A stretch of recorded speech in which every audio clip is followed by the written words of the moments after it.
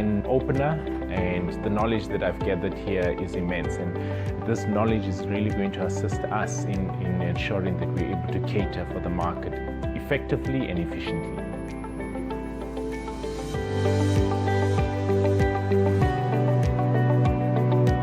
I think that it is a very good thing to have a program WISA, because on the internet and on the paper you can have a lot of information, but when you speak to people it's a completely different thing.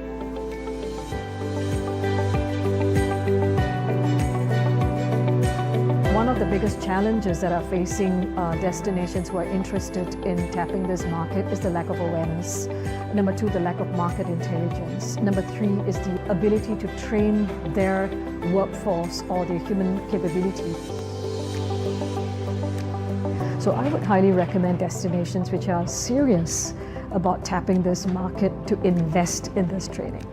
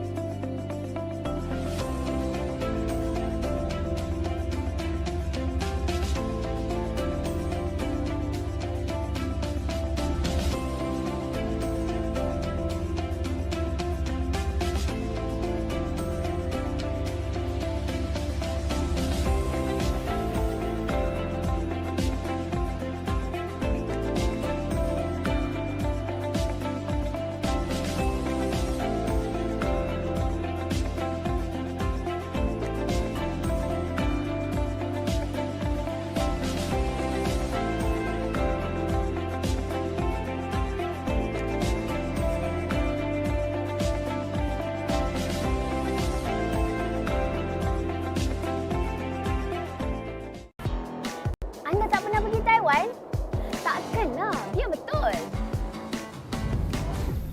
Mari saya bagi tahu kenapa anda kena pergi Taiwan. Tengok bawah. Sekarang tengok atas. Tengoklah sekeliling.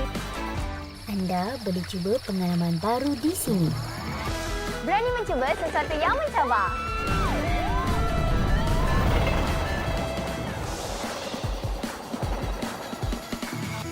anda boleh merasakan ketenangan.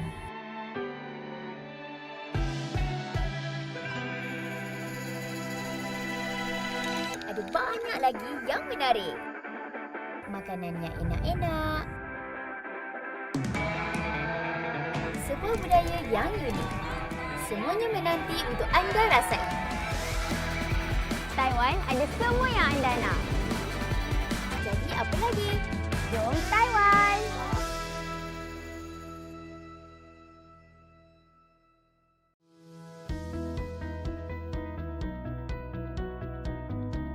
Good evening, ladies and gentlemen. Welcome to the HalalTrip Gastronomy Awards Johor Gala Dinner 2025.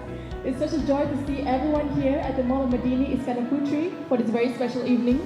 And for the first time ever, HalalTrip Gastronomy Awards held right here in Johor. Once again, special thanks to IIB for making tonight possible. The halal gastronomy scene is a beautiful reflection of identity, inclusivity and community. It showcases Johor's diversity where tradition meets modernity. Bismillahirrahmanirrahim. In the name of Allah, the most gracious, the most merciful, I now officiate the HalalTrip Gastronomy Awards Johor 2025. Thank you and enjoy the evening.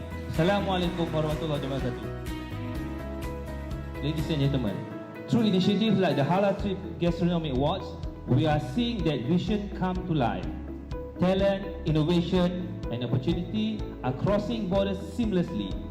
Chefs, diners, and creators are coming together to shape a shared culinary identity, one that shows the world our halal dining scene is vibrant, modern, and globally relevant. My name is Ben from Luang Whale Coffee. Thank you HalalTrip for this wonderful recognition.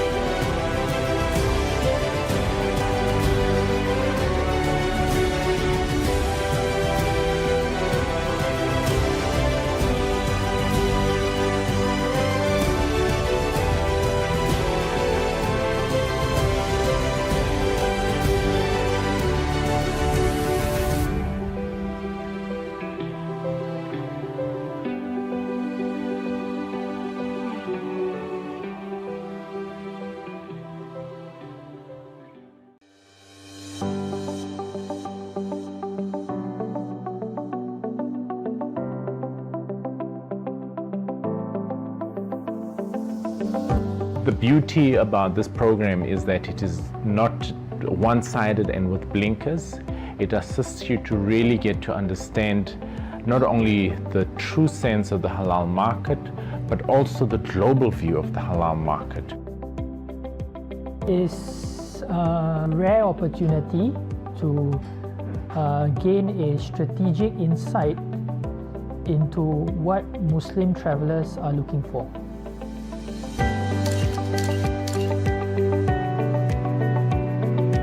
It's really been a mind opener, and the knowledge that I've gathered here is immense, and this knowledge is really going to assist us in ensuring that we're able to cater for the market effectively and efficiently.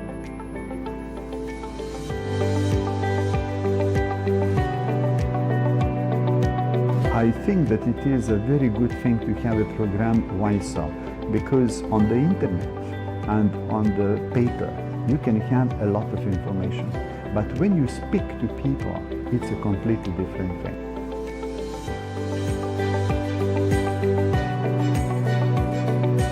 One of the biggest challenges that are facing destinations who are interested in tapping this market is the lack of awareness. Number two, the lack of market intelligence. Number three is the ability to train their workforce or their human capability. So I would highly recommend destinations which are serious about tapping this market to invest in this training.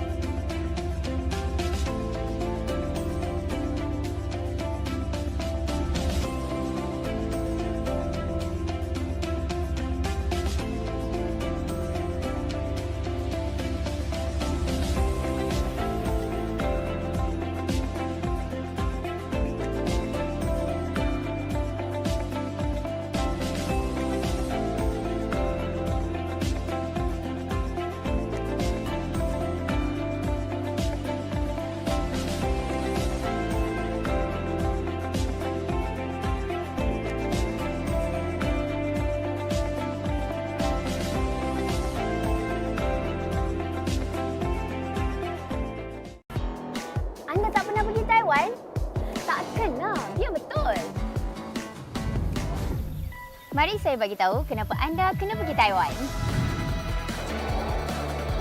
Tengok bawah. Sekarang tengok atas. Tengoklah sekeliling. Anda boleh cuba pengalaman baru di sini. Berani mencuba sesuatu yang mencabar.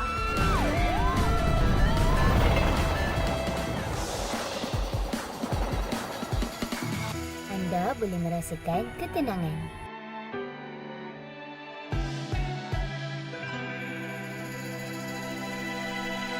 Ada banyak lagi yang menarik. Makanannya enak-enak. Sebuah budaya yang unik. Semuanya menanti untuk anda rasai. Taiwan ada semua yang anda nak. Jadi apa lagi? Jom Taiwan!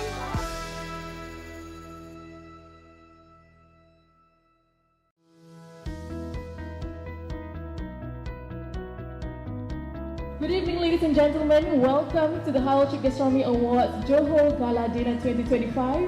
It's such a joy to see everyone here at the Mall of Madini Iskandar Putri for this very special evening.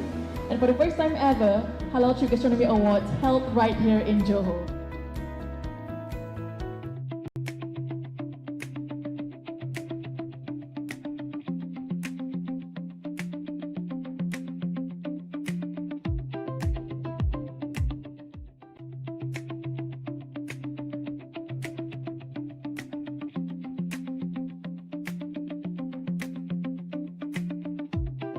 Good morning to everyone joining us from all corners of the globe. I'm Salman Ashra, Social Media Executive at HalalTrip. On behalf of CrescentRating and the entire HalalTrip team, it is such an honor to welcome you to the Halal In Travel Global Summit 2026. This is our 6th edition, and every year, the summit serves as a powerful reminder. When this community comes together, we aren't just discussing the future of Muslim travel, we are actively building it. This year, we're doing things a little differently by spreading the energy across 2 full days and 2 distinct formats. Today is all about our virtual connection, bringing together voices from around the world without any borders. Our agenda is packed with insights. We'll be exploring how AI and digital tools are reshaping the connected Muslim traveler journey and looking at what the data reveals about evolving behaviors. We will also dive into the influence of Gen Z, sustainability, conscious hospitality, and the growing impact of Muslim women leaders and content creators in the travel economy. We will wrap up today with a lightning round featuring bold predictions for Muslim travel 2030.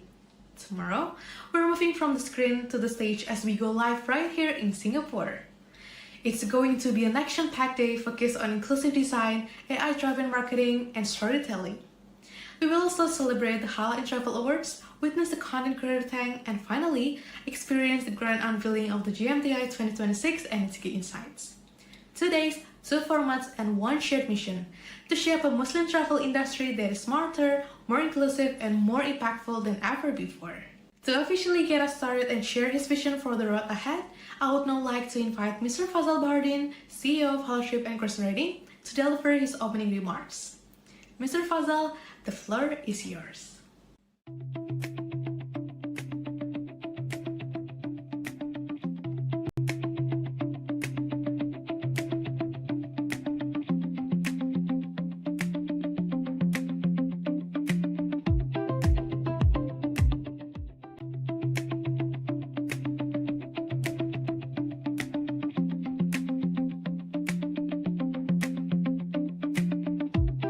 Bismillahirrahmanirrahim. Assalamu alaikum wa rahmatullahi wa barakatuh.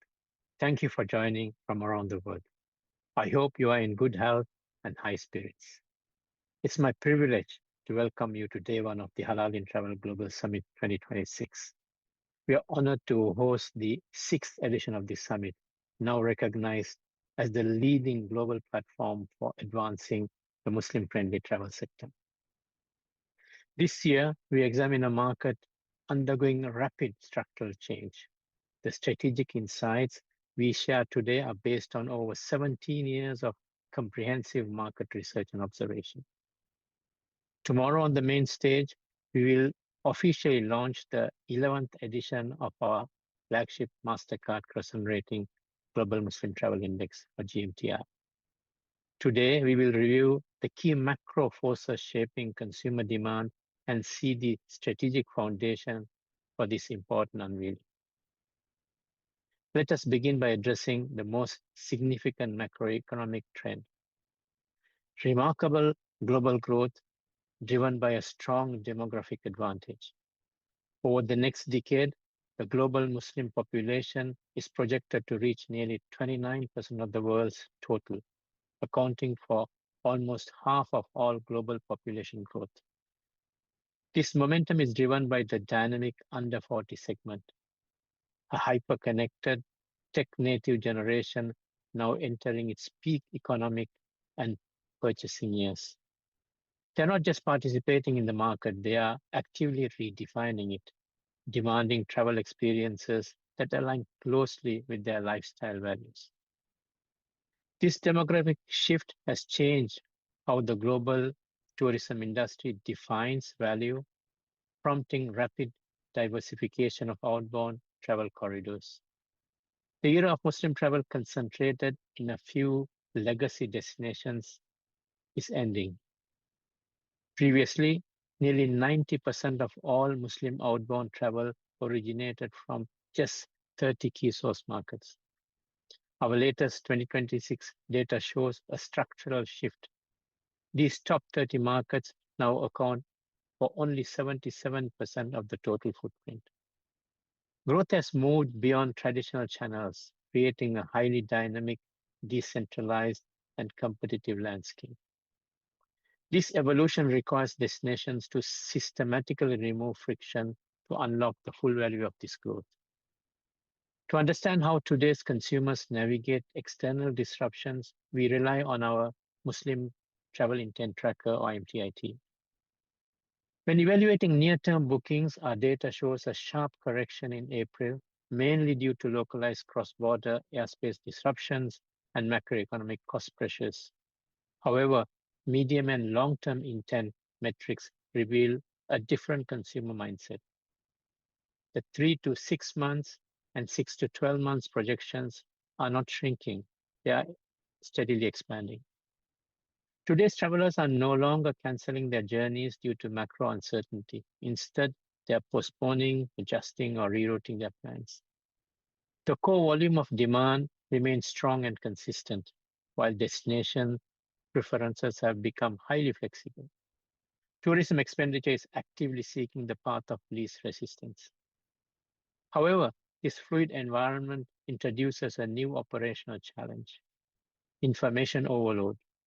Modern travelers must navigate an overwhelming array of choices, dense data streams, and rapidly changing global risks. They must assess geopolitical developments, transit disruptions, and shifting social climates, often in real time. This brings us to the most disruptive trend reshaping our sector: the rise of agentic infrastructure. This refers to the rapid adoption of autonomous artificial intelligence agents that empower travelers to make decisions and streamline their journeys. Increasingly, consumers use these AI agents to verify faith-based requirements, identify safe haven corridors in real time, significantly reducing manual and operational friction. These intelligent systems do more than personalize itineraries. They ensure compliance with faith and cultural needs and enable adaptation to volatile geopolitical and safety environments. As a result, traditional intermediaries are becoming decentralized. Consumers are now empowered to assess risk independently and make informed choices. This shift is fundamentally reconfiguring our travel ecosystem, bringing greater efficiency, resilience, and inclusivity to address today's complex global challenges.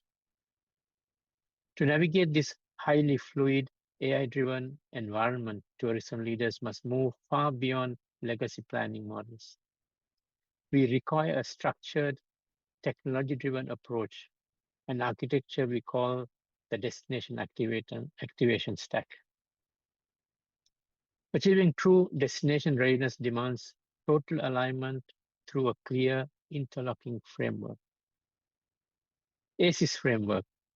First, baseline capabilities must be stabilized using ACES model. which involves systematic auditing and optimization of a destination's accessibility, communication, environment, and services. The RIDA methodology. Second, experiential trend design should be guided by RIDA, a forward-looking methodology focused on responsible, immersive, digital, and assured dimensions of the travel journey. Finally, sustained consumer engagement is achieved by implementing a robust validation layer based on the trust framework, which includes transparency, relevance, user experience, social connection, and thoughtful rewards.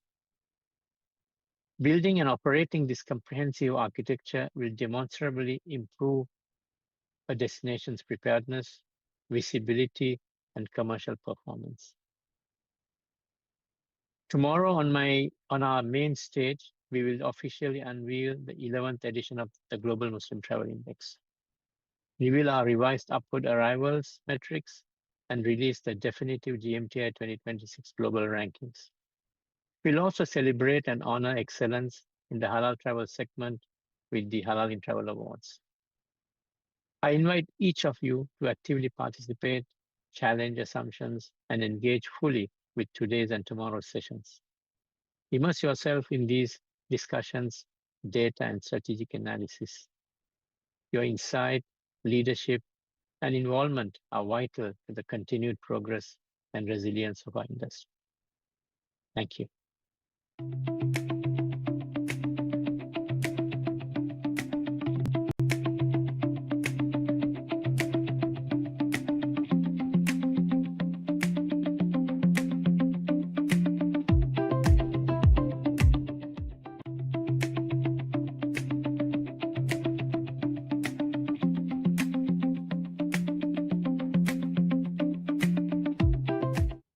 Assalamu alaikum, everyone. I'm Rafat Ali, the CEO and founder of Skift, the leading business intelligence company in global travel. I'm really happy to be here. I've known Fazal for so many years.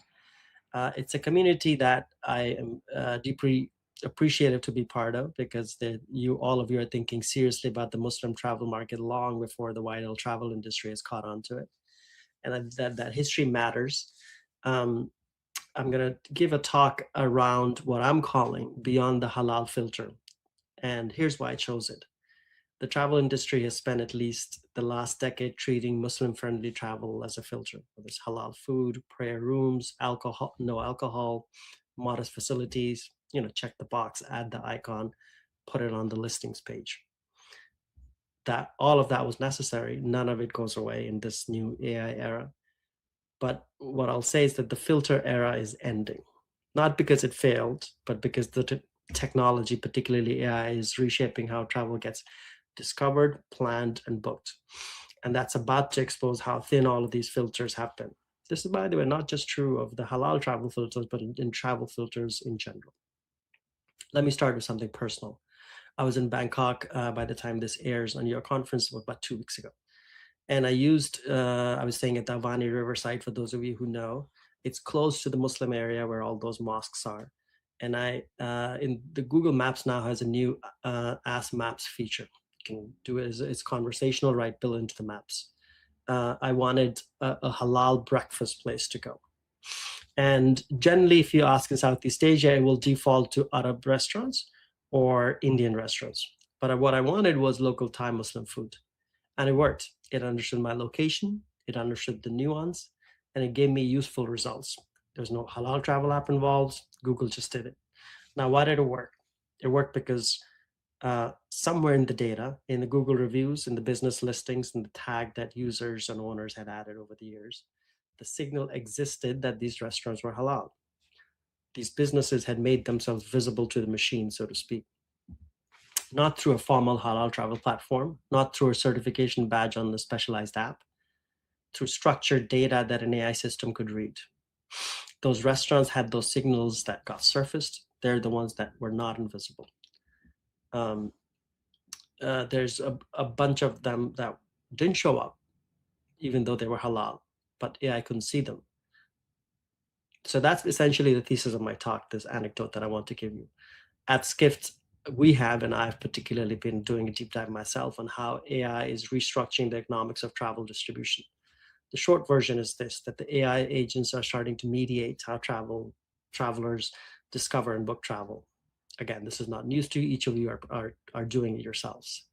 When an AI agent is doing the searching instead of the humans, the rules change completely. The AI agent doesn't browse, it doesn't scroll, it doesn't click ads. It queries data, evaluates the options, and acts. And if your supply is not in a form that agent can read, you don't exist. Now, here's where this gets specific to the Muslim travel market. And I want to say something that might actually surprise you, which is that this market is actually ahead of where most of the travel industry is.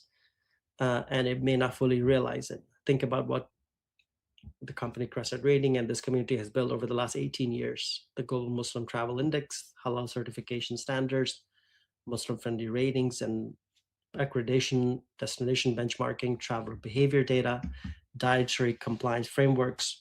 That is structured intelligence about the travel supply. Most travel verticals don't have anything close to this. So the average adventure travel operator, the average wellness resort, the average cultural tourism board, they have brochures and vibes. You have data, you have standards, you have scoring systems.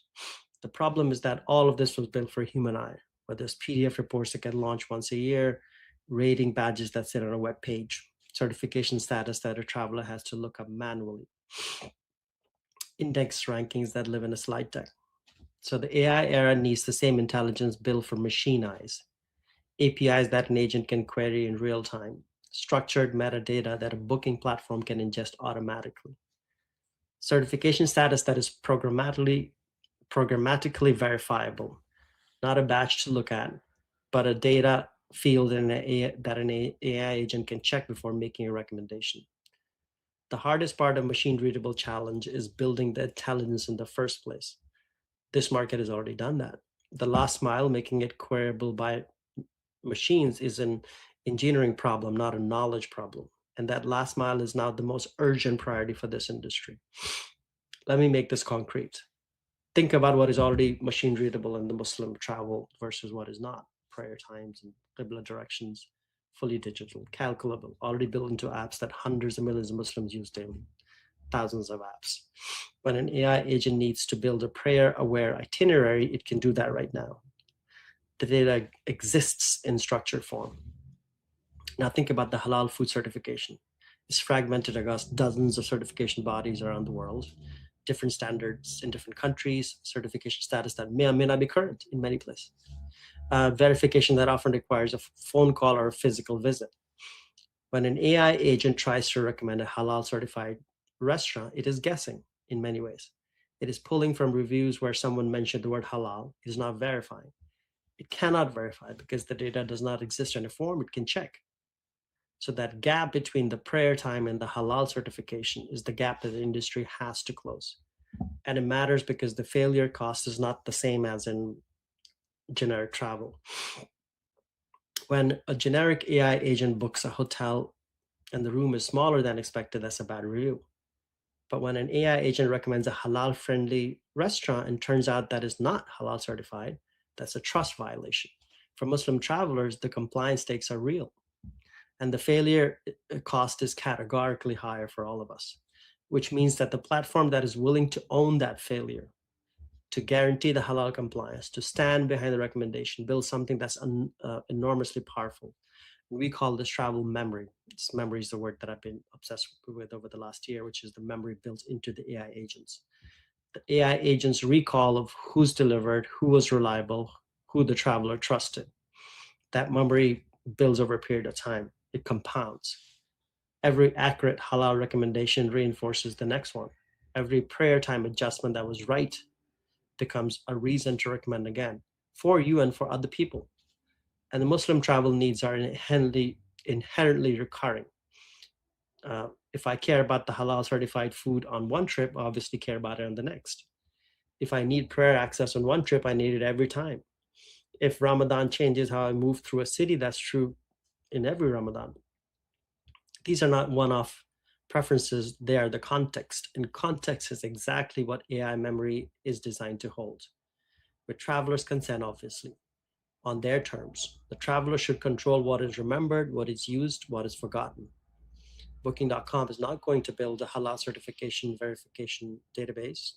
Google is not going to audit the mosque accessibility across 40 countries or 190 countries, wherever there are mosques. OpenAI is not going to take liability when an agent recommends a restaurant whose halal certification lapsed 6 months ago. They will approximate. And for a general traveler, approximation is fine. But for a Muslim traveler, approximation is a trust problem. That is your moat. But only if you make it accessible to the systems that are going to mediate travel discovery from here on out. I think Southeast Asia, where this conference is happening, understands this better than most regions. The market here is immediate. Obviously, Indonesia, Malaysia being huge outbound domestic markets, inbound as well. Thailand, Singapore, Japan, Korea are all competing for the same Muslim traveler. What you have in the region is super app behavior that is very pervasive. Mobile first consumers, young travelers whose discovery habits are completely different from their parents. This region is not just participating in the future of Muslim travel, it is defining it. So here's what I would leave you with. The traveler does not experience your strategy documents. They experience your front desk, the breakfast buffet, the information in Google Maps. The review from another traveler who says this was not what they were promised. You spend years building the intelligence layer for Muslim-friendly travel, the ratings, the certifications, the standard, the data. That work was essential and it puts you ahead. Now make it machine readable, make it queryable, make it something that an AI agent can call at the moment a Muslim traveler asks for help. Because the generic platforms are already approximating their way into this market. It's imperfect, unreliable, but at least at enormous scale. An approximation at scale tends to win over precision and fragments. I'll repeat that. Approximation at scale tends to win over precision and fragments. The era of halal filters served its purpose. What comes next is the halal operating system. And the bones of this operating system already exist in this room. The question is whether you build the last mile before Google builds a good enough version of the whole thing.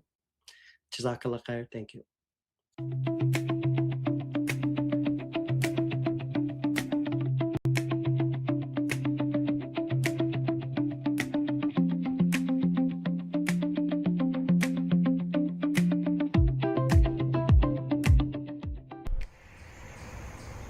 Good user journey used to mean like users find what they're looking for quickly, but now a good user journey actually means like anticipating needs before the user even asks.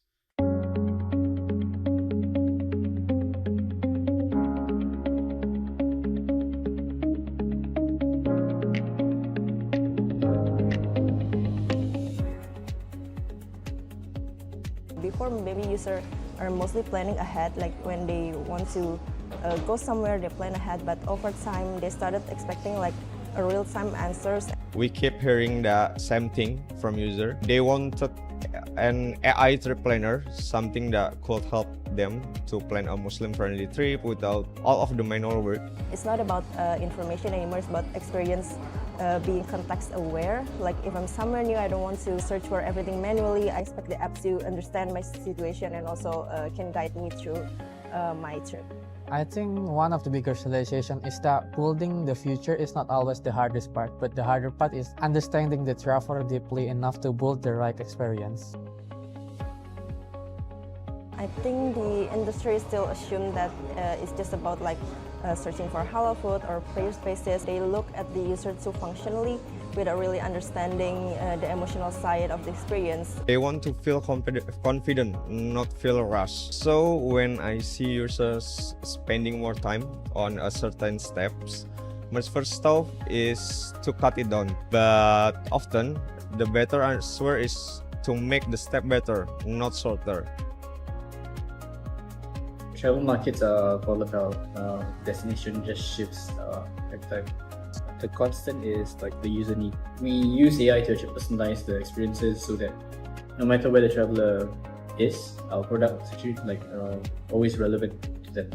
Real personalization requires an understanding of thousands or millions of users individually while serving them instantly and reliably. The industry kind of underestimates how much discipline and infrastructure maturity this needs. Muslim travelers aren't one type of person. So a solo professional traveling for work has totally different needs from a family doing their first umrah. Faith is the common trait, but how people live it out in their travel, that varies so much. I think what industry often get wrong is assuming that AI alone can solve that personalization itself, but still in reality AI still need all of the data, right structure and warm strong human guidance to generating the correct response.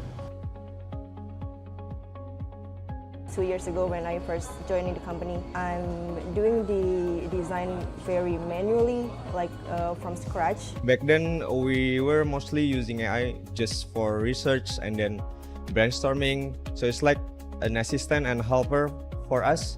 But now it's like part of pretty much everything we do. AI is easy to start to using it. Everyone that doesn't know about coding and everything can use AI, but making it truly understand how our product works, how our code is structured, and what is the user actually need is more challenging. Usually the first question that comes is that can we build it or can we build it well, but we usually discuss things like is our data available and is the journey clear enough. Sometimes adding a last infrastructure just make the system more complex without actually solving the real problem. So the goal is just build an infrastructure with an up-to-date but not the latest, but make it more scalable and useful for our actual need, really needs, not just something looks modern but is hard to control. Muslim travelers, they value authenticity, but even the smallest AI hallucination can actually damage trust. I think the most uncomfortable decision is letting go of my control and human touch with AI. For example, I'm not really designing every screen and every prototype anymore. I'm designing how the system of the AI behaves. A lot of people tend to assume that building a code is easier because AI can generate, but the difficult part is not about generating and producing the code, but it's mostly on make the code is more structured, easy to understand, and maintainable for a long term. This day, I spend more making time to making sure the AI output actually fits our brand, and I have kind of become a front-end engineer too.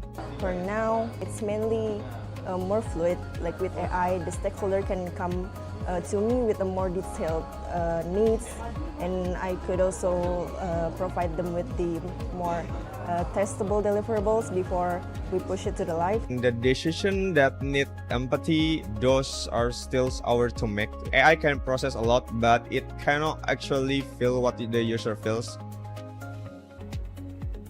My role is to actually keep the team focused on adaptability, building modular solutions, testing quickly, and also treating change as the default state rather than the exception. We are all growing within the same process now. As long as I keep asking the right question and stay curious, I think that's fine. I'm still checking the code but I'm still vibe coding too. So.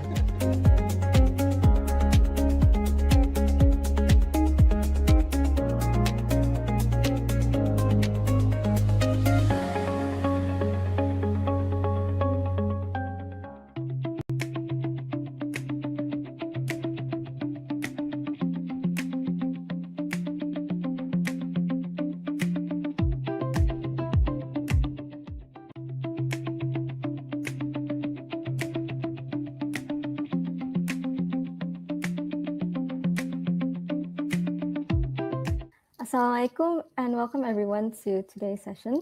Thank you for joining. So first of all, let me introduce myself and the topic. So my name is Ditra Bulan and I will be the moderator for today. I'm part of Crescent Ratings, a research team responsible for major publications such as the Global Muslim Travel Index. Our session today will discuss the Muslim sports tourism market, a preview of our recently published report. So to touch on the topic, sports mega events are among the most powerful drivers of international tourism, yet the Muslim traveler segment remains largely undeserved in sports tourism strategy. This panel examines what it takes for destinations and organizing bodies to deliver genuinely Muslim-friendly sports experiences at scale, from stadium infrastructure and fan experiences to media narratives and post-event legacy planning. Our objective today is to position Muslim sports tourism as a strategic priority for destinations and event organizing organizers, moving the conversation from awareness to actionable strategy by drawing on data from the MasterCard Crescent Rating Sports Tourism Report. So before we get into the specifics, I'll let the panelists introduce themselves and their background. We'll start from Faris and then continue to Nimra, if that's okay. Sure. So as you can see, my name is Faraz Kani. I work with Al Jazeera. I'm one of the digital editors. I've been a journalist now for about 21 years. I started off as a sports journalist, hence the sports background.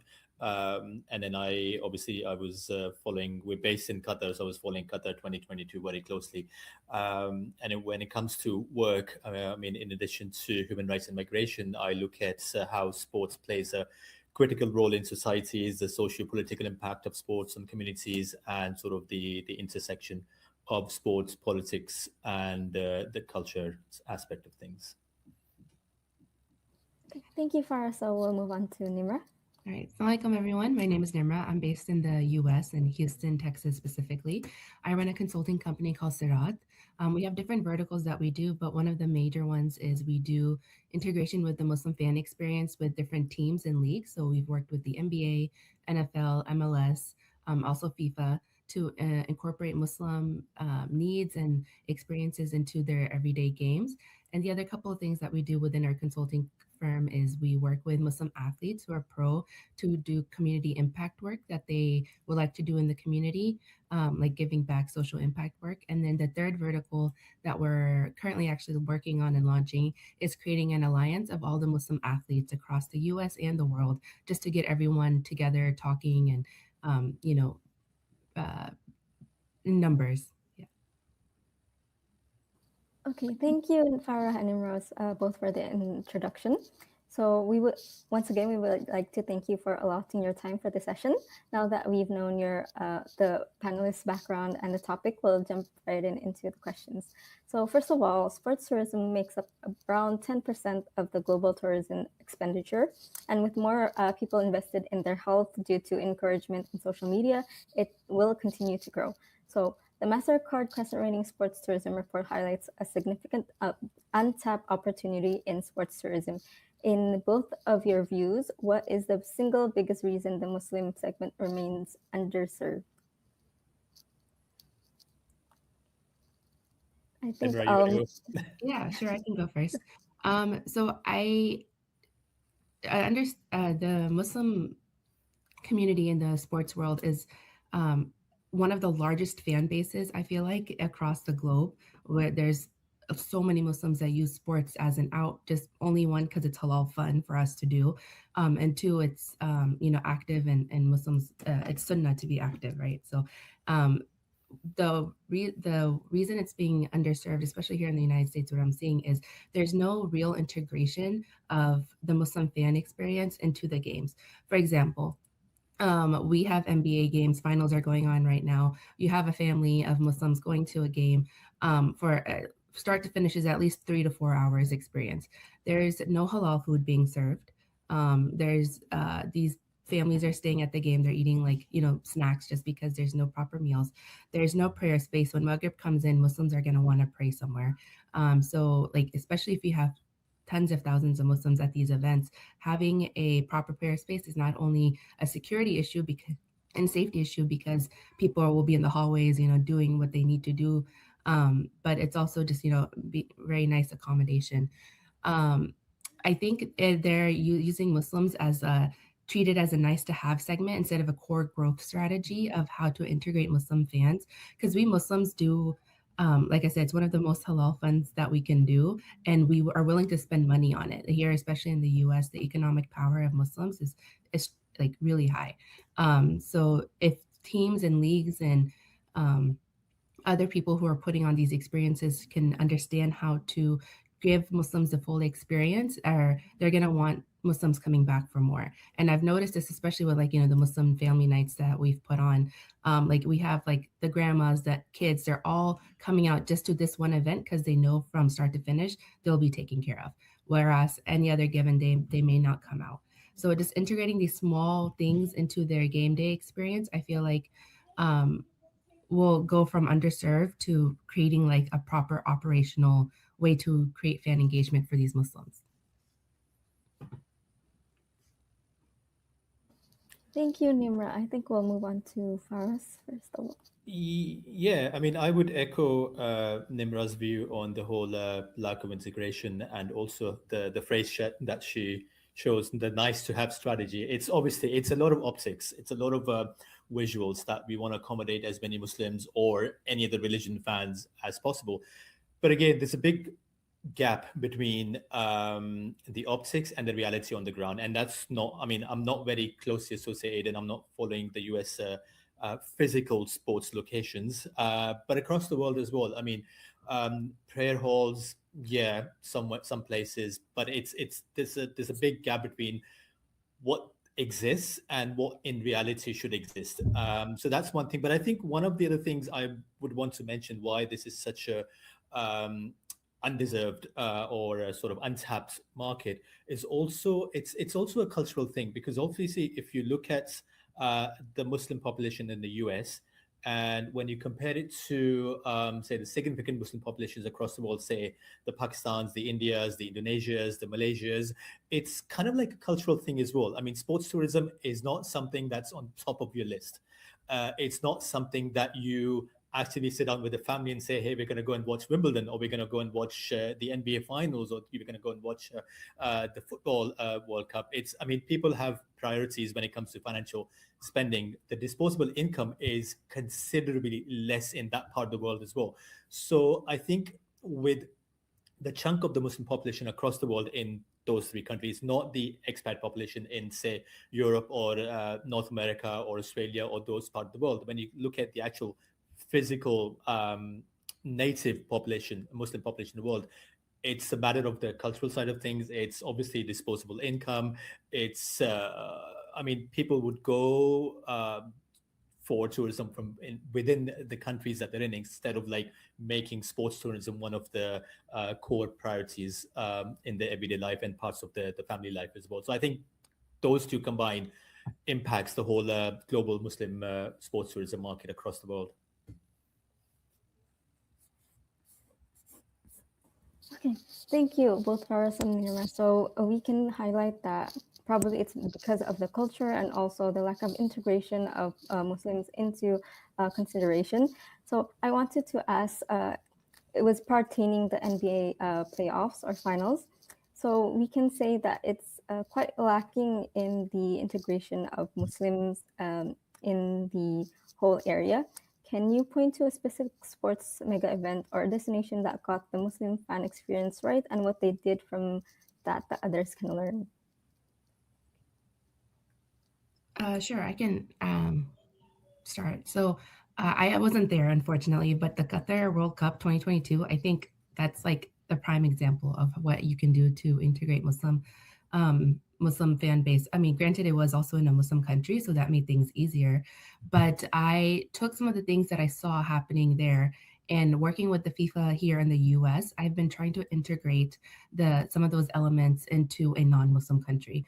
Because we are, like, I'm in Houston. The countries we're already hosting include Saudi Arabia and Uzbekistan. Like, those are Muslim predominant countries. Our city is going to be filled with Muslims. Our infrastructure here in Houston area is not ready for that many Muslims unless we prepare for it. The masjids, the halal food, making sure they're accommodated for whatever they need. So I've been working actually with the way it's set up this year, because it's 16 different host cities. Each city has its own host teams. I've been working with different host teams to integrate, making sure they integrate a halal food vendors and prayer space into their areas. So also they have a fan festival area for FIFA, and so they're definitely integrating into that. They have they even I just had an email this morning, like, which way do I point the arrow for like the Qibla, like things like that, which make us feel welcome. There'll be proper signage, there'll be a clean area, there will be a wudu area even integrated into that space. So when like the Houston fan base comes into the festival, they'll be like, okay, this is where we can go do our salah, because fan fest is supposed to run all day. So integrating those small things from what we learned in Qatar, I mean, we're nowhere near what they did perfectly, but integrating some of those small elements that we did learn from there into the next few World Cups and, and beyond, even beyond FIFA, I think is something we can learn really well from that host committee in Qatar. Okay, thank you, Nimra. So moving on to Faraz, maybe from your experience of more than 10 years in sports journalism, do you have more examples that we can take from? I think again, Qatar 2022 was a prime example. But again, having said that, just like Nimra said, it's a Muslim country, so it made things very easy. However, having said that, I mean, because it was a FIFA event, FIFA had their own plans and strategies in place. I mean, alcohol consumption being the biggest thing, and on the eve of the World Cup, Qatar said, no, we're not going to have alcohol at the stadiums, and that was the biggest factor that actually changed the entire landscape of the tournament, because it's not just the availability of alcohol, it's also the whole the image that's created by saying no to alcohol. People kind of felt safer. We spoke to a lot of people. We'll come back to that a bit later as well. But I think, again, it was easy for Qatar to do it because obviously halal food was already there, the masjids were already there, alcohol wasn't being consumed on the streets. But again, it's the message that you want to put across. It's the message that you want to say, this is a Muslim country, we're inviting. And because it was based in the Middle East, it was actually easier for a lot of people from the Far East, from Southeast Asia, from the Middle East, from North Africa to actually come and attend. And it also was the fact that so many people have relatives, friends, family in the country. It made it cheaper for them to attend. So there was more and more influx of Muslim tourists and Muslim fans from across the world. And obviously Morocco did so well. So even last minute, there was flights coming in from Morocco. But again, it's the whole image, it's the whole message that you give across saying, hey, we're going to tie down, we're going to clamp down on something that's against the culture, against the religion, whatever, regardless of how much money we have to pay, how much financial compensation we need to do. But it was, again, the branding and something. And it's not necessarily something that other countries can learn from, because, again, there will be no alcohol ban in the States, because alcohol companies are such a big sponsors of these sports events, not just football thing, but also other events that I don't think we're going to see that. I'm not too sure about Saudi Arabia. They're still long way off. But again, I don't think we'll see that at any other major event in the world, that you'll have no alcohol at the stadiums in a global event and stuff. But again, small lessons learned and how other people can adapt to it. It was the respect. It was the sort of just embracing people from cultures, from faiths, from religions, from across the world, despite all the criticism and all the harsh questions and queries that were put across on Qatar. It was kind of like this is what you can do if you really want to have like one of these events where you want to have some sort of representation from your religion and culture. Okay, thank you so much, Faraz and both Nimra. So I think we'll sidetrack a bit from the general questions, and I'll have to have some specific questions for each of the panelists. So touching on the subject of your background in sports journalism, from your experience covering major sporting events, including the Qatar World Cup, how does media storytelling around Muslim fans shape destination perception, and is the industry doing enough to influence the narrative positively? So this touches on what you've already said before. Yeah, so I mean, Qatar 2022 was an exception because ever since it was awarded the World Cup in 2010, we saw a lot of Qatar bashing. We saw a lot of bashing, which was based in Islamophobia, and also a lot of racism factors in there as well. That's how that Qatar, like the Middle East, doesn't have a football history. Qatar doesn't have a football history. It just seemed like it was just Europe and South America's responsibility or something, not responsibility, but only they can hold like major sporting events in the world. So there was a lot of criticism was aimed at migrant workers, which was justified because the situation wasn't that great. And I did a lot of stories covering those aspects as well. But again, because of so much criticism, because of so much spotlight, things actually improved. To what extent, I don't have the exact numbers, but things started taking the turn for the better. So it was a lot of criticism was justified because of the way people were treated and this and that. But a lot of it was like misplaced. A lot of it was just like non-stop criticism and a lot of like Islamophobia and everything else as well. So it was all negative, and it's just that it didn't stop when the World Cup started. it was, I remember there was as soon as I think the day one of the World Cup, there was a major news outlet, global news outlet, which was complaining that in the fan zone, there wasn't a lot of shade for the fans to be covered in. What they didn't mention, that 3 of the 4 games to be taken place at Qatar 22 would be held after sunset. So you don't actually need that shade for the fans, right? But because the aim of the coverage was criticism, that's the first thing they took up. They talked about heats, right? We see heat having a major impact at the US Open. We see heat having a major impact at the Australian Open. We see heat impact will have a major impact at the US, Canada, and Mexico World Cup as well. But because the idea was to just criticize the host, right, left, center. And again, I'm not here to defend Qatar, but I'm just sort of talking about the whole media landscape. The aim was to just criticize it, right, left, center. They started talking about that. Then they started talking about the whole banning of alcohol, right? As if it was the end of the world, as if it was football cannot stand the banning of alcohol, as if a football game for 90 minutes, 120 minutes or whatever cannot go beyond you holding a beer glass in your hand while at the stadium. So it was just like how things were perceived by certain segments of media. And I think that actually played into the hands of for Qatar as well, because when they saw that Qatar was sort of it withstood all that criticism and it was just adamant that no, we're going to do things our way. It actually created this positive image saying, hey, here's someone, small country, I mean, every story that you would read would say Qatar, a tiny Gulf nation. So yeah, okay, tiny Gulf nation, but it would withstand things, the norm, how you would see how things happen normally. And sort of it played into their hands. We also did a lot of stories outside the stadiums, inside the stadium, on the whole banning of alcohol thing. And surprisingly, it wasn't just the Muslim female fans, it wasn't just the Muslim male fans that were more, they felt safer. It was actually fans from North America, it was fans from Europe, it was fans from Brazil, of all places.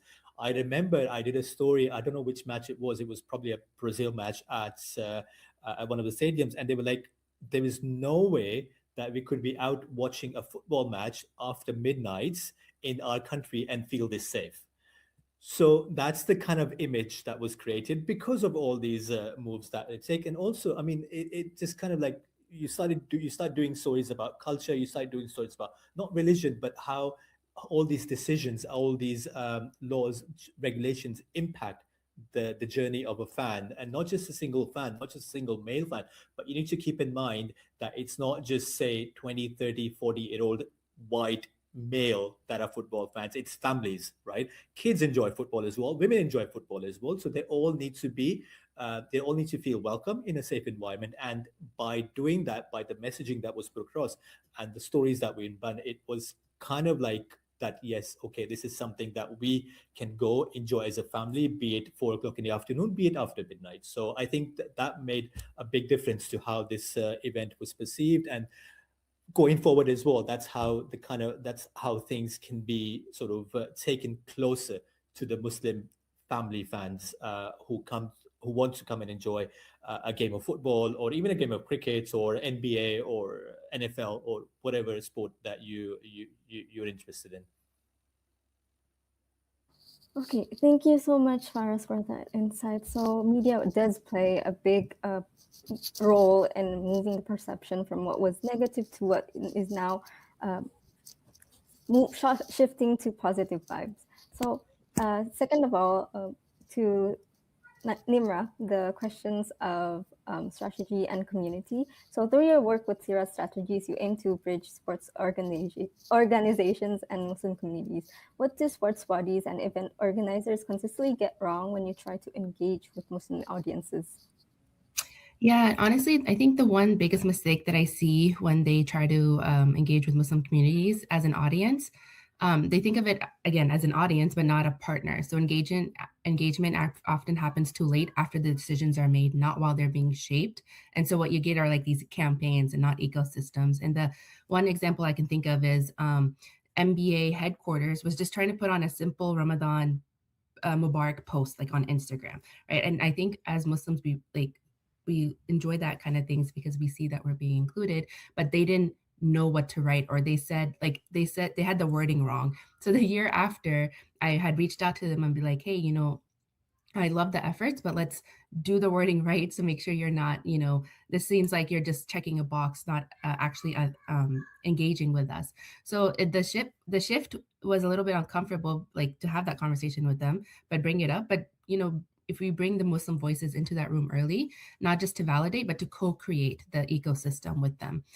Because the community isn't something that you want to just market to, you want to build with the Muslim communities, because we are here to stay. Like, we are a part of the ecosystem.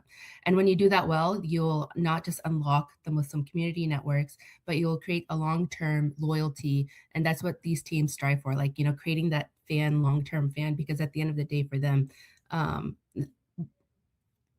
it's revenue for them, right? Like if they get the kids in the door at the beginning of the year, or sorry, at the beginning of their age, then they'll be lifetime fans. Think of all those season ticket holders, the merch, everything that those will buy. But if they're just using it as a transaction, it's not going to work well. They have to authentically create as part of their ecosystem to create that long-term fan. But that starts with including us early on, not just, slapping something on Instagram and thinking that, that checks the box.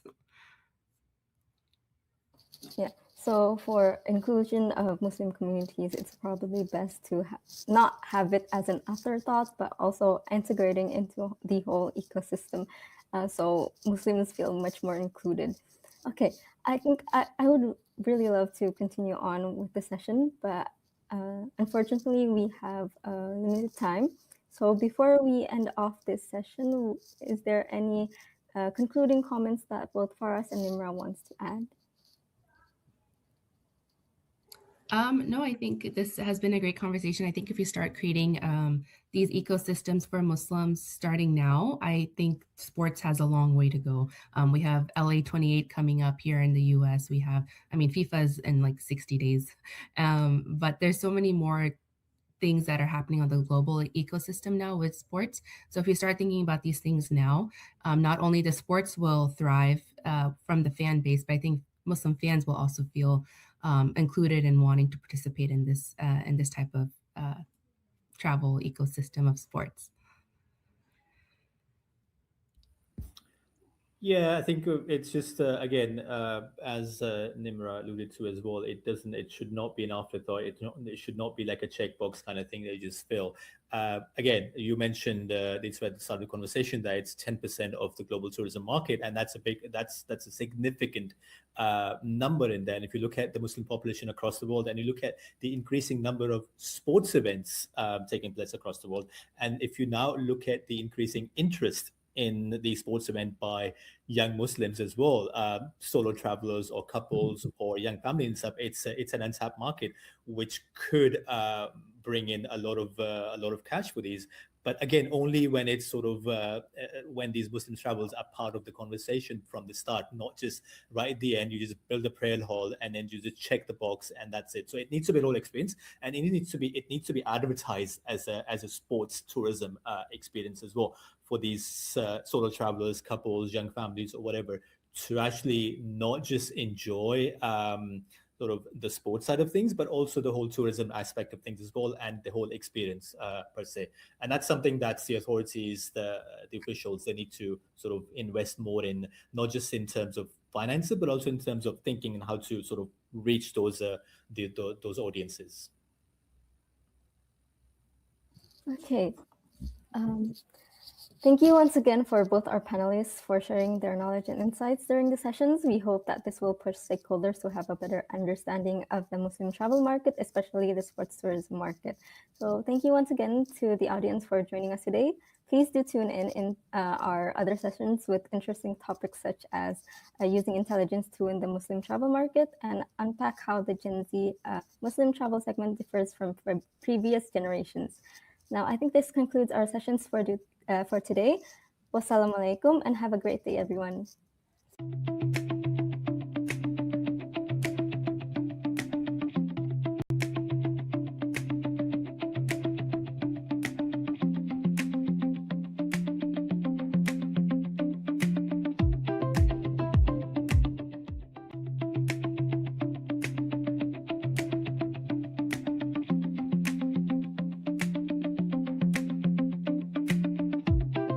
Good morning, afternoon, or evening to everyone joining us from different corners of the world.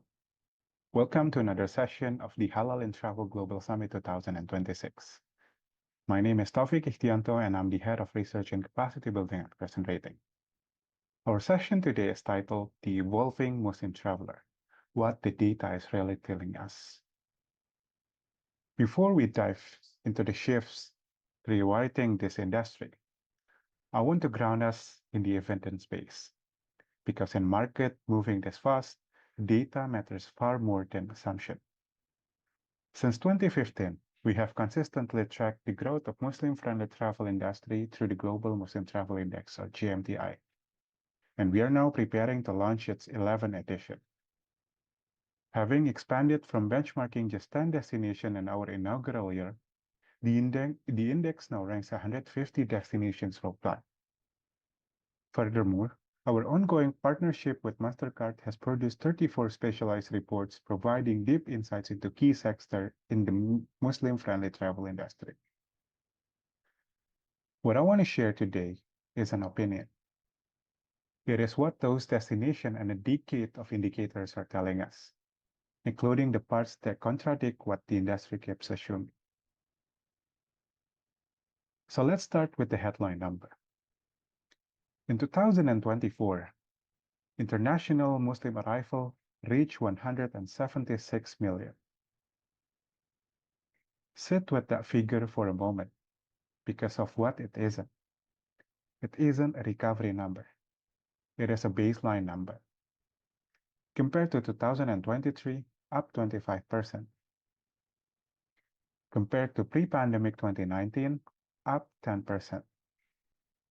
We didn't just bounce back, we surpassed. And 2025 confirmed it. International Muslim arrivals reached 196 million, an 11.3% jump year on year. Not a forecast, an actual. So the framing question isn't, when will the Muslim travel return? That question is now closed. The framing question is, are we a resource for a structural growth?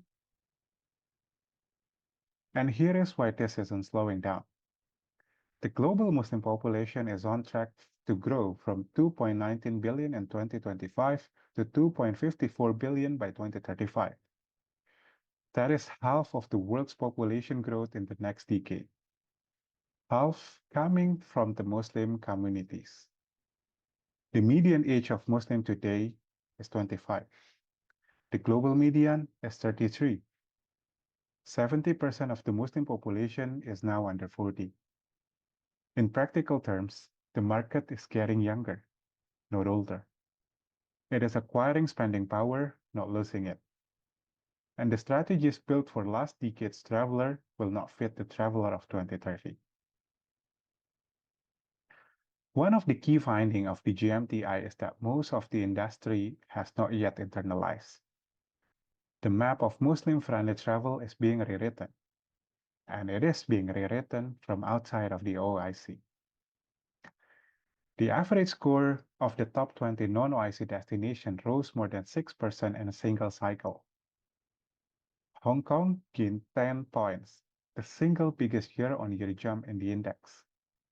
We have United Kingdom, Taiwan, and the Philippines follow them. Macau entered the index altogether. Singapore, at the GMTI score of 71, now outperforms 9 OIC destinations. For years, the assumption was that cultural and religious familiarity is a moat, a structural head start OIC destination had that others could not close. The 2025 data says that the moat is gone. Service excellence, infrastructure, smart targeting, communication, these are decisive now.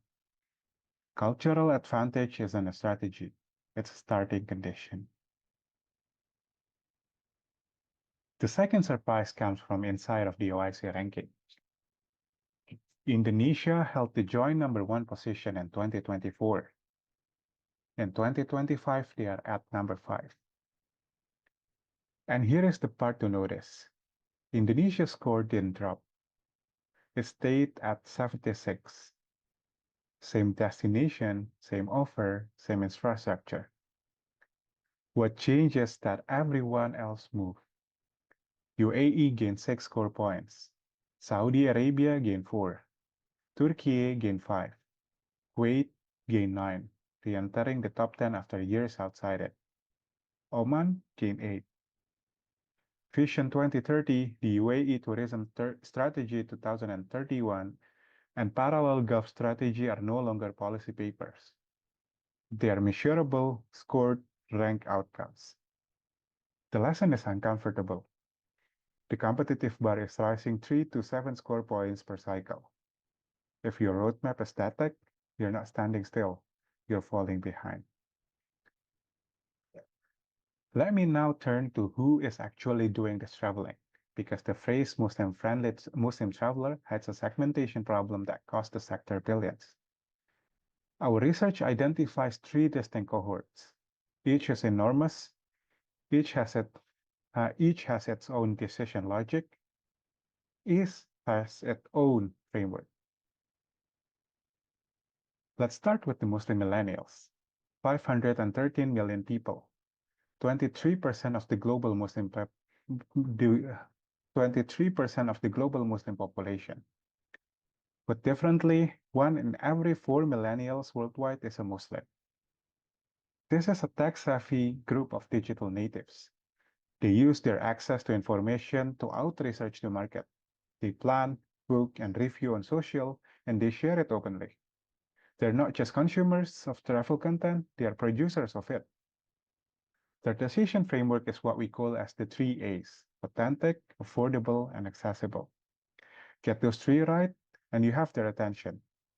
Miss one, and you have lost them to a competitor who did. The second cohort is Muslim women, and the data here is the most striking. Muslim women travelers grew from 63 million in 2019 to 90 million in 2025, from 45 to 48% of all Muslim arrivals.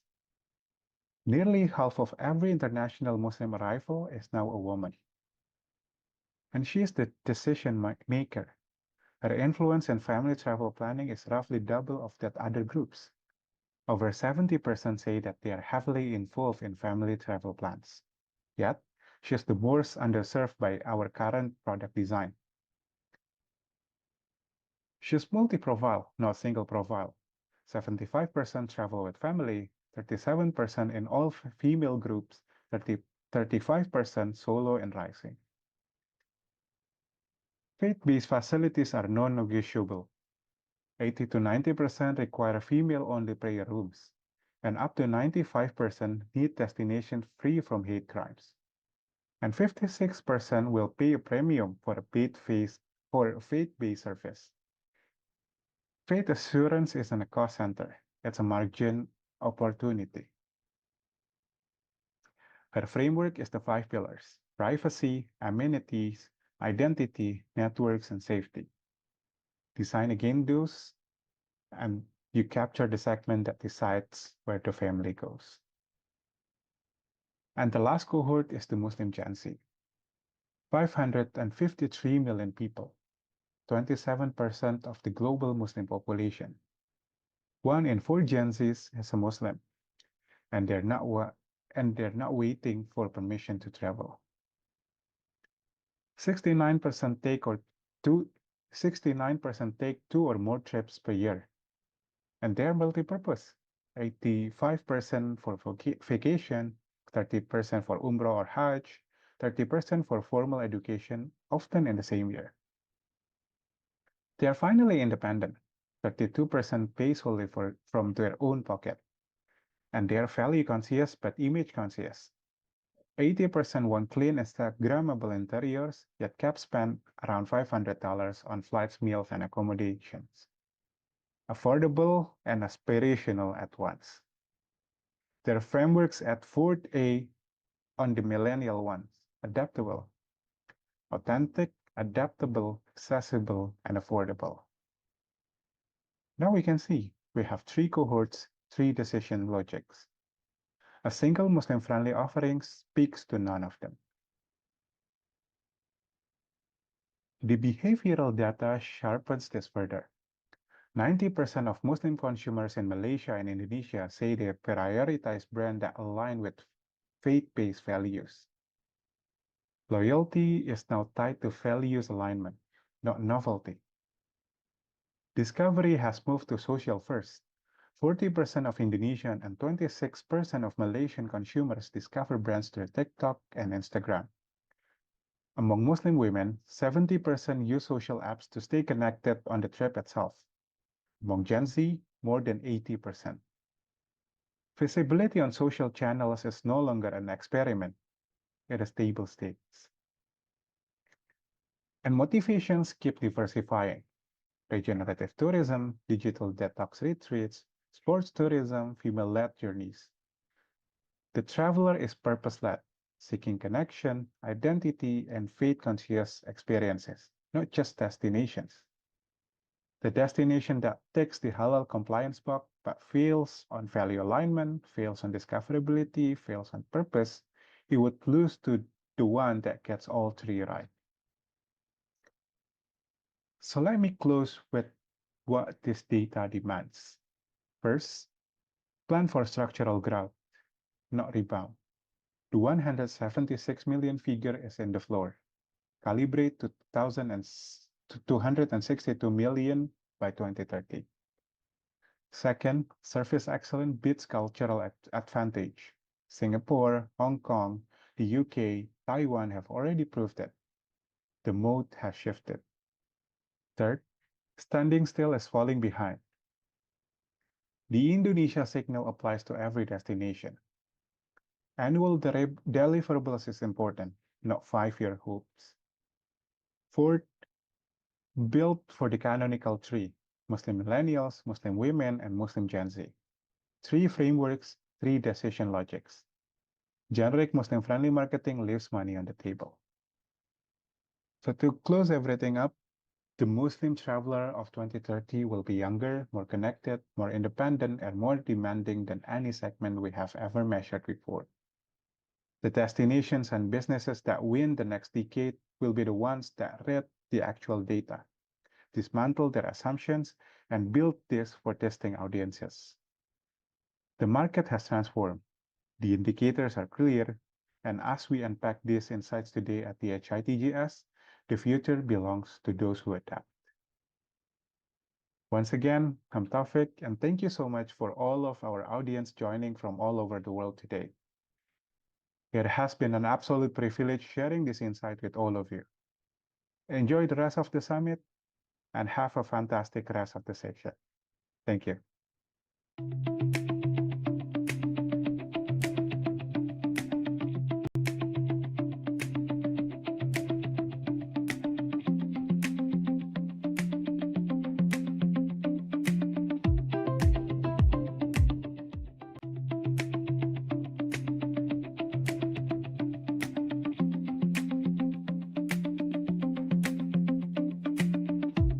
Good afternoon to everyone joining us from across the globe. Welcome back to another session of Halal In Travel Global Summit 2026.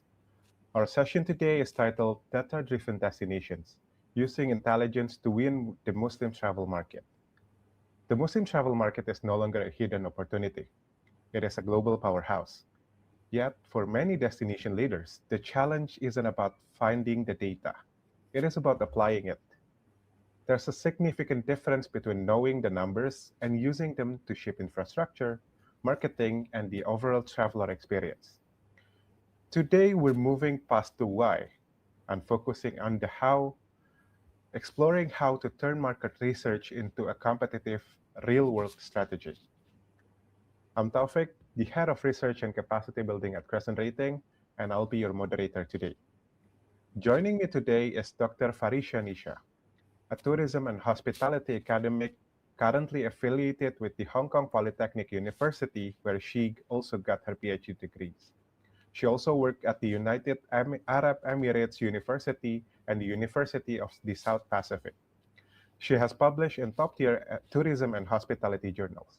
She has varied academic interests that lies in sociological, social science, anthropological, psychological, and philosophical dimensions of tourism. Dr. Farisha, would you like to greet our audience today? Thank you, Mr. Taufik, and I am glad I got this opportunity to be part of this summit, and I look forward to sharing my insights and helping destinations grow in Muslim travel and tourism. Thank you. All right. Thank you so much, Dr. Farisha. I think let's dive right in. Thank you for joining us today. So let's move on to the first question. So in the session before, we just discovered about what Crescent Ratings' latest data reveals about Muslim traveler behavior. From a destination's perspective, how do you see a destination using this kind of market intelligence to inform their strategy?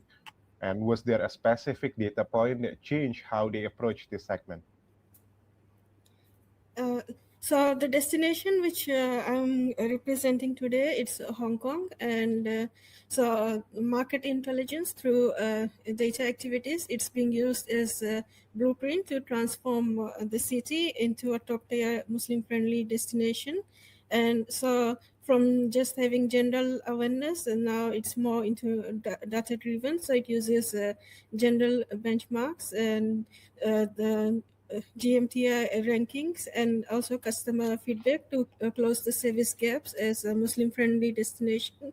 So the specific data point which shifted the city's approach was the high surge in high-spending arrivals from Southeast Asia as well as from Middle East destinations. So it proved that a Muslim-friendly tourism and hospitality is no longer a niche project. It needs to be a core economic priority.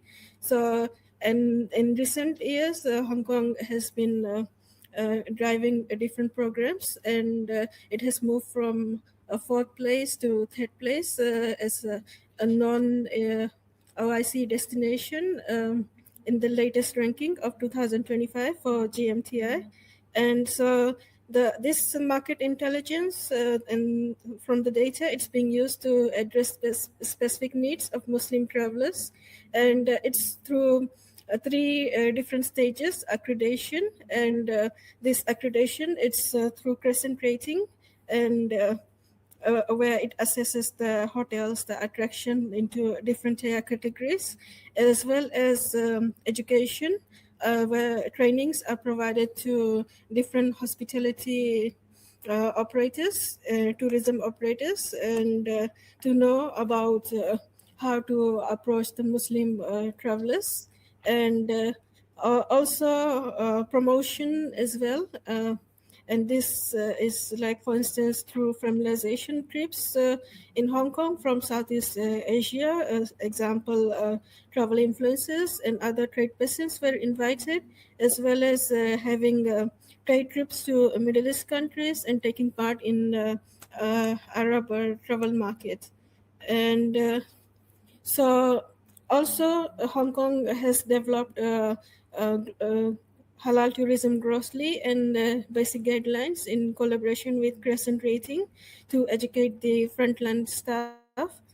And now with the ranking, it's going into a niche market as well. For instance, it ranked number one in Muslim-friendly accessible travel, so it can go into that niche market. It also ranked number two in Muslim women-friendly travel, so that's another niche market. So I hope this insights responds to the question that you raised. Thank you. All right, thank you so much, Dr. Farisha. Yeah, it is interesting how we can see that there are three approach. The first one is how to educate the stakeholder itself, and then provide the assurance by providing a certification, and also how to promote the destination itself. Now let's move on to the second question. Previously, we're talking about insights, and now we're moving into the action itself. So there's often a gap between having the data and acting on it. What does the internal process look at? How does the internal process look at their end? How does Muslim travel market intelligence translate into decisions on infrastructure investment, marketing spend, or experience design? So the data which Hong Kong researchers, whether it's the academic institutions or the Hong Kong Tourism Board, it allows these decision makers to convert these trends, whether it's demographic trend or spending habits or face-based requirements, into actionable investments. So a government in Hong Kong, is in collaboration with the Hong Kong Tourism Board, they have certification schemes to build consumer confidence and trust. So the government, it provides, for instance, 50% subsidies to encourage local restaurant businesses to obtain the halal status. And also recently, they have launched the Hong Kong QMark halal scheme. So it organizations or the restaurant operations with this scheme will indicate that they are halal certified, as well as they are top quality in the environment, in the customer service, etc. And so now it's going into different types of dinings, fine dining and fast foods, and mid-scale dining, the hotel dining, etc. And also, so over the years, because of these robust strategies, within just 1 year, it doubled into the halal certified food and beverage establishments. From, for instance, in 2024 it was 100, and now it's almost 200, as well as the Crescent Rating accreditation for Muslim friendly hotels, attractions and MICE events. It has increased to over 60 now, and it will still growing with this interest in the local tourism, hospitality and businesses in Hong Kong. And there's infrastructure upgrades. For instance, in Nong Ping 360, now there's prayer facilities and halal restaurants as well. And also there's investments being done in Hong Kong Disneyland and Ocean Park for the halal food carts and dedicated prayer spaces as well. So this is how Hong Kong have upgraded their Muslim friendly status as a tourism destination. And also there's a focus on high growth market as well, especially from Middle East countries. And also now, instead of just having familiarization trips, there's direct marketing being done in the source markets. For instance, there's localized campaigns in Indonesia, in Malaysia, which Hong Kong Tourism Board takes part in. And there's strategic partnerships with different collaborations, for instance, with the Emirates Airline and the NATO Travel Group, to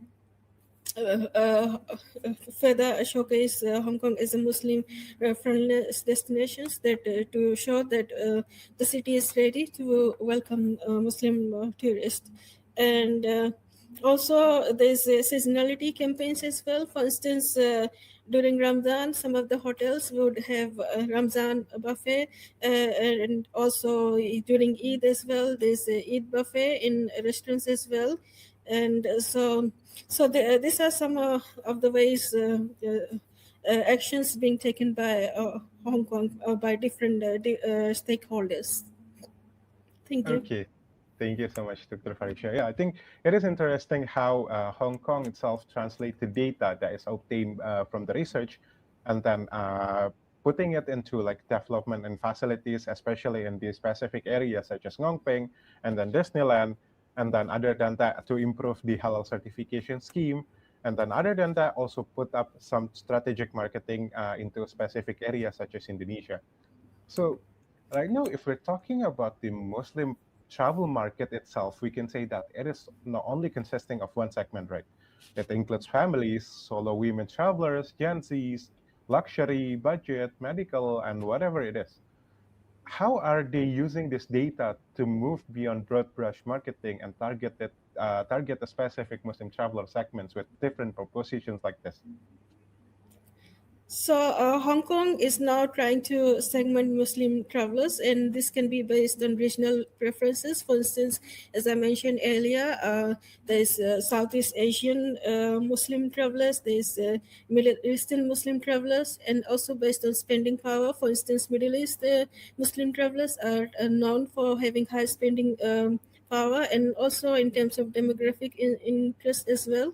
So if you look at specific interest, then recently Hong Kong has high-end travel marketing, which is called Travel in Lux Hong Kong, which features curated experiences like private jet services and exclusive shopping tailored for high-spending Muslim visitors from the Middle East. And so it's more ultra luxury and exclusively for this market. And then for Asian, it's more focused on comfort and cultural connections and towards family marketing. So they invited, for instance, Jalaja Hong Kong campaign. They invited Muslim travel influencers to showcase landmarks like Victoria Harbour and to reassure families that halal and Muslim prayer needs are being met and other Muslim travel needs are being catered to. And then there's also Generation Z as well, the millennials, the young Muslim market. As we know that the Muslim population is young, and so and these young travelers they focus on digitalization. So they focus on social media marketing and digital campaigns like Discover Hong Kong Muslim page, which showcases different types of halal activities and Muslim-friendly activities that these tourists can explore and experience. And so this is dedicated in different languages to cater to because Muslims are global. So there's English language, Arabic language for Middle Eastern tourists, there's Indonesian, and there's Bahasa, etc. So based on the top source markets identified through the primary data. And there's also business and MICE travelers.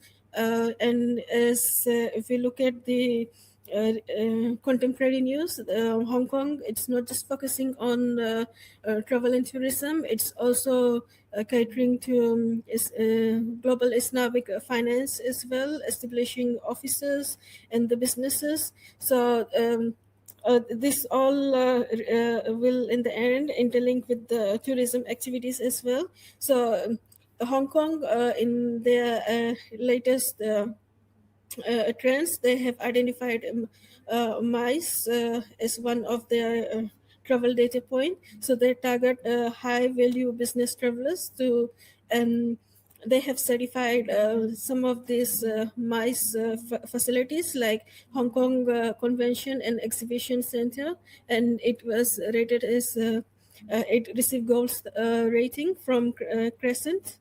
And there's also targeted design as well. Hong Kong ranked in second in safety for Muslim women as experience area. So here they can target female Muslim travelers as well. Yeah, so thank you. All right, thank you so much. Yeah, I think it's interesting. First of all, Hong Kong is actually prioritizing on the region itself, and then see what are the specific demographics coming from that region. So let's say for Middle East, they're prioritizing in the luxury travel, and then probably for Southeast Asia, more focusing towards the family travel, and then how exactly they put up the assurance using the rating that is provided by CrescentRating, let's say. So we're moving on to the next question. In the end, if we're talking about all of this, and then we're talking about the business, right? We're talking about the return of investment. So how exactly we can measure the return on investment for Muslim-friendly initiatives like this?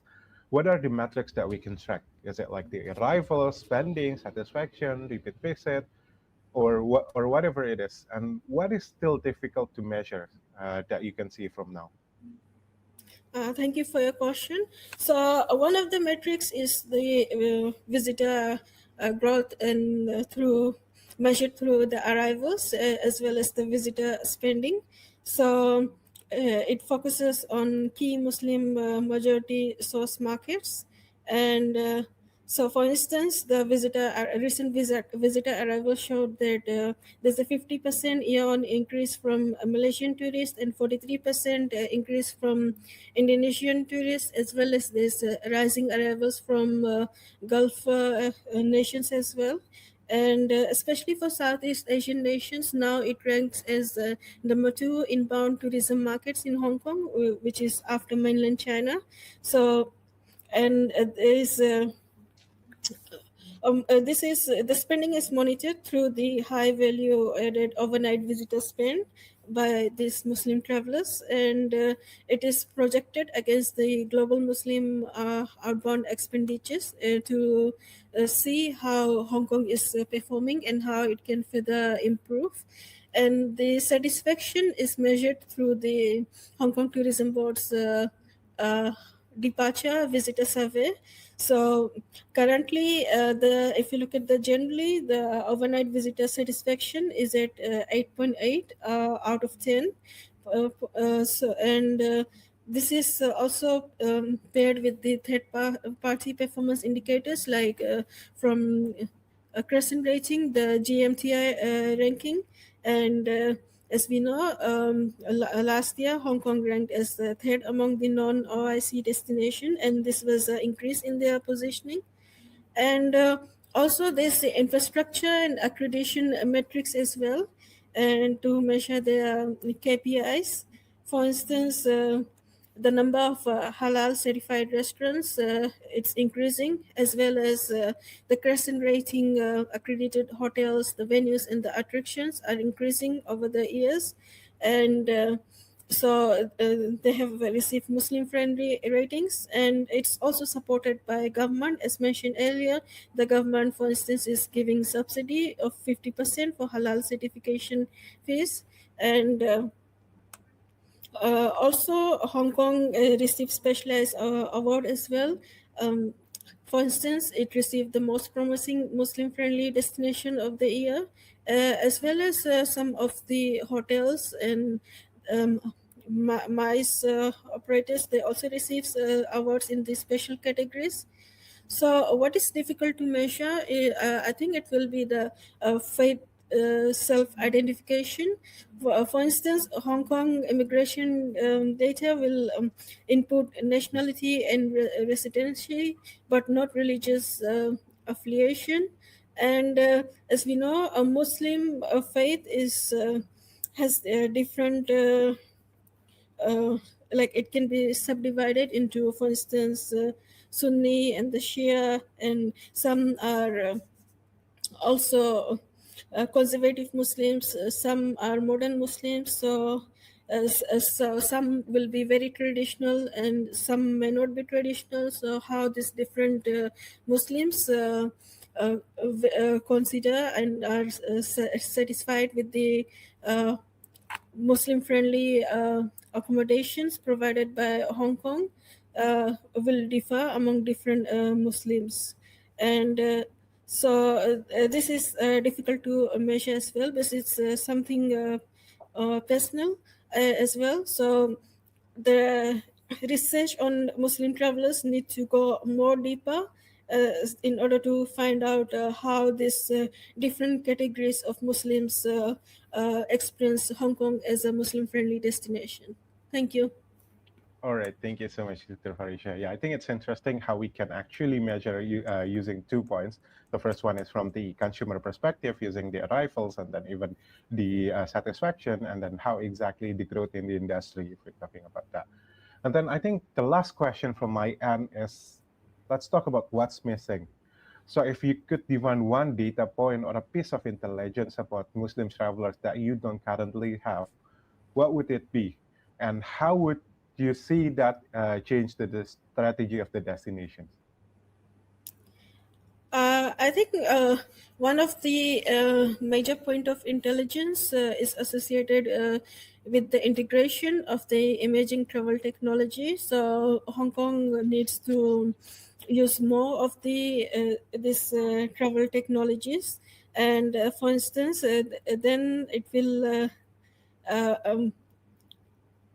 for instance, if they can apply generative AI for personalized halal itinerary planning and blockchain for halal certification verification, virtual reality previews for the promotion of Muslim-friendly activities and the attractions in Hong Kong, and also make use of the fintech as well, uh, and building on alternative payment options. And so all these things will make the tourism activities and the attractions, the products and services in Hong Kong more transparent, as well as build consumer trust and confidence. For instance, through the use of modern technologies like big data and artificial intelligence, then the smart level of the tourism and hospitality in Hong Kong will improve further. And so it will become, visitors will experience more convenience, more efficient, and more user-friendly travel experiences. The traditional statistics, as mentioned earlier, it was visitor arrivals, overnight stays, and measure of occupancy rates.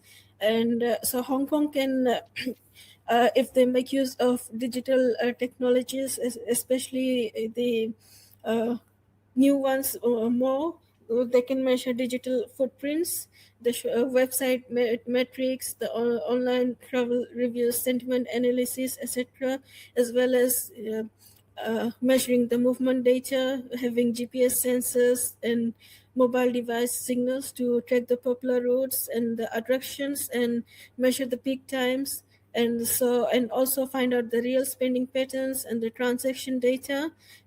So for instance, Hong Kong doesn't have the real-time geotech micro mobility of Muslim travelers. And so if they have it, then they can measure the exact time and the distance in which Muslim travelers spend searching for verified halal food prayer spaces from any major tourist hub. And but right now it's just static locations. It doesn't track these micro routes. And or if there's any abundant itineraries by Muslim travelers, and but there's lack of visible infrastructure, especially the digital ones. So then also needs to be a shift from broad marketing to a micro zoning as well. For instance,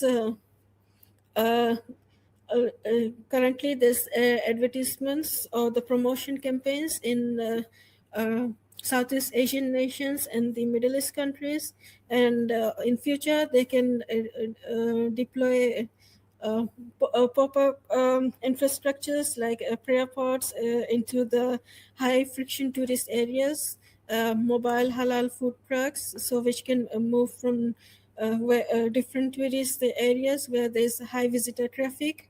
And also there can be dynamic digital nudging as well. So currently the information on the Discover Hong Kong, some of it's just PDFs or just app listing certified restaurants.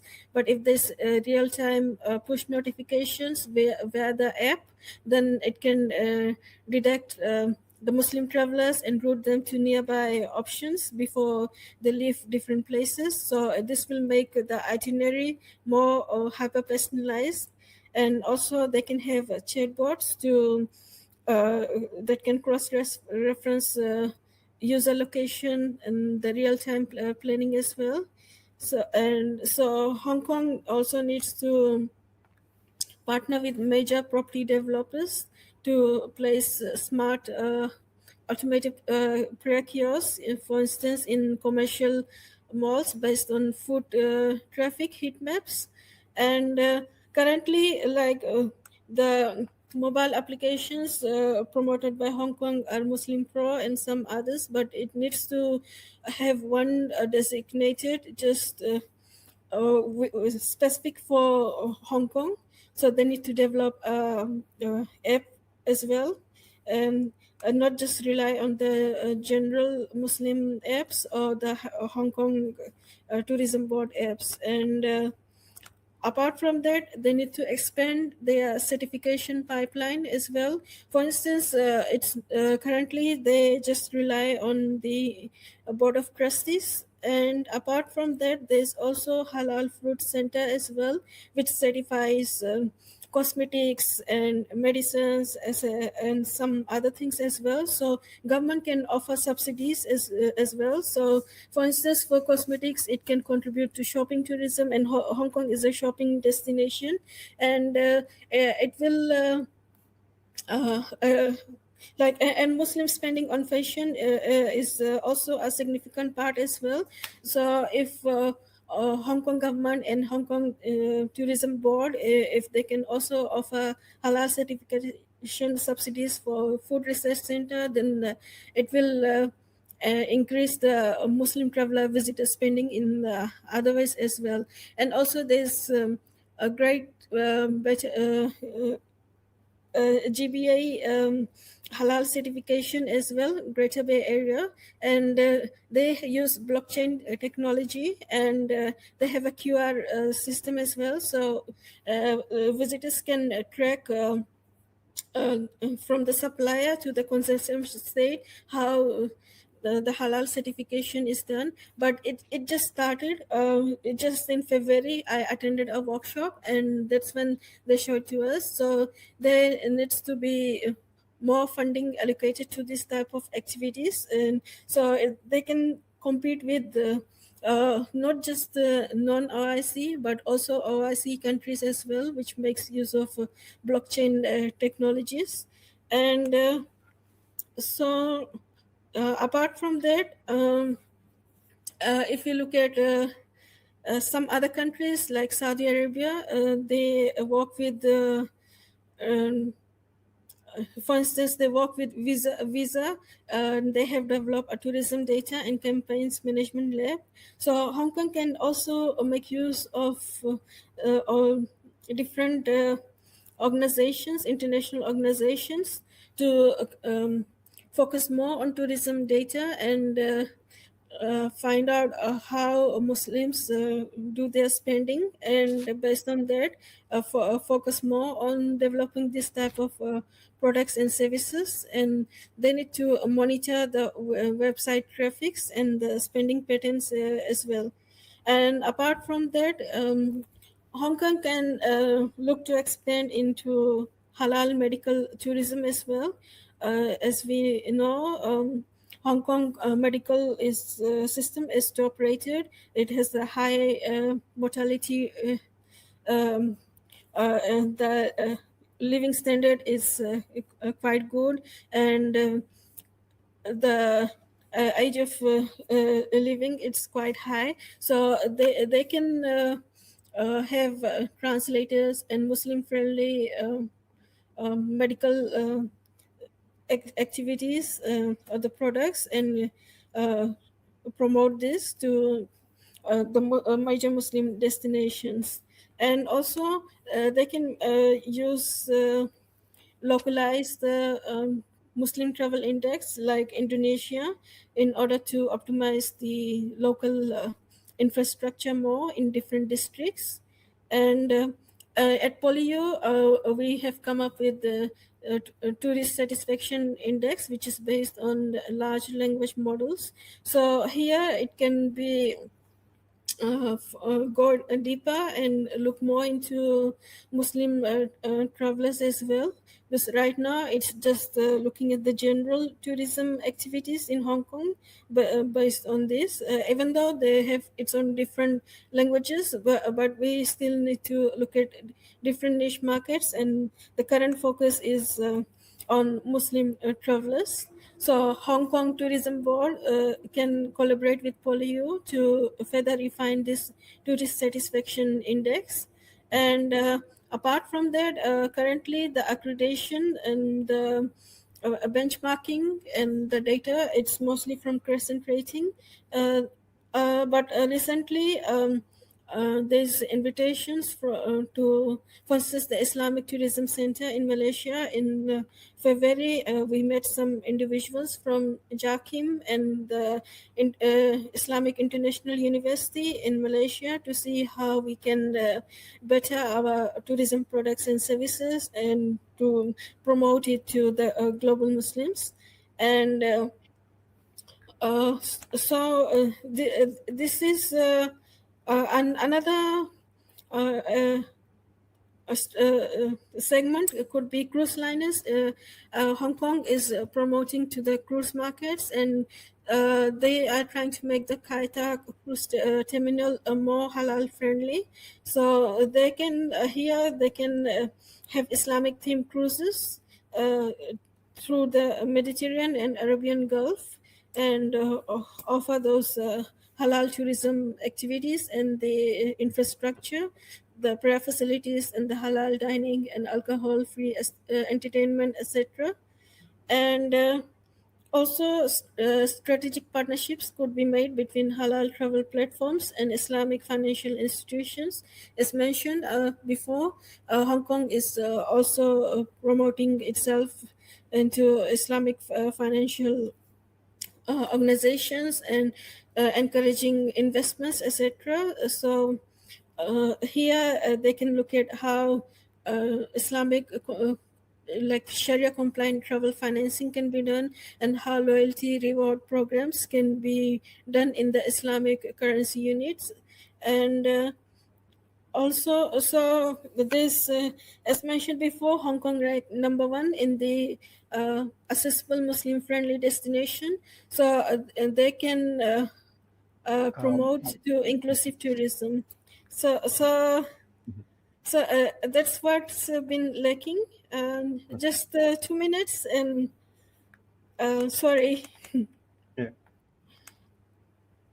And but there's some challenges. For instance, competitions from other OIC destinations, and also some of the products and services, they can also tend to lose accreditation status as well.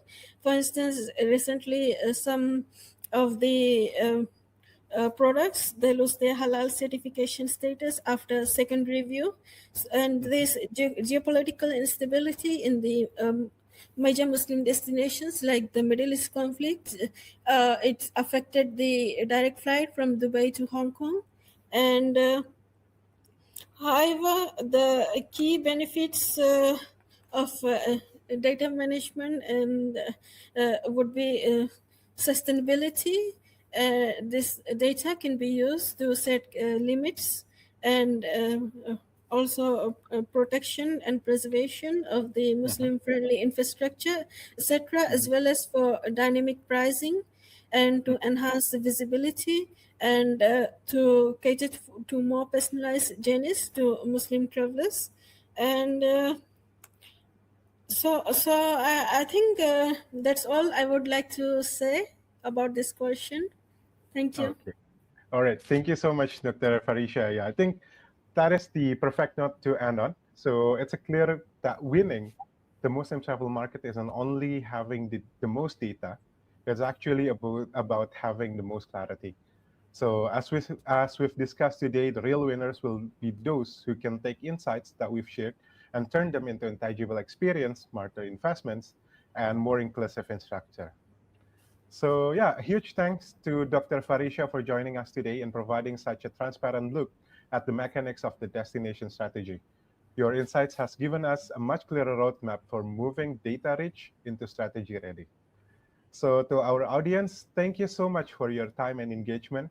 We hope this session has empowered you to look at your own market intelligence through more actionable lens. Enjoy the rest of the summit, and let's continue building a more connected and data-driven travel industry.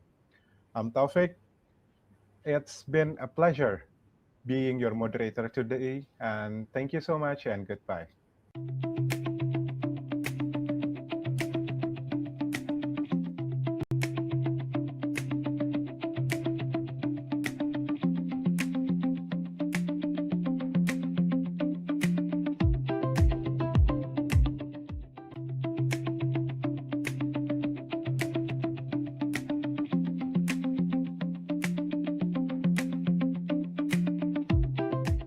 Assalamualaikum and a very good morning to all of you. I hope you have been enjoying the sessions at the Halal In Travel Global Summit 2026.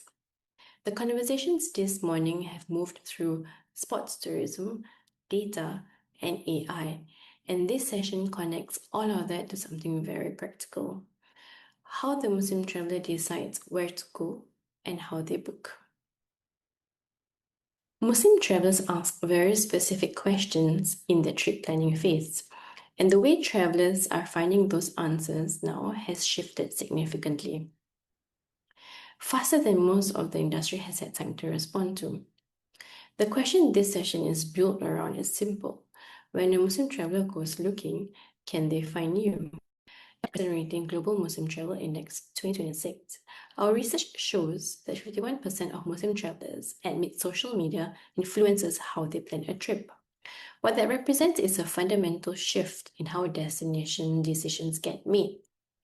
Travelers are moving away from active searching, conventional searching that involves opening many tabs, reading reviews, and cross-referencing sources, towards a discovery that's more visual and algorithm-driven. Social media and AI platforms are now the primary gateways into a traveler's state of mind during trip planning. For destinations and properties, what this means is that Muslim training services need to be digitized and structured in a way that algorithms can read. Without it, it's excluded from the recommendation loops this audience relies on before they ever reach a booking page. And that social inspiration doesn't stay on social.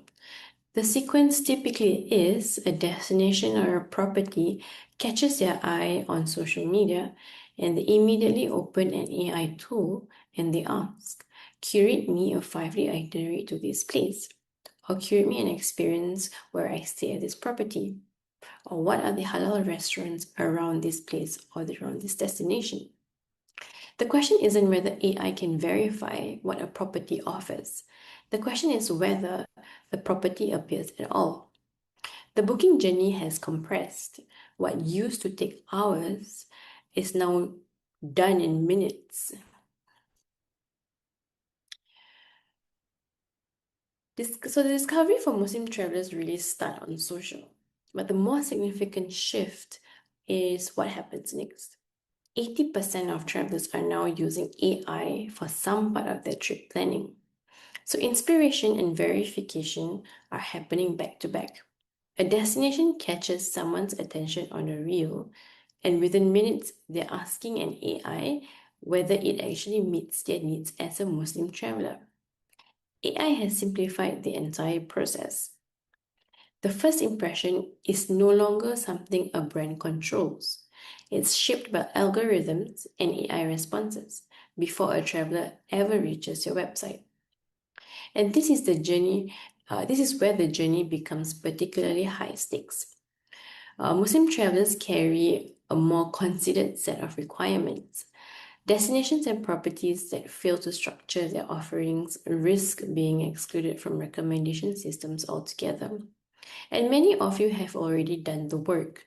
Halal food in-house, clear directions in rooms, all the amenities required to fulfill a Muslim traveler's experience.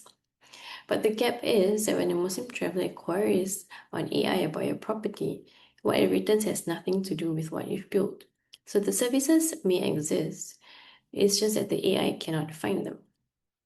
And the traveler who would have chosen you, who needed exactly what you offer, gets a response that either omits you actively or excludes you. Not because you're not Muslim friendly, but because that information does not exist or is not structured in a way that AI can read. And this is the gap we built IRA to close. IRA, the AI recommendation auditor, is launching today. And we're happy to say it's available publicly for everyone and anyone to use. And what it does is it audits any property across 5 core discovery signals and 20 algorithmic checkpoints, scanning the website, structured data, visual assets, and cross-referencing against our independent directory, databases, and records. The output is a visibility score, a diagnosis of where AI discoverability is breaking down, and a prioritized list of specific actions for you or your property. And IRA helps hotels, restaurants, attractions, and travel services understand whether the Muslim-friendly amenities are SEO-friendly, visible to LLMs, useful for itinerary planning, and supported by credible third-party validation. How to use is pretty simple. Just enter your property URL and run the assessment. And what comes back is a scored report specific to your property along with a diagnosis. And the report opens with an AI readiness scores and then breaks down exactly where recommendation leakage is occurring across 5 dimensions. It then answers a question most properties have never been able to ask. Will an AI confidently recommend your establishment to a Muslim traveler? The report also benchmarks you against your destination. You can see where competitors are pulling ahead and on what dimensions. Finally, it also produces a prioritized action plan, ranked by impact and effort. And there is a reason why this matters. The global Muslim population is very, very young. Approximately 1 in every 5 people is Muslim under the age of 40. That's a consumer base in the early years of its peak earning and spending years. And the Muslim travelers driving this growth are disproportionately young and also digitally native. You'll hear more about this on the panel after the break from content creators themselves. Reaching them is about being present where they look, and where they're looking is to AI in their trip planning. And that's the adaptation the industry is navigating right now, and it's a problem IRA is built to solve. Try it now and find out where you stand. It's available for free now on our website. Thank you, and I hope you enjoy the rest of the Halal In Travel Global Summit sessions.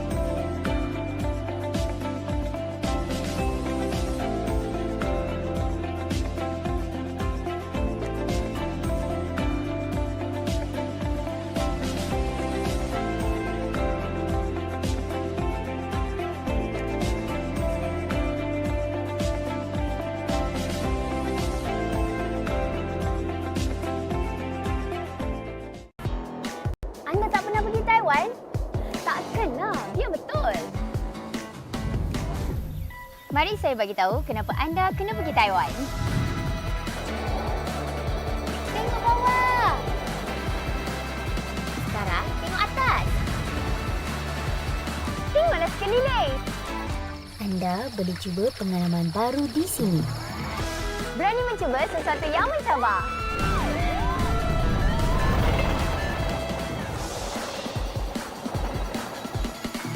Anda boleh merasakan ketenangan.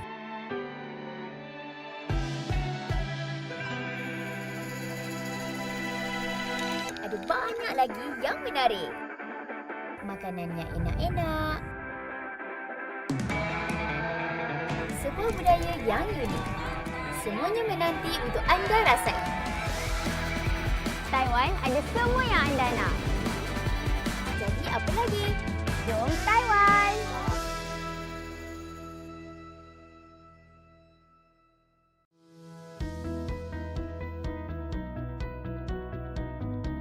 Good evening, ladies and gentlemen. Welcome to the HalalTrip Gastronomy Awards Johor Gala Dinner 2025.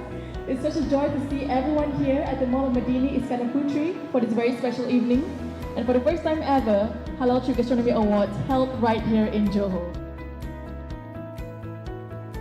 Once again, special thanks to IIB for making tonight possible. The halal gastronomy scene is a beautiful reflection of identity, inclusivity and community. It showcases Johor's diversity where tradition meets modernity. Bismillahirrahmanirrahim. In the name of Allah, the most gracious, the most merciful, I now officiate the Halal Trip Gastronomy Awards Johor 2025. Thank you and enjoy the evening. Assalamualaikum warahmatullahi wabarakatuh. Ladies and gentlemen, through initiatives like the Halal Trip Gastronomy Awards, we are seeing that vision come to life. Talent, innovation, and opportunity are crossing borders seamlessly. Chefs, diners, and creators are coming together to shape a shared culinary identity, one that shows the world our halal dining scene is vibrant, modern, and globally relevant. My name is Ben from Luang Whale Coffee. Thank you Halal Trip for this wonderful recognition.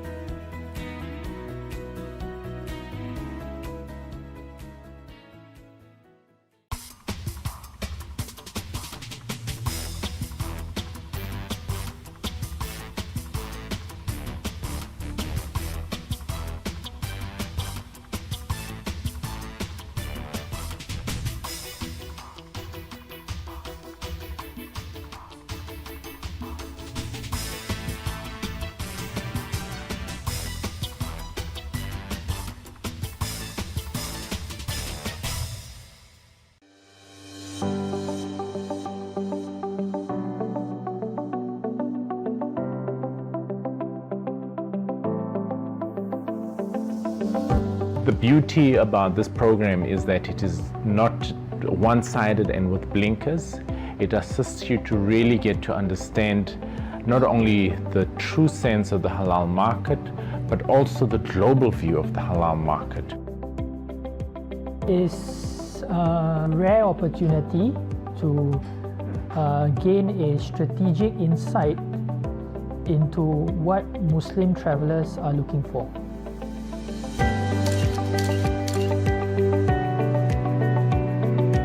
It's really been a mind opener, and the knowledge that I've gathered here is immense, and this knowledge is really going to assist us in ensuring that we're able to cater for the market effectively and efficiently.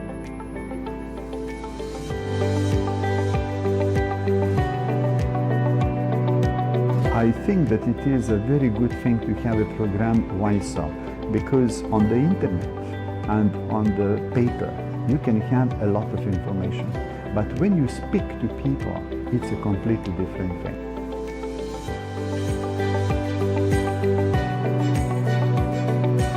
One of the biggest challenges that are facing destinations who are interested in tapping this market is the lack of awareness. Number two, the lack of market intelligence. Number three is the ability to train their workforce or their human capability. So I would highly recommend destinations which are serious about tapping this market to invest in this training.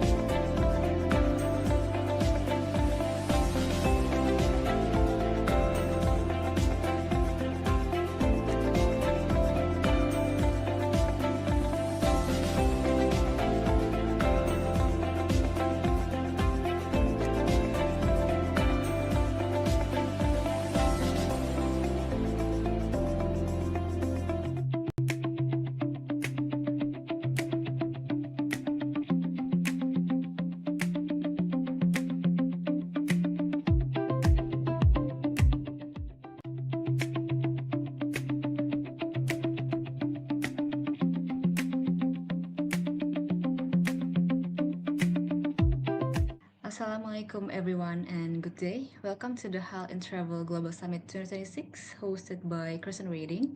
My name is Humaira and I will be your moderator for today's session. I am a brand creative designer at HalalTrip and alongside my friend Salma, which is my co-moderator for today, I'm our social media executive. So our today's session is called Scroll, Trust and Book. Basically how the Gen Z Muslim creators are rewriting the travel playbook. So in this very special session, we will be talking about Gen Z Muslim travelers, a generation who don't separate between the creators and their community. So they discover destinations through Reels like Instagram and TikToks, and they validate their health options through the creators that they actually trust. So they choose brands that aligns with their values. And here's what makes this panel a little bit different. The creators that is sitting with us today, welcome everyone. They carry the same values, the same negotiables, and also the same impassions with performative marketing. So I think without further ado, I will just hand over to Salma to introduce our speakers for today. Thank you, Humaira. So please welcome our three panelists. First, Benazio, an Indonesian Muslim content creator, halal lifestyle educator, digital storyteller, and also co-founder of Japan First Timer. Next, we have also Khalil, a food and travel creator known for sharing engaging experiences through his content. And also, we have Jasmine, also known as a Singapore-based creator who documents her journey as a Chinese Muslim mualaf, offering a deeply personal perspective on identity, lifestyle, and travel. Welcome to all three of you. Thank you so much for joining us today. And what makes this conversation especially exciting is that each of you represents a very different corner of the digital space, from travel and food to lifestyle and personal storytelling. Yet audiences continue to look to creators like you when making real decisions, especially around travel. So today, people don't rely only on search engines anymore. Sometimes a single TikTok video, Instagram story, or honest recommendation from someone they trust can influence where they go, what they experience, or even what they avoid. So I think we can begin from there. Can you guys please share a moment where your content genuinely influenced someone's travel decisions, whether it encouraged them to visit a place, try an experience, or even reconsider a destinations? And maybe Bena, we can start with you on this one. Okay, thank you so much, Salma, for the introduction. So, Alhamdulillah, this is really happens in my life. Yeah, since I started posting about halal education in 2022, I've seen it spread well beyond my closest circle, all the way to my followers, online friends, and even public figures or celebrities who reach out to me because they trust what I share about the halal education. And I started noticing it in small but meaningful moments. Like for example, a client choosing a halal certified venue for a meeting because of something I posted, or maybe like my friend saying, "Just let Bena decide. He knows what's halal," something like that. And DMs coming and asking halal question before a trip. So I think that's quite an evidence that my content is genuinely changing people's behavior. And people who used to be unsure about a restaurant are now booking with peace because the halal status is clear. And that, for me, is a very huge impact, alhamdulillah. That's really interesting, Bena, especially how one piece of content can create that level of trust and influence. Halil, how about from your experience? Have you had a moment where you realize your content genuinely impacts someone's travel choices? I think that my content actually did like make a huge impact only after like when I did one of my leisure travels to Sapa, Vietnam, and then one of my followers were telling me that oh, they didn't know that this place was actually like convenient for Muslims. Then after when she saw most of my subsequent postings, then she told me that oh, she actually booked just because of me. So that actually gave me that kind of like a moment for me to like cherish that. Oh, I didn't know that my content actually does make a huge impact in terms of the Muslim landscape. Yeah. Yeah, I see. I think that really reflects how audiences today connect more with relatable experiences than traditional promotion. And Jasmine, how about you? Have you experienced something similar with your audience? Yes, quite similar. I think the most recent trip to Kundasang in Malaysia, it's very close to home and where we are in Asia as well. Then I never thought that solo trip would lead someone to taking their first step into taking their first solo trip. So like, I think, for example, the car rental company that I worked with, I'm quite close to them, and then they told me a couple of times like, oh, it's this follower that saw your content that they decided to rent with us. So I think that's very fulfilling that people are willing to take the first step just because I posted something, and it's something that they always wanted to do but they never wanted to or even dared to. So yeah, that was very nice. Okay, thank you, Jasmine. I think what stands out from all your answer is how influence today feels far more human and relatable than a traditional promotion. Often it's not a large campaign or polished advertisement that shapes someone's decision, but it's simply watching someone they trust experience a destination in uh, an authentic way. And that leads perfectly into our next discussion. We've talked about the impact content can have, whether it inspires someone to book a trip, visit the destinations, or rethink their plans. But I'm interested in where that journey actually begins. Halil, your content is very connected to everyday Gen Z culture and lifestyle, right? Especially in Singapore. So I love to hear your perspective on this. So for Gen Z travelers today, where do travel decisions usually begin? Is it TikTok, Instagram, recommendation from friends? And at what point does the question of whether a destination is Muslim friendly start becoming part of that decision? What do you think, Alil? So I think actually TikTok does most of the heavy lifting thanks to the algorithm and also the Google search like capabilities lah. So it means that the hook is actually already in place. So what actually converts the inspiration for the viewers to actually key into their card numbers is that, especially as a Muslim, is that we creators, we actually hold the role to actually affirm them that it's actually convenient, especially that we are. And creators are playing a much bigger role in shaping that journey. And with that, I think it's the perfect moment to hand things over to Humaira, who will take us into the next part of discussion. Thank you very much, Salma. So I think Halil has just touched on our foundation, which is where the audience is discovering destinations and all that. And I think that's where the next question landed, which is on whether a destination is Muslim friendly or not. So on the next question, I want to ask Benazio, as you have been active in advocating Muslim friendly travels through your channels, and I believe your followers trust you more than they trust an audience, a destination's own marketing when they decide where to eat or whether a destination is genuinely welcoming to their needs. So I want to ask you, how do you handle their trust? How do you handle the responsibility given by your followers when they see your content? And if you're willing to share with us, has it ever gone wrong on your end? Okay. As a content creator, as a educator, and also a Muslim, I take very full responsibility for what I post. That's actually why I pursued a formal halal supervisor certification, and I wanted people not to trust not just my intentions but also my knowledge. And yes, I have a experience. Yeah, it has gone wrong. I think once, I believe, and it was before my halal certification. So I was sharing a dish, a menu I genuinely love at a restaurant. No sponsorship, no deal. I just like the food. And then I asked the staff, and they said it was halal, even without a certification. And then I posted it in my social media. But then the owner reached out and told me that the dish contained mirin or alcohol. So I immediately clarified and apologized to my followers. But then the owner realized that there was a real demand for a halal version of the menu. So fortunately, they reformulated the dish, removed the mirin, and the sales went up.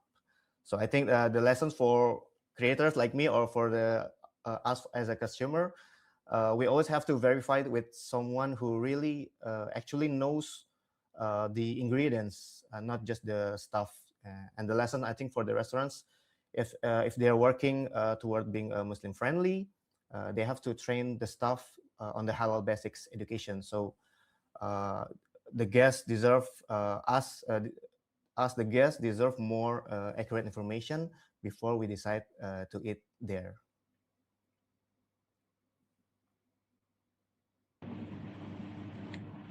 Thank you very much, Ben. I think what you have just shared with us really shows that the real works that needs to happen off camera before we post the content on the content creators POV, and also I think that was also very insightful for the brands and anyone's on the audience watching. So I think that's exactly also why your followers trust you, right, on the verification on whether, and also your transparency when you said that you ended up saying sorry to them because you misunderstood or mistook the halal status of the restaurant. Thank you again, Bena. So I think we have talked about the weight of trust. So when we're talking Gen Z, right? I believe Gen Z are critical thinkers. They held their value very highly. So I think I want to ask Jasmine on this next question. So when your generation talks about value, we're talking about sustainability or being authentic or even social justice. So do you think this value that Gen Z Muslim travelers have actually change where they book, or does the algorithm ultimately wins?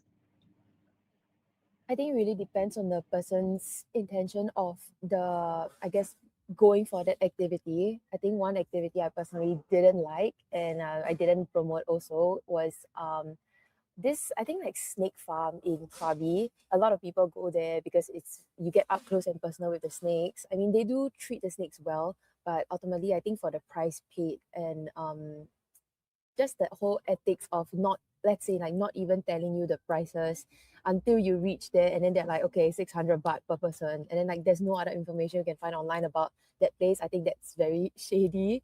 Then that kind of, how would I put it?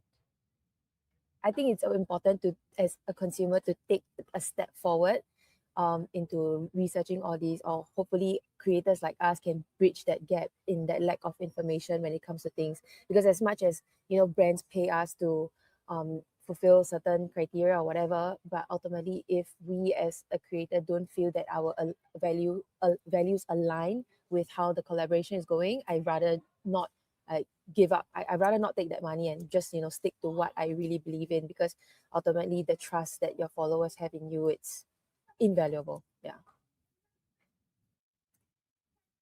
Thank you very much, Jasmine. I think that was very interesting. And also, I have a follow-up question again for you, Jasmine. So, when you create contents, especially, so are you leading your audience's values or are you reflecting them?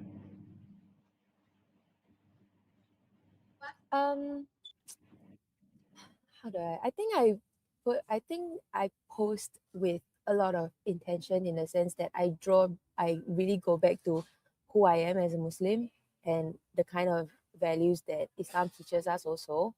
And I mean, I don't outrightly say like, oh, I'm a very honest person, but people can tell from the content that I do and the type of stories that I tell that it's just true as it is. And that if I can tie back to who I ultimately want to become as a Muslim, and be better every day, then I hope in that sense it translates back to my audiences and they reflect upon themselves also. Yeah. Hopefully that answers your question. Yeah. Yeah, thank you very much. So, I get what you're saying. So basically, you're basically shaping also on what comes next, right? Not only you also held your values close to what your content picturized. So thank you very much, Jasmine. So I think we have talked about trust with Berna and also values with Jasmine. So we have talked about how we interact with our audience. So maybe as content creators, maybe let's talk a little bit on the business side of things. So as we all know, now businesses or brands, they want to work with content creators, and especially tourism boards, they want to work with you guys. They want to work with Muslim creators. So the question is, I want to ask Khalil first on this one question. What do you think separates a partnerships that you are proud of versus the one that you feel a bit transactional? I believe that like a partnership that actually knows your niche and actually have done a few prior research on what my content is all about. So if let's say they can actually find a way to amplify and like boost engagement in terms of how they know how I can actually relate to the viewers and how I can like get that pull. So basically, I think a good like a partnership will be able to have both of us angle it together in a way that we are able to appease both sides' objectives, so that it's not just a one-sided thing, but rather like a compromise between two different sides. Yeah. So for me, something that would feel transactional would be something that's, for example, like one-sided, and they just don't give you any space or any creative ownership to promote how you think that you can best sell to your audiences. Yeah. So I don't have any prior experience to that yet, alhamdulillah. But yeah. Thank you very much, Halil. I think your answer was very nuanced and very thoughtful, which also make me a little bit curious. Benazio, as you have been on the scene quite a long time, right? What do you think of Halil's answer? And also want to ask to Benazio, like, if you ever received like kind of like a tone deaf brief in your experience as a content creator, maybe you can share with us.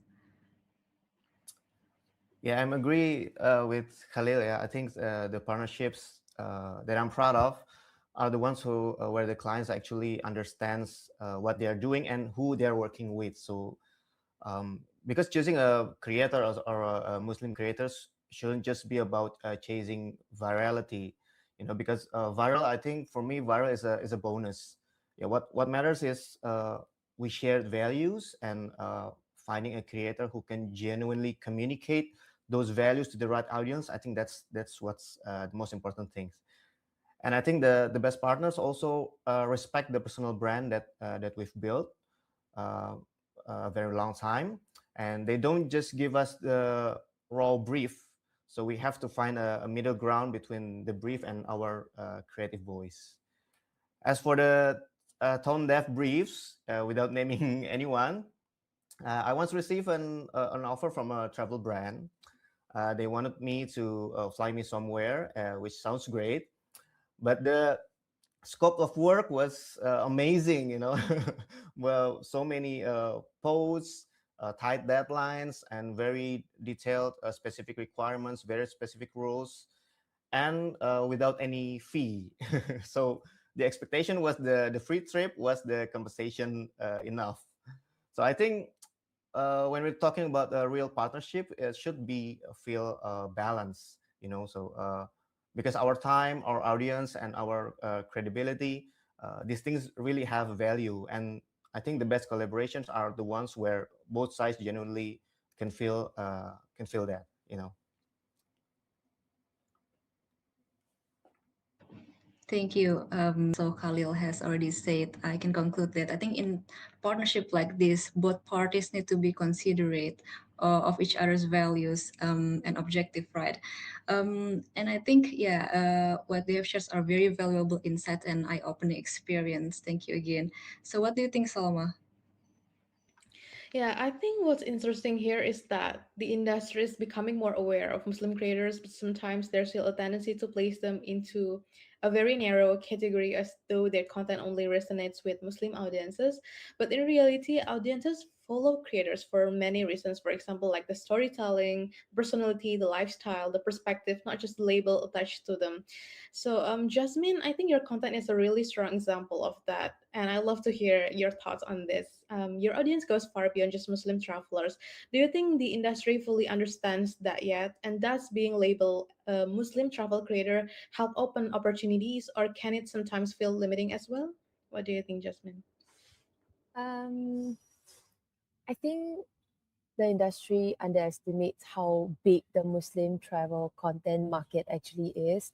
I mean, before I even became Muslim, I mean, I never thought of going into travel in the first place, but I would see most of the creators that pop up on my FYP are not Muslim creators at that point of time. But of course, the more Muslim creators I connect with, and then I realized that, oh, actually, there's so many different industries that we are all in, whether it's fashion, travel, lifestyle, like food. And I think it's a huge market that it's going to keep growing as the years come by.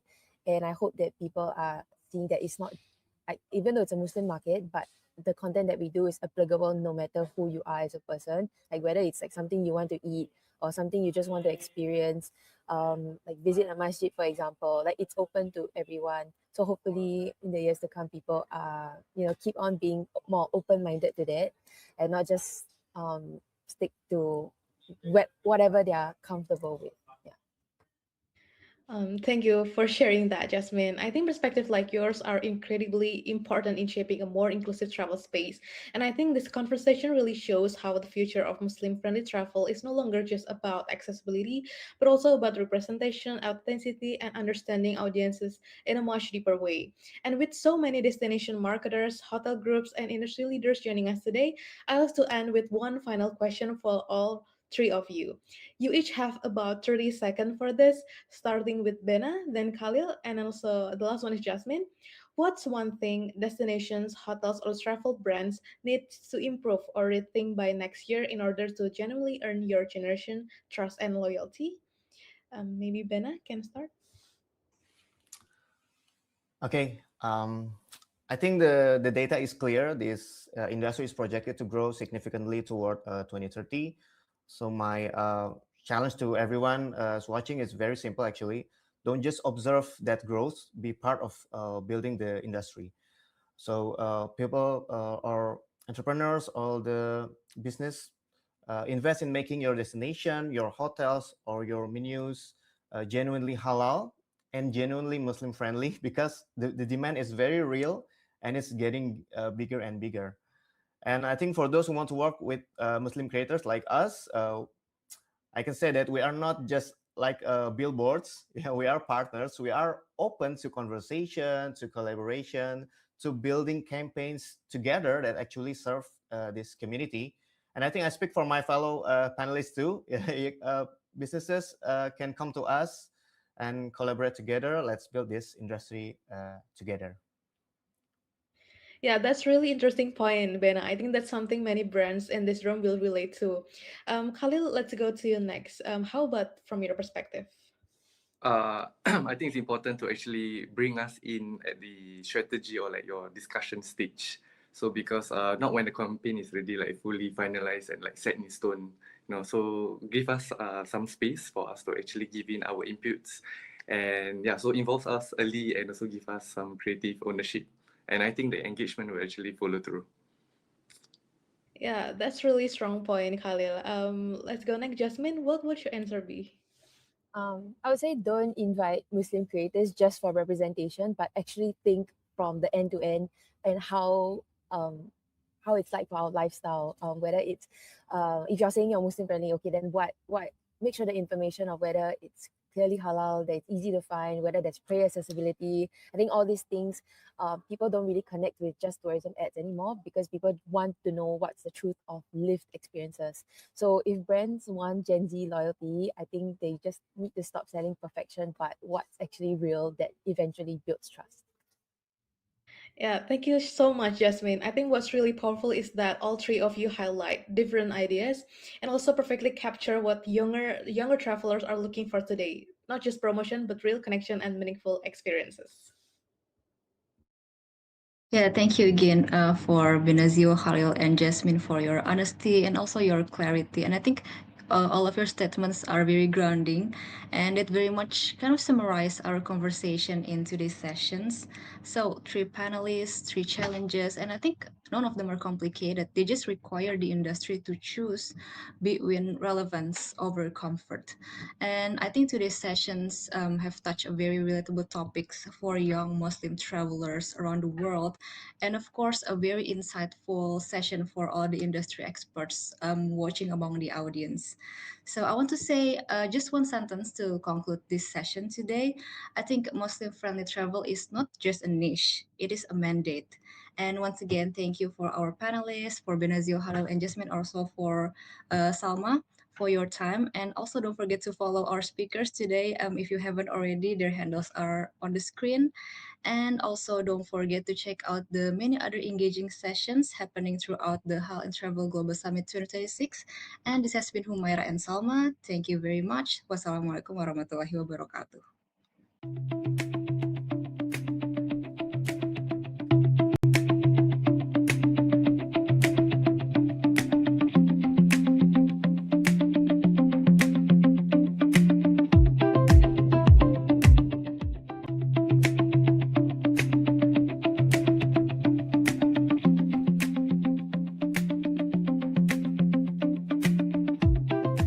morning, everyone, and thank you so much for being here one more year in Halal In Travel.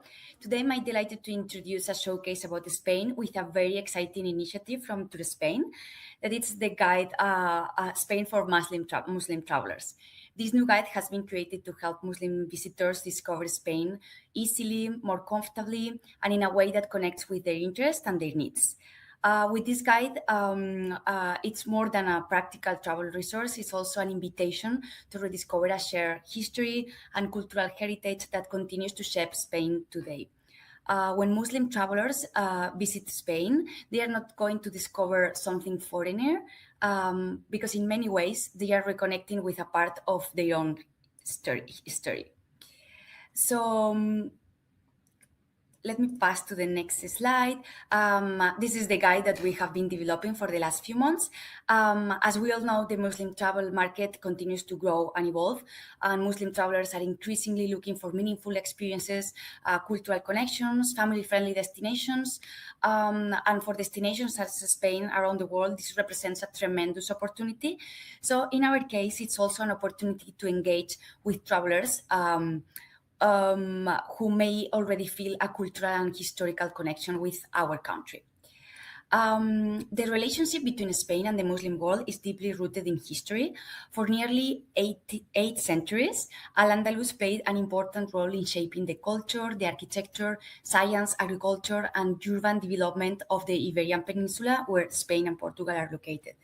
Today, this legacy can still be seen in many parts of Spain, from the Alhambra in Granada to the Mosque Cathedral of Cordoba, and from historic neighborhoods to everyday traditions, even our language. This heritage remains very much alive. For many Muslim travelers, visiting Spain is not only about discovering a new destination, but it's about reconnecting with a part of a shared cultural story. So one of the highlights of Spain for Muslim travelers is this rich Islamic heritage that I already mentioned. Across the country, visitors can discover beautiful places that reflect centuries of history and cultural exchange. For example, cities like Cordoba, Granada, Toledo, and Seville are home of the famous monuments, historic neighborhoods, and unique traditions. These are the most famous ones, and they help travelers connect with an important part of Spain, of the Spain's past, while enjoying unforgettable cultural experiences. But for us, in this case, we want to show a little bit more, because when people think about Islamic heritage in Spain, they often think first of Andalusia and the places that I just mentioned. And of course, Granada and Cordoba are essential destinations. However, one of the key messages of this guide is that the story extends far beyond Andalusia. Spain offers a diverse range of destinations where visitors can explore heritage, culture, gastronomy, and contemporary urban life. For example, I have here in this picture Zaragoza, Teruel, Valencia, and Barcelona, that are historic monuments, old neighborhoods, and cultural landmarks that reflect centuries of Muslim influence. These destinations show that Spain's Islamic heritage can be explored from north to south, offering many different experiences for visitors. Spain cities are not only about history, they are vibrant places where culture is part of everyday life. So if you want to experience not only this past history, but also how locals live, you must visit Madrid, where visitors can explore world famous museums, and enjoy one of Europe's great cultural capitals. We also have Valencia, that offers a unique combination of historic streets, innovative architecture, and Mediterranean lifestyle. So what makes Spanish cities special is the atmosphere created by local people who fill their streets, squares, and cafes with life from morning until very late at night. So, of course, no trip to Spain is complete without food. This is very, very important, especially in this market. Every region has its own specialities, from paella in Valencia to the famous bocadillo de calamares in Madrid, or traditional dishes in Andalusia like espeto, that it's a fish, or gazpacho, that it's a tomato cold soup. The good news is that the guide also includes halal-friendly dining options, making it easier for Muslim travelers to enjoy the rich variety of Spanish cuisine while exploring the country. And of course, for anyone who likes a little shopping while traveling, Spain won't disappoint. from El Corte Inglés, where you can find almost everything from souvenirs to luxury. Also luxury boutiques that are at Galeria Canalejas in the very city center of Madrid, or great deals at La Roca Village or La Rozas Village. There are plenty of opportunities to take a piece of Spain home with you. Just make sure to leave some space in your suitcase. And we also want to mention another experience apart from shopping, that it's nature. Beyond the cities, Spain offers amazing nature and outdoors activities. You can see snowy peaks in Sierra Nevada, just an hour away from Granada, purple lavender fields in Brihuega, very close to Madrid, dramatic mountains like the Naranjo de Bulnes, you see it in the picture as well, or even enjoy a hot air balloon ride above breathtaking landscapes. So it's a chance to slow down, enjoy the scenery, and discover another side of Spain in every season of the year. Also, I want to mention culture, because what makes Spain culture so special is that it's a true melting pot of influences. Over the centuries, different cultures have met, exchanged ideas, and left their mark on the country. The result is a unique blend of traditions, art, and creativity that can be experienced everywhere. So we have modernism in Barcelona, visiting Casa Batlló or Vincennes. You can visit one of the 3 Guggenheim museums we have in the world, just in Bilbao. You see it in the third picture. There is one in New York, one in Venice, and the third one is in Bilbao. So this is something quite special.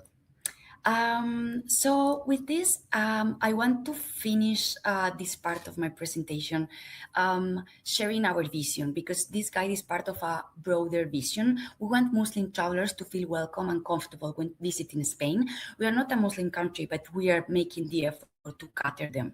So we want them to find out experiences that are authentic, enriching, and easy to access. And most importantly, we want them to feel that Spain values and celebrates the cultural connection that we have linked our histories for centuries. So this guide is just one step in that direction, and we hope it will encourage more travelers to explore everything Spain has to offer. So yes, this guide is not only intended for travelers, it's also a valuable tool for travel agents, tour operators, media professionals, and tourism partners. So we hope it will help our industry partners better understand the experiences available in Spain and support them in creating attractive travel products from Muslim audiences. Collaboration is essential if we want to continue improving the visitor experience and expanding the awareness of Spain within this important market. So yes, Spain has so much to offer: rich heritage, vibrant cities, outstanding gastronomy, unique cultural experiences, and amazing landscapes. So this guide brings all these elements together in one place, making it easier for Muslim travelers to plan and enjoy their journey. We hope it becomes a valuable companion for discovering the many sides of Spain, because the story of Muslim heritage in Spain is not only about the past, it's a living connection that can still be experienced today through its cities, culture, people, and traditions. So with this guide, we hope to inspire more travelers to rediscover that connection and create new memories in Spain. You have here a QR code if you want to scan and access directly the travel guide. Thank you so much.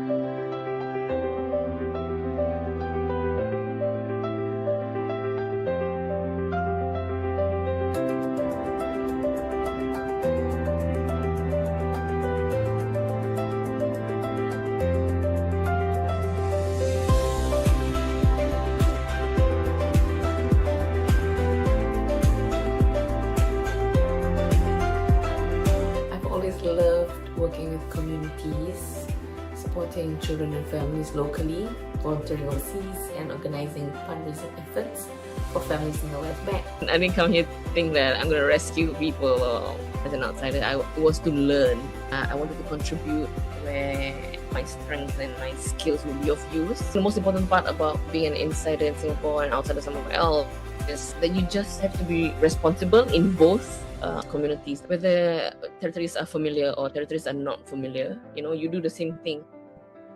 either way, you observe and you listen more than you speak. So as Muslim travelers, I would say choose empathy. For us, to educate our children is like our moral responsibility.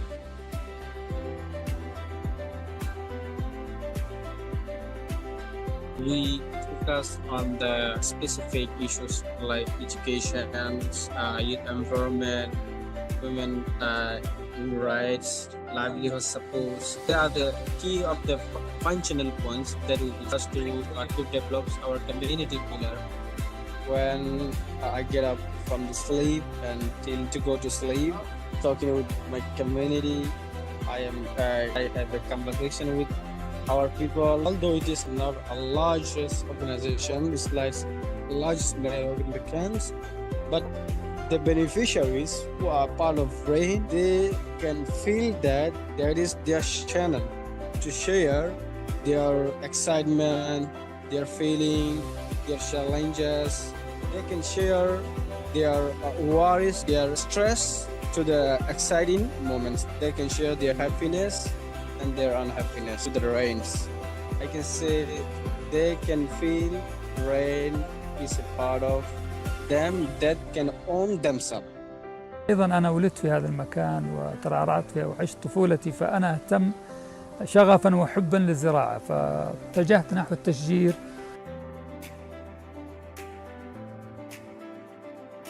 دفعني إلى إنشاء هذه المزرعة هو حاجة المكان حقيقة في منطقة عسير كمنطقة زراعية بامتياز. هناك شعور جميل جدا لا يوصف عندما تجول في المزرعة وفي بين أرجاء المزرعة، بين الأشجار والطبيعة في أحضان المكان الجميل هذا، شعور لا يوصف الحقيقة. لدينا اللي هو الأشجار المعمرة، مجموعة من الأشجار المعمرة تجاوز أعمارها 200 عام، أخذت شكل محدد، كانت إضافة جميلة للمكان وللأكسجين، وأصبحت ملجأ الكثير من الطيور والغطاء النباتي. كل هذه الأمور تجعل ذكريات جميلة لا تنسى لدى أي زائر قدم إلى مزرعة أعناب السياحية. This recognition means a lot to me because it reminds me that showing up for people still matters.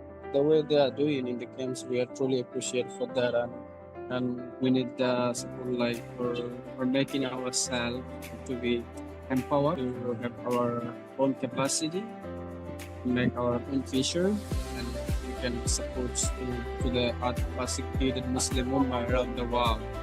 جائزة نشكركم جميعا على هذا التكريم ونتقبله بكل سرور، وإن شاء الله أنه يكون دافع لنا للمزيد من الإبداعات إن شاء الله القادمة، وأن تكون مزرعة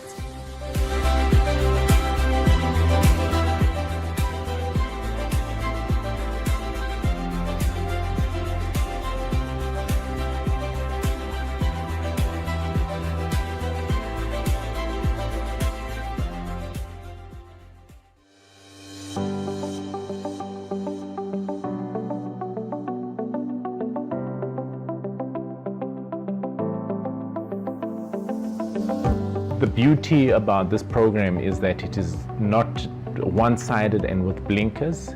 It assists you to really get to understand not only the true sense of the halal market, but also the global view of the halal market. It's a rare opportunity to gain a strategic insight into what Muslim travelers are looking for.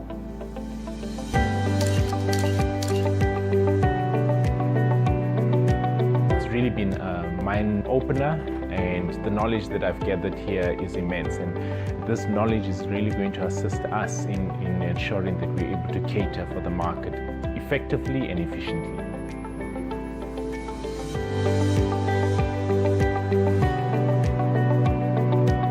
I think that it is a very good thing to have a program WISA, because on the internet and on the paper you can have a lot of information.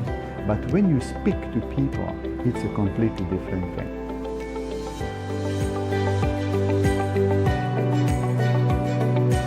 One of the biggest challenges that are facing destinations who are interested in tapping this market is the lack of awareness. Number two, the lack of market intelligence. Number three is the ability to train their workforce or their human capability So I would highly recommend destinations which are serious about tapping this market to invest in this training.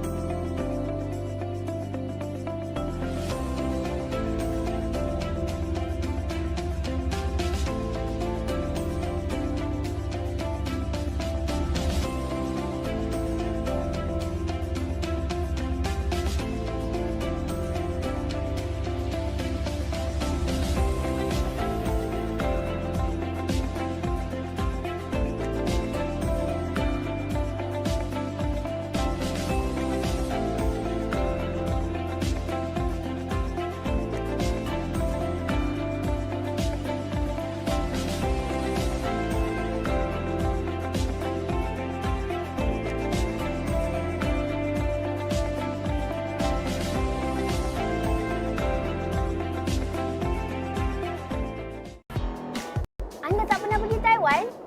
Takkanlah, dia betul. Mari saya bagi tahu kenapa anda kena pergi Taiwan. Tengok bawah. Sekarang tengok atas. Tengoklah sekeliling. Anda boleh cuba pengalaman baru di sini. Berani mencuba sesuatu yang mencabar.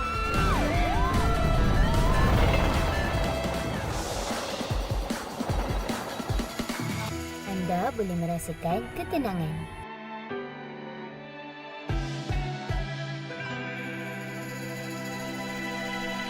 Ada banyak lagi yang menarik. Makanannya enak-enak. Sebuah budaya yang unik. Semuanya menanti untuk anda rasai. Taiwan ada semua yang anda nak. Jadi apa lagi? Jom Taiwan!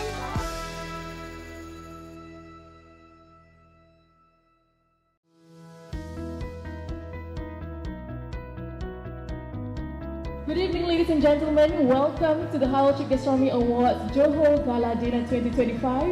It's such a joy to see everyone here at the Mall of Madini, Iskandar Putri, for this very special evening. And for the first time ever, Halal Trip Gastronomy Awards held right here in Johor. Once again, special thanks to IIB for making tonight possible. The halal gastronomy scene is a beautiful reflection of identity, inclusivity, and community.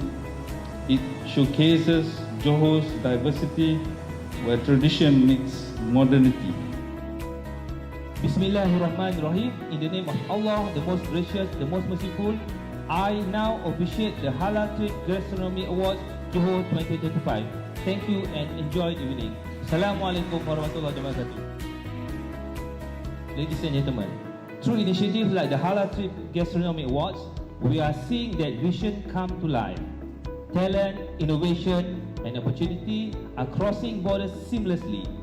Chefs, diners, and creators are coming together to shape a shared culinary identity, one that shows the world our halal dining scene is vibrant, modern, and globally relevant.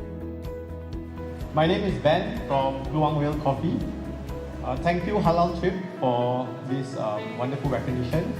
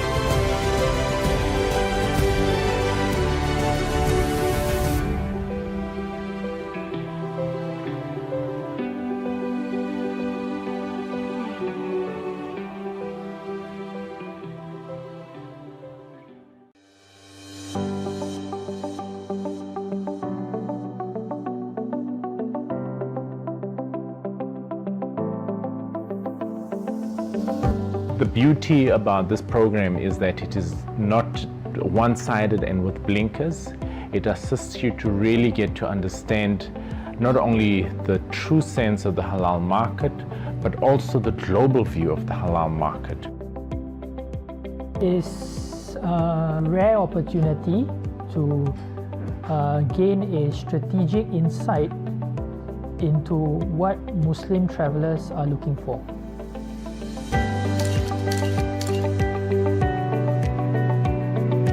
It's really been a mind opener, and the knowledge that I've gathered here is immense, and this knowledge is really going to assist us in ensuring that we're able to cater for the market effectively and efficiently.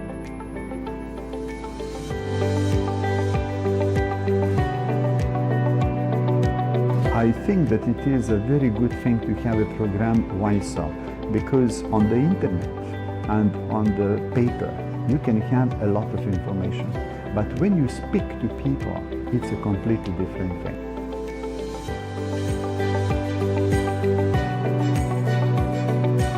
One of the biggest challenges that are facing destinations who are interested in tapping this market is the lack of awareness. Number two, the lack of market intelligence. Number three is the ability to train their workforce or their human capability. So I would highly recommend destinations which are serious about tapping this market to invest in this training.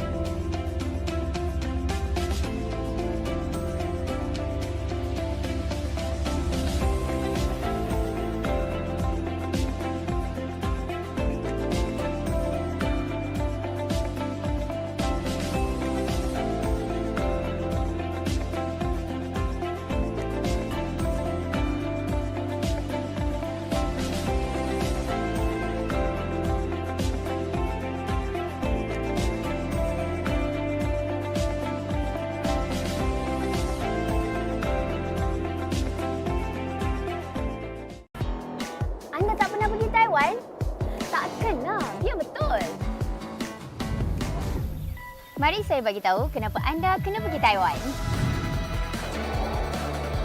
Tengok bawah. Sekarang tengok atas. Tengoklah sekeliling.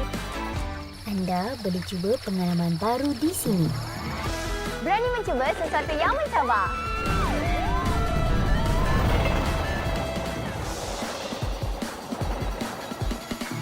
Anda boleh merasakan ketenangan.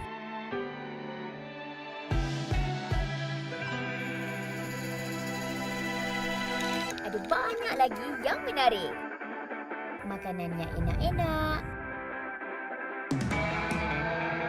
Sebuah budaya yang unik. Semuanya menanti untuk anda rasai. Taiwan ada semua yang anda nak. Jadi apa lagi? Jom Taiwan!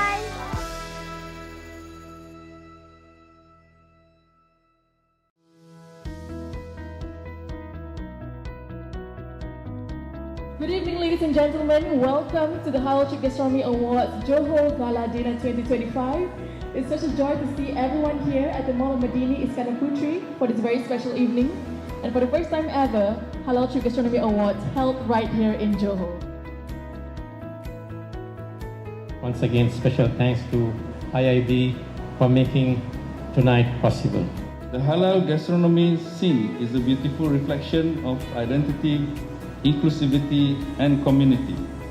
It showcases Johor's diversity where tradition meets modernity. Bismillahirrahmanirrahim. In the name of Allah, the most gracious, the most merciful, I now officiate the Halal Trip Gastronomy Awards Johor 2025. Thank you and enjoy the evening. Assalamualaikum warahmatullahi wabarakatuh. Ladies and gentlemen, through initiatives like the Halal Trip Gastronomy Awards, we are seeing that vision come to life. Talent, innovation, and opportunity are crossing borders seamlessly. Chefs, diners, and creators are coming together to shape a shared culinary identity, one that shows the world our halal dining scene is vibrant, modern, and globally relevant. My name is Ben from Luang Whale Coffee. Thank you Halal Trip for this wonderful recognition.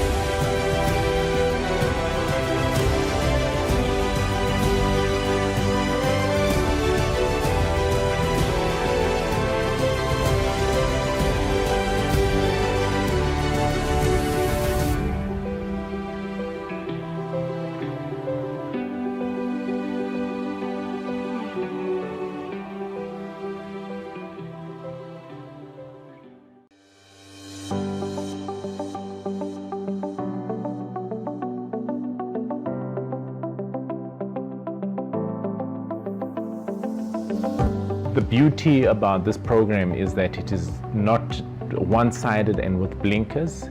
It assists you to really get to understand not only the true sense of the halal market, but also the global view of the halal market. It's a rare opportunity to gain a strategic insight into what Muslim travelers are looking for.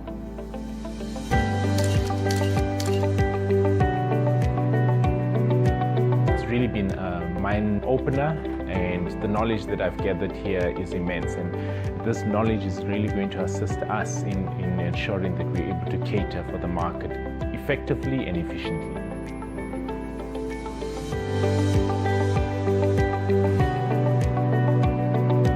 I think that it is a very good thing to have a program WISA, because on the internet and on the paper you can have a lot of information, but when you speak to people it's a completely different thing.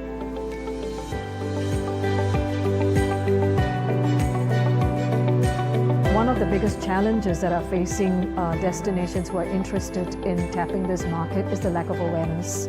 Number two, the lack of market intelligence. Number three is the ability to train their workforce or their human capability. So I would highly recommend destinations which are serious about tapping this market to invest in this training.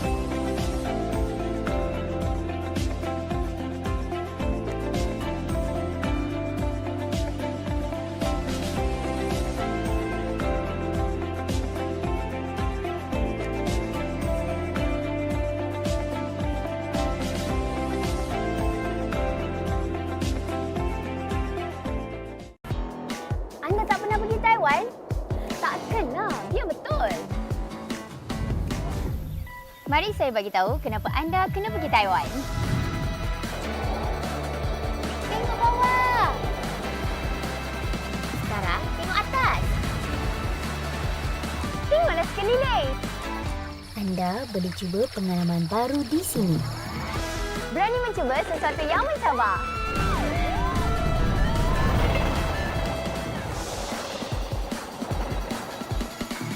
Anda boleh merasakan ketenangan.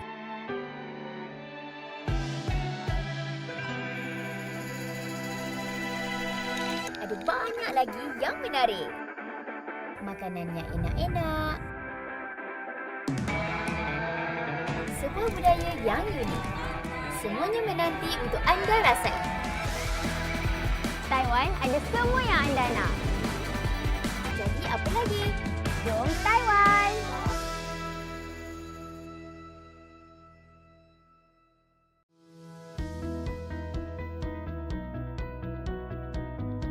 Good evening, ladies and gentlemen. Welcome to the Halal Trip Gastronomy Awards Johor Gala Dinner 2025. It's such a joy to see everyone here at the Mall of Madini Iskandar Putri for this very special evening. And for the first time ever, Halal Trip Gastronomy Awards held right here in Johor. Once again, special thanks to IIB for making tonight possible. The halal gastronomy scene is a beautiful reflection of identity, inclusivity and community. It showcases Johor's diversity where tradition meets modernity. Bismillahirrahmanirrahim. In the name of Allah, the most gracious, the most merciful, I now officiate the Halal Trip Gastronomy Awards Johor 2025. Thank you and enjoy the evening. Assalamualaikum warahmatullahi wabarakatuh. Ladies and gentlemen, through initiatives like the Halal Trip Gastronomy Awards, we are seeing that vision come to life. Talent, innovation, and opportunity are crossing borders seamlessly. Chefs, diners, and creators are coming together to shape a shared culinary identity, one that shows the world our halal dining scene is vibrant, modern, and globally relevant. My name is Ben from Luang Whale Coffee. Thank you Halal Trip for this wonderful recognition.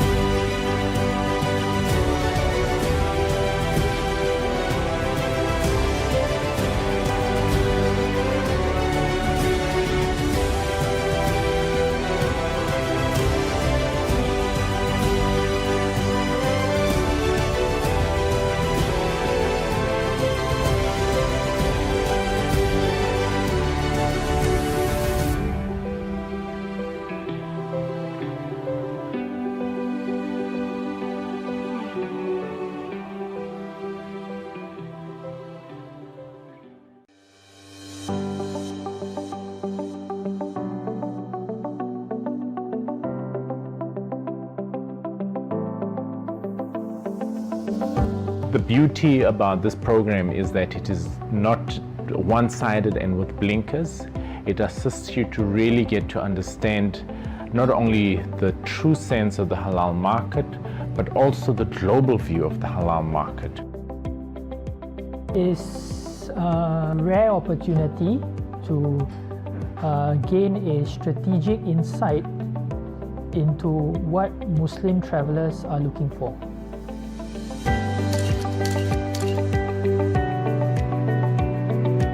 It's really been a mind opener, and the knowledge that I've gathered here is immense, and this knowledge is really going to assist us in ensuring that we're able to cater for the market effectively and efficiently.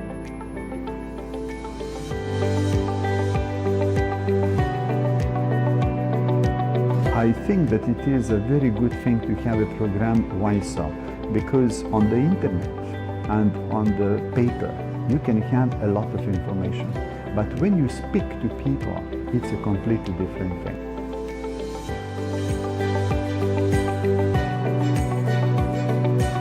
One of the biggest challenges that are facing destinations who are interested in tapping this market is the lack of awareness. Number two, the lack of market intelligence. Number three is the ability to train their workforce or their human capability. So I would highly recommend destinations which are serious about tapping this market to invest in this training.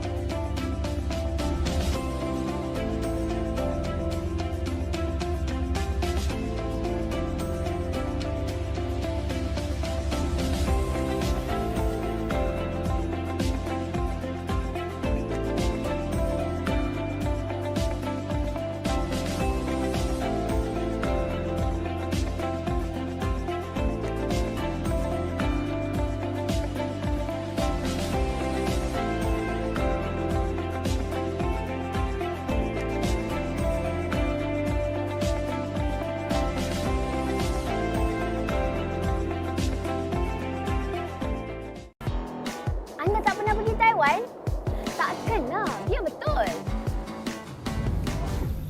Mari saya bagi tahu kenapa anda kena pergi Taiwan.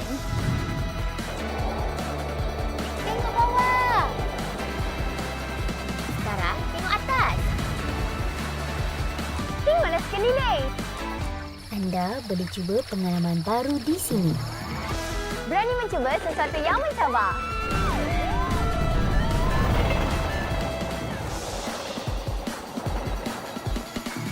Anda boleh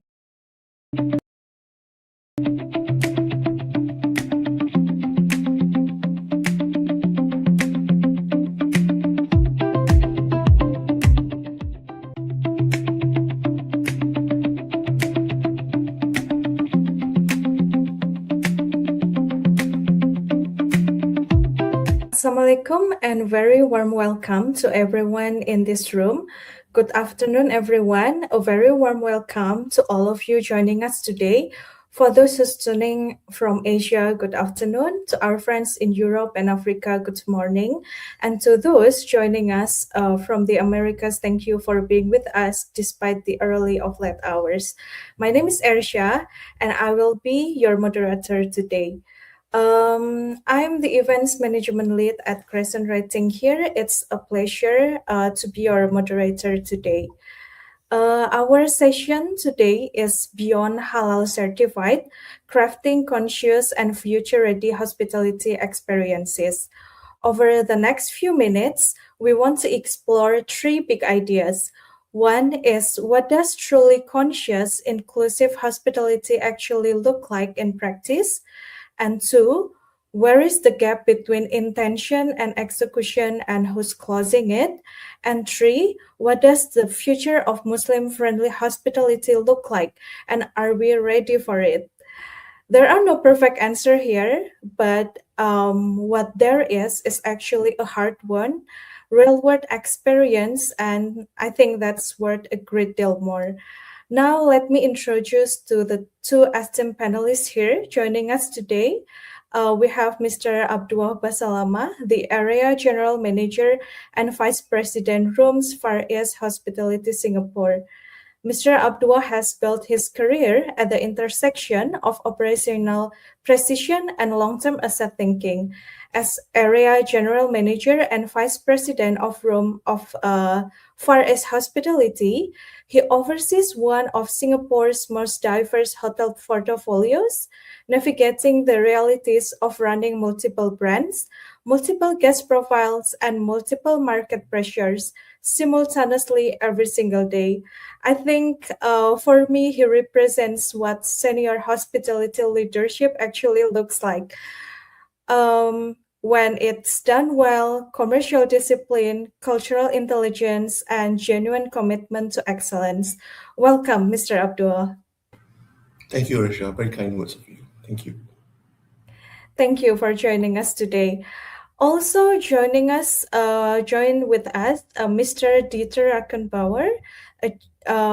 He has been in the industry for more than 25 years. As an experienced hotelier, he led a full renovation and repositioning of the property, not just physically, but strategically, driving strong financial performance while keeping the guest experience at the center of every decision. I think his philosophy, which people first and data informed, is one that I think this industry is still learning to fully embrace. Welcome, Mr. Dieter. It's great to have you here. Thank you for your kind introduction. Thank you. I think before we start, a couple of quick notes before we begin. I promise to keep this brief because I know what you're really here for. We have some discussion points. We have around 6 discussion points. I hope we have enough time, and I will guide the conversation. Okay, I think we can begin. So, as the audience also might know, the title of this session is Beyond Halal Certified. Mr. Abdullah, you run a portfolio of hotels across Singapore that serve Muslim and non-Muslim guests every single day. And Mr. Dieter, you're operating a global luxury brand before, like Le Méridien in Bangkok. Each of you has a very different market with very different guest profiles and very different pressures. So I think let me start here with the most important question. So, what does beyond actually mean in practice at your property? And where does certification stop and genuine hospitality begin? I think we can start with Mr. Abdul. Thank you, Ursha. Once again, thank you for having me in the panel today. I think for me, personally, certification tells a guest where the food is permissible, but hospitality truly begins when we genuinely care for the well-being of our guests, when the standards become the starting point and not the achievement. So when we really truly care for our well-being, we understand their preferences and needs. That should be the baseline of how we operate. Thank you. How about you, Mr. Dieter? Yeah, it starts really with the trust and authenticity and the seamless peace of mind, the feeling that everyone expects of a stay when being at the property. Guests feel really respected without them having to ask for specific details that are important for them to catering to their specific comfort. For us, genuine hospitality begins when the comfort and the indulgence coexists really seamlessly without compromise, without friction, and without the guest needing to ask for these details. Thank you. Yeah, just like our panelists mentioned today, that beyond is not just a word, but it's an ongoing commitment. I think certification can signal readiness and credibility, but what guests really remember is human touches, the sincerity, and also the authenticity, just like Mr. Dieter said, and the efforts that make them truly welcome and understood. I think building on that idea, let's explore our next questions. So, Muslim travelers consistently say that having halal food and prayer mat is the bare minimum, not the differentiator. I think that's actually a really important signal for this industry because we already reached the floor, but we have not yet defined the ceiling. In your point of view, what are the less obvious touch points, like the moments in guest stay where your hotel has moved from educate to exceptional for Muslim guests? I think I'm especially curious whether those moments differ between Singapore and Bangkok. I think we can start with Mr. Dieter. Thank you. Yeah, you're absolutely right. Halal food and prayer mat are not longer the differentiators in the industry. They are really the baseline or the expectation a client should have. There's the shift from adequate to exceptional happens in really the unspoken, very often invisible moments of the journey. The guest experiences where anticipation and really replaces the reaction. We are preparing an arrival document that includes not only the specific details of amenities provided within the hotel, but also what a customer can explore outside of the hotel. And if that's now the mosque information, if that's gender sensitive arrangements, or really providing meaningful amenities. For us, we look at exceptional hospitality is not about doing more.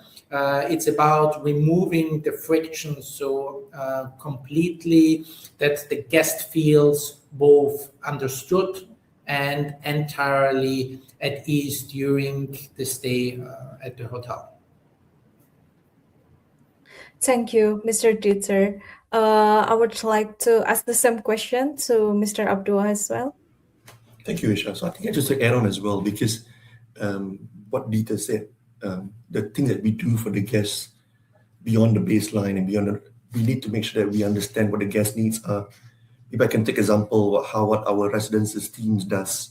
So our service residences cater to a lot of GCC guests coming here for medical tourism, preparing way in advance. They understand the needs and the preference of the guests.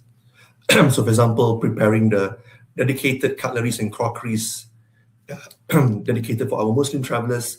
There's no cross news. That's one example. I think those little things that we do as well is important. For example, one of our luxury products in our hotel brands, the mini bar, just like what Dieter shared as well. So we do similar as well. Having the mini bar removed and replaced with non-alcoholic mini bar, specifically remove and to replace with something that's more suitable for our travelers as well. That's key as well. I think to add on to your question about Singapore distinction, I think in Singapore, maybe people are familiar with, we are governed by MUIS. MUIS is the government body that certifies it. For example, in my hotels, 2 of my restaurant kitchens, we have to demarcate the part of the restaurant to cater to halal food and to cater for halal guests. So this allows us the rigor that it plays in. This also gives us opportunity for a commercial angle that we could put in, because a lot of the government businesses, statutory board as well, requires this discipline put in place. I think that's where the distinction that perhaps that Singapore has put in place to make sure that we're able to cater to our Muslim guests appropriately. Thank you. Yeah, I think what I find particularly interesting is that excellence often isn't found in the big visible initiative. Like Mr. Abdullah said, it's usually at the smaller, less obvious moments that leave strongest impression on guests. I think moments where anticipation replaces reaction, and where guests feel understood without having to ask, just like what Mr. Dieter mentioned. I think we've also heard, while the needs of Muslim travelers may be universal in many respects, the way those needs are delivered can be shaped by local culture, destination dynamics, and guest expectation. I think it's really a reminder that exceptional hospitality is rarely one size fits all. That leads us to naturally the next important questions. Here's the tension. I think both of you navigate this every day, so I want to name it directly. On one hand, you need standardized protocols, procedures that scales, checklists that trainable, especially across multiple properties or within the global brand framework. On the other hand, Muslim travelers, like any other travelers, can tell the difference between the policy and the person, between a printed card or genuine cultural understanding. So, how does each of you navigate that tension? Can you actually have both, and where have you found the sweet spot? I think we can start with Mr. Abdul. Thank you, Isha. I think I would like to say that we don't find it as a tension. It's really a complementary across all cultures and faith. I mean, in Singapore, I think it's quite common that we cater to different races, different faith, and it's very quite well received across different cultures. So I don't think there's ever been a challenge to cater to Muslim guests or any guests of a different faith that we do on a daily basis. It's really about the standard that we do is pretty much, I would say, is a spine. What we do, the local lay that we put in is be intuitive. Maybe, for example, we learn through time. Example, back to our luxury brands and our residences. Example, when we do housekeeping cleaning, it's over time the team is learn. For example, when they do housekeeping cleaning services, they learn and understand when the prayer time starts. For example, is Zohor or Asar or Maghrib or Isha, for example, right? They make sure they understand this part and work around performing housekeeping services around this timing as well. So this sort of touch points matters, and guests do experience this. And more often than not, I think the preferences or what we do for our guests or even any other faith is really centered inside the room or the apartments that we have. So it's not really, it doesn't cross and people don't really feel that it's being intrusive. So that's where I think that's the biggest leverage that we have. Thank you. I think that's a good point. It's not attention, but more like a compliment. Okay. How about you, Mr. Dieter?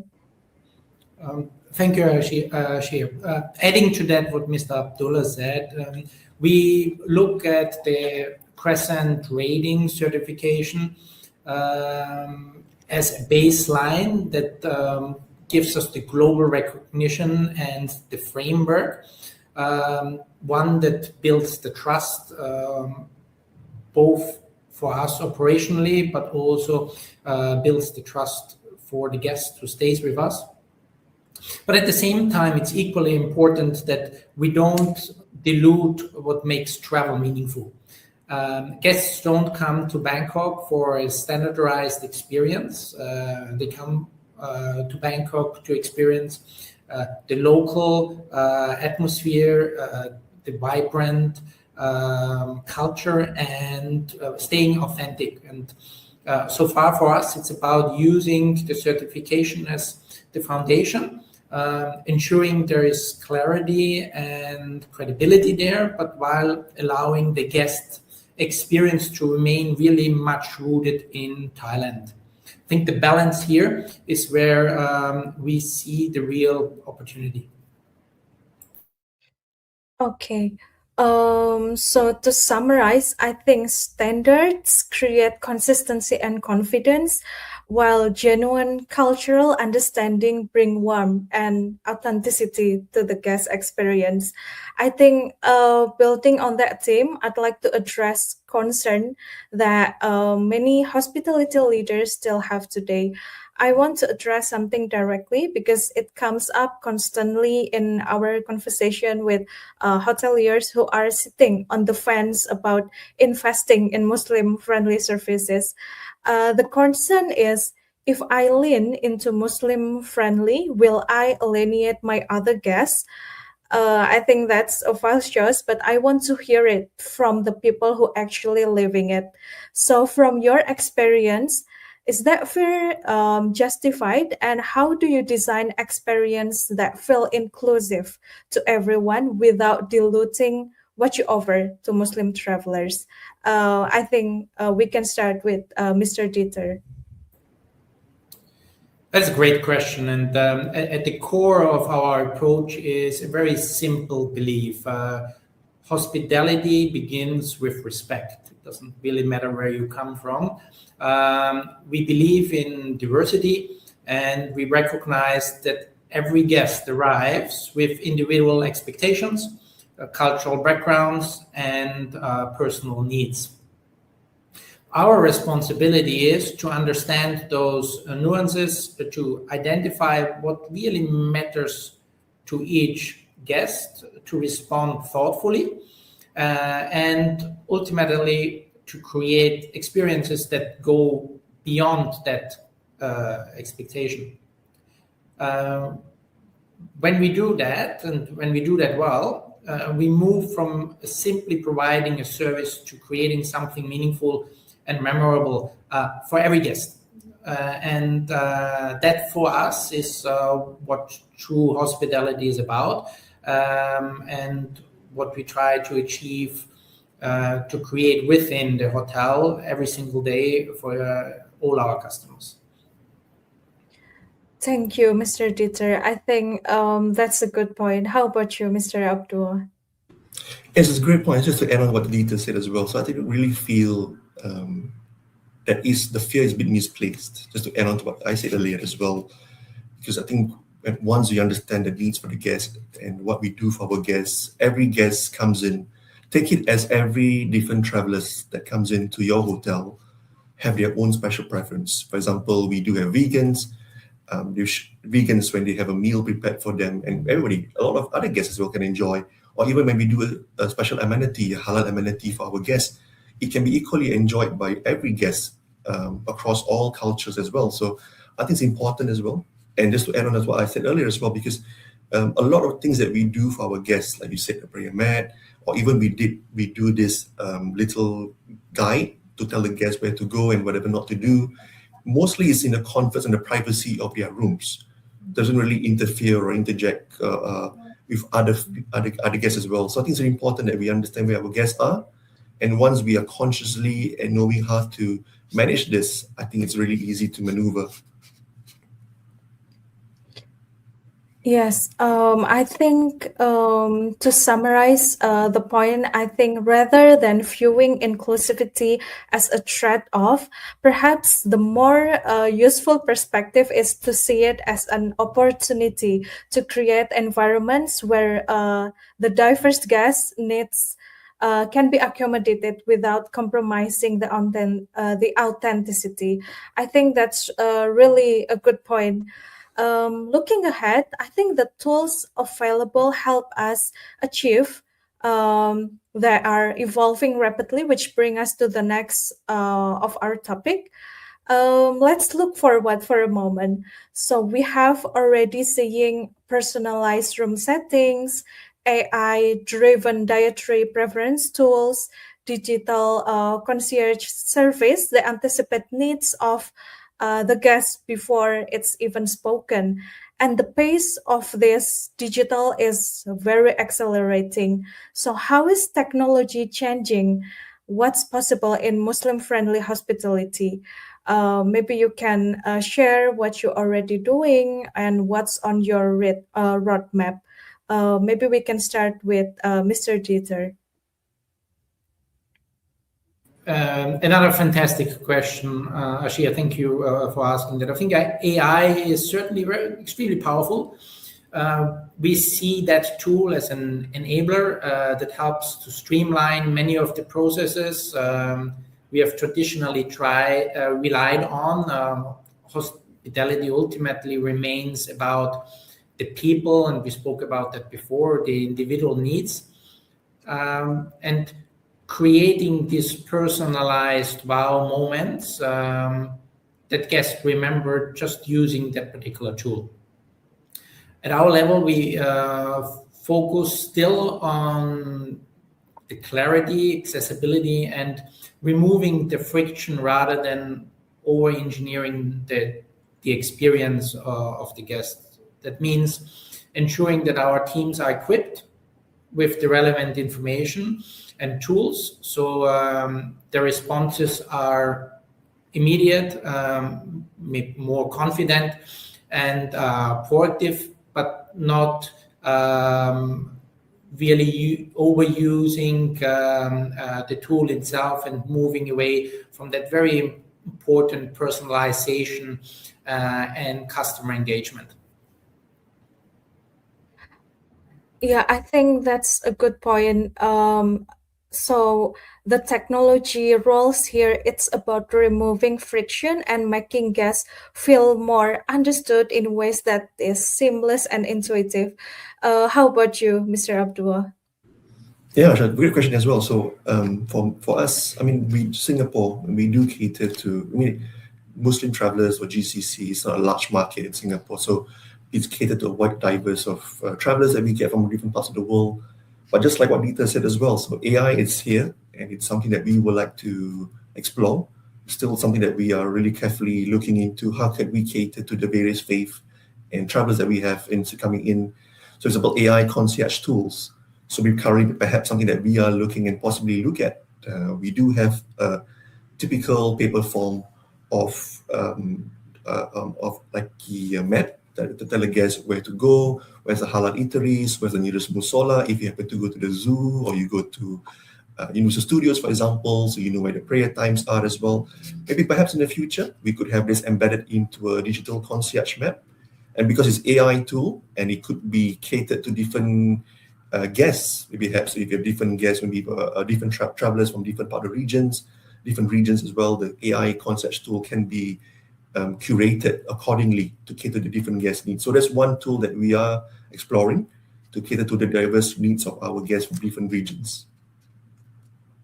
Thank you. I think that's really interesting how AI is evolving today and how we can more personalize our guest needs with that. Okay, as we begin to wrap up, I'd like to leave our audience with something more practical and actionable. So, we have covered a lot of ground today, and I want to close it with something concrete. So, there are general managers, directors of operations, and hospitality leaders are joining with us right now at the summit.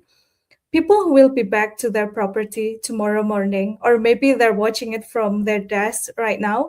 If you could get every hotel general manager or any hoteliers in this audience to change just one thing about their property that serve Muslim guests starting tomorrow, what would it be?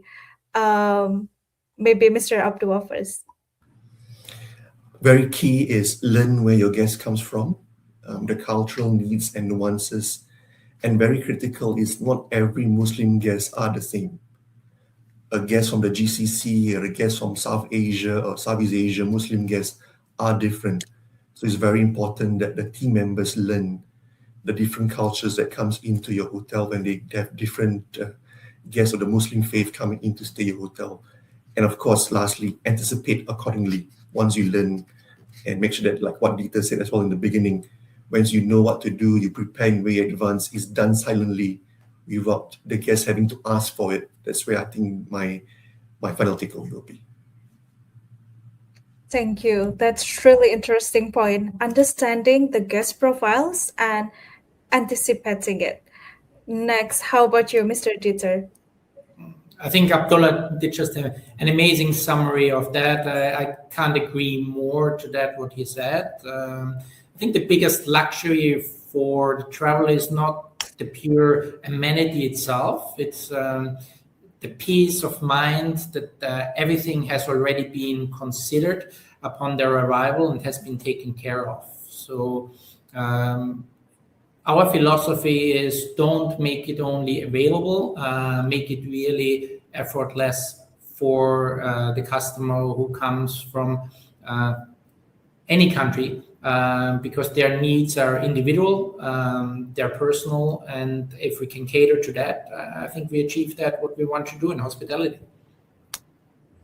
Thank you. That's really a good point. Make it effortless. Okay, thank you to our panelists for sharing your insights, experience, and candid reflections today. If there is one takeaway from this conversation, is that excellence Muslim-friendly hospitality is not defined by single facility, certification, or even technology. It's the result of a mindset, a commitment of understanding the guests, respecting their needs, and continuously looking for ways to serve them better. The encouraging message from today's discussion is that meaningful improvements do not always require major investment. Sometimes the most impactful changes begin with listening more closely to our guests, training more intentionally, and viewing hospitality through the eyes of the guests. On behalf of the Crescent Rating, thank you to our distinguished panelists and all of you for joining us today. We hope today's conversation sparks new ideas and meaningful actions as we continue shaping more inclusive and welcoming hospitality industry for travelers around the world. To everyone in the room, this conversation doesn't end here. The work of building more thoughtful, more inclusive, more human hotels is ongoing, and sessions like this exist to remind us that we're not working on it alone. On behalf of Crescent Rating and the Halal in Travel Global Summit, thank you for being part of this summit. Please join me in thanking our panelists one more time. Thank you so much, Mr. Abdullah. Thank you so much, Mr. Dieter. You're welcome. Thank you, Arisha, for having us. Thank you, Arisha, and thank you, Abdullah, for being my partner in this. It was a great pleasure to participate in this conversation. Excellent. Thank you. Thank you, everyone. Wassalamualaikum.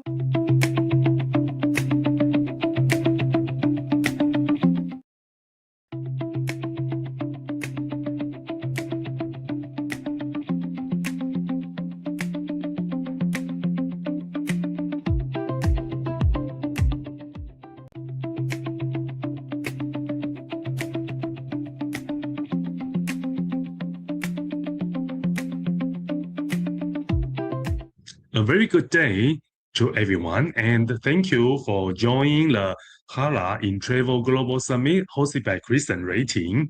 My name is Abe Chao, Director of Taiwan Tourism Administration, Colombo Office. I would like to extend my sincere gratitude to CrescentRating. It's truly a pleasure to be here today to share insights on taste, travel, trust, discovering Muslim-friendly Taiwan. First, let me share some basic information about Taiwan. Taiwan is a vibrant island in East Asia, located southwest of Japan and the north of the Philippines. With a population of approximately 23 million, and the land area is about 36,000 square kilometers. Taiwan may be small in size, but offers a rich diversity of experience. The capital city is Taipei, and the currency used is the new Taiwan dollars. In terms of accessibility, you can travel from north to south. It's just about 2 hours via the Taiwan high-speed rail. And Taiwan offers a wide range of Muslim-friendly resources. We have developed a strong and welcoming Muslim-friendly ecosystem. There are over 300 restaurants. We got the Halal certified across the island. And Taiwan warmly invite Muslim travelers from around the world to experience our rich culture. And today, we will discover that Taiwan provides a complete Muslim-friendly travel experience in many aspects, such as food, accommodation, attractions, shopping, and transportations. This means that Muslim travelers will get to explore Taiwan and all of its charms without worry. And when it comes to food, exploring authentic flavors is key to understanding the culture. In Taiwan, Muslim travelers can enjoy the halal-certified local specialties such as Chinese beef noodles. And the other popular choice is fried chicken. Must known for its crispy fried chicken infused by local flavors such as palm. For a unique experience, the Lingyuan Jiaxiang, the Tian Mama restaurant offers the tea-infused Taiwanese cuisines using Alishan tea in farm-style dishes. And Taiwan is also known for its vegetarian-friendly options, which is nearly everywhere.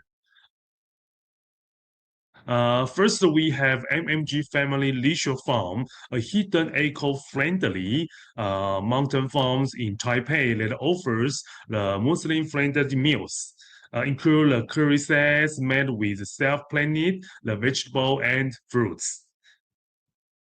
And Taiwan also embraces a wide range of international cuisines.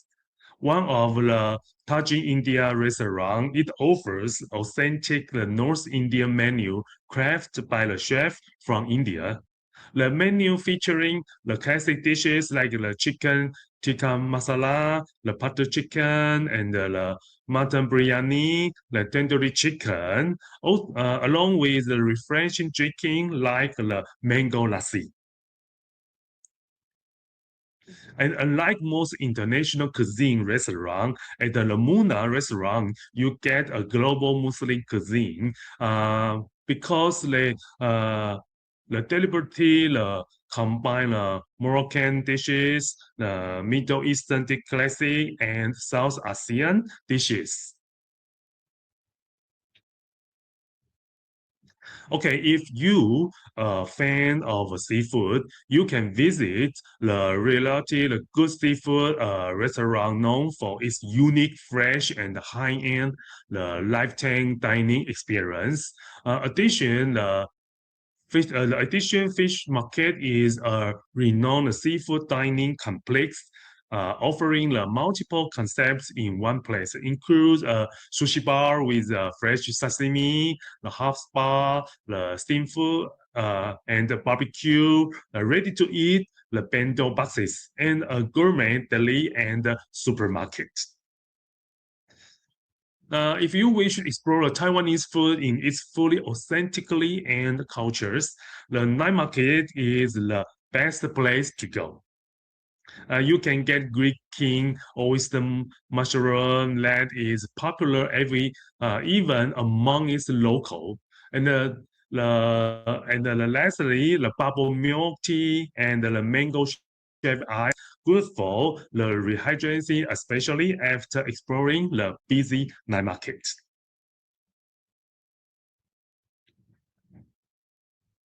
For those looking for a quick bite or something convenient to keep at the hotel for a late night snack for supper, Taiwan's 7-Eleven convenience stores are excellent options. Across Taiwan, over 100 the 7-Eleven outlets are specially themes featuring the popular character and brands such as Hello Kitty, Pocket Coupon, and Snoopy. This outlet also offer a range of the Muslim-friendly food selections, ensuring the Muslim travelers enjoy the great convenience while traveling in Taiwan. Now that I have this slide, well, I will cover the food. Let's explore the beauty of Taiwan. Through its attractions in this short itinerary, I will cover the central and the southern side of Taiwan. And this place was more remote compared to the bustling area like Taipei. However, even in this place, you can see that there are no problems for Muslim travelers to explore, as Taiwan has made a significant effort to develop a Muslim-friendly tourism environment. First, I'd like to introduce the Tree Mountain National Scenic Area. There are the 83 sites and the 70 product certifications with which you can see in the next couple of slides. Here are some of the products within certification for Muslim travelers to buy as a souvenir or to eat. There are plenty of options to choose from.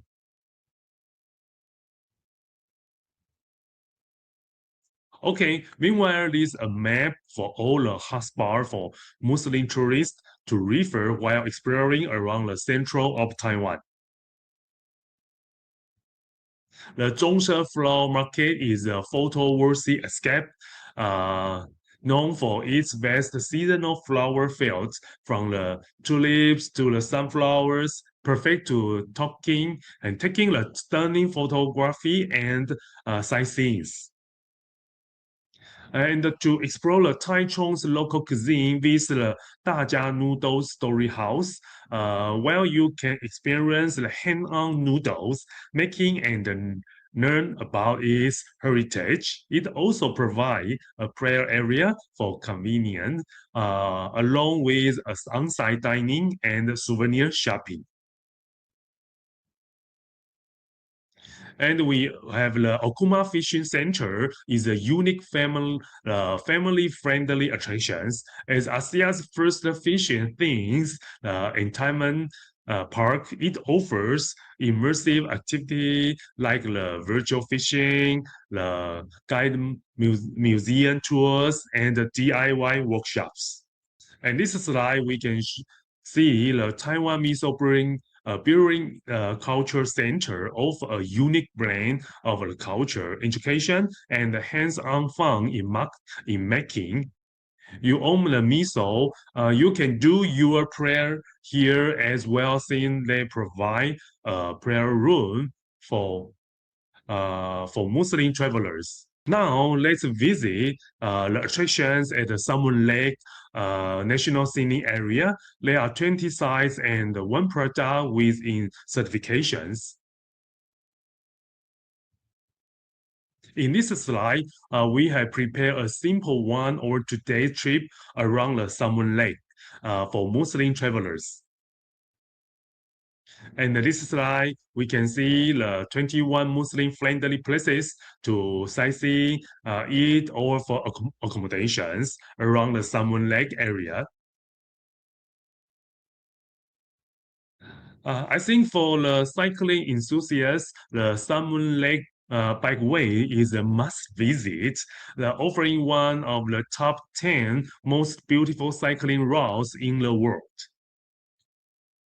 And the Ida Shao Food Street is the liveliest culinary spot at Salmon Lake, where indigenous the Tao cultures meet a vibrant market atmosphere featuring the snacks like tea eggs, the iron eggs, and the ruby 18 black tea. Up next is the Xinjiang Visitor Center combines the modern agricultures and the Xiangshan with the nature scenery and also provides a dedicated prayer room for the Muslim travelers. Then we have a Formosa Aboriginal culture village just around the Salmon Lake. It's a vibrant cultural theme park that blends indigenous heritage. It offers a unique all-in-one experience where you can explore an authentic tribal village, watch traditional dance performance, and enjoy the hands-on culture activities. Not to mention the lunch options are also available along with a designated prayer room and added convenience. Okay, the third one is we will go to the Alishan National Scenic Area. There are 21 sites and 2 products that have obtained a Muslim-friendly certification. And this map highlights the key attractions within the Alishan National Scenic Area. When we come to Alishan, travelers are often reminded of this must-see highlight, that iconic sunrise, sea of clouds, and the scenic forest railway, and stunning the sunset, and immersive forest walk. Okay, the Xinjiang Snack Bar is a simple yet the memorable stop in Alishan.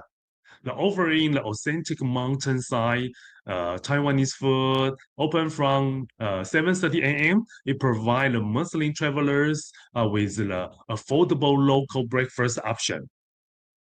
And next is the Alishan Forest Railway, historical mountain train journey. It's more than just transport. It's moving attractions. There are also a dedicated prayer room for Muslim travelers and Alishan National Forest recreation area.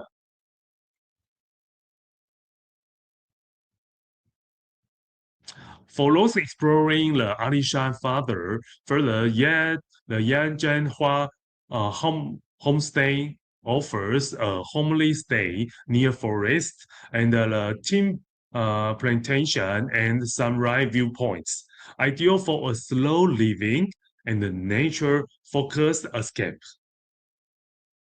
And meanwhile, the Longyunfang provide a scenic countryside experience with hands-on the farming activities, table to farm dining, and the Yo-Yo Bus Cultural Park showcased Aboriginal culture through the performance, the storytelling, the handicraft, and the highland cuisine in the mountain setting. Another highlight for Muslim traveler is tea picking at the Chasanda 1980, where the travelers can experience the full tea making process before tasting the final brew. Let's conclude my presentation. I hope this have given you a glimpse of the Taiwan wave of wonder has to offer, while there is still much more beyond their regions. I believe they are enough to spark your interest in exploring the Taiwan further. Thank you and see you in Taiwan. Thank you for joining this section and the Halal in Travel Globe Summit. Be sure to check out another interesting sections coming up soon. Thank you, everyone.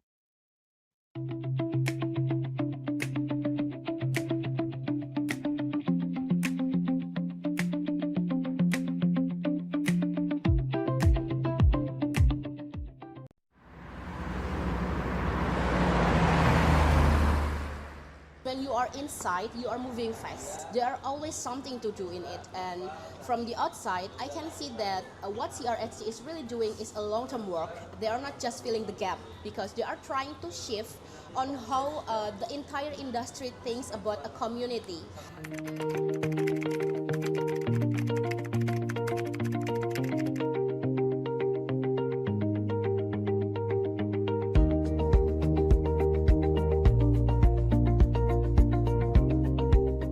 Before I was interning here at HalalTrip, I thought the industry was mostly just about halal spaces or even just basically finding halal spots.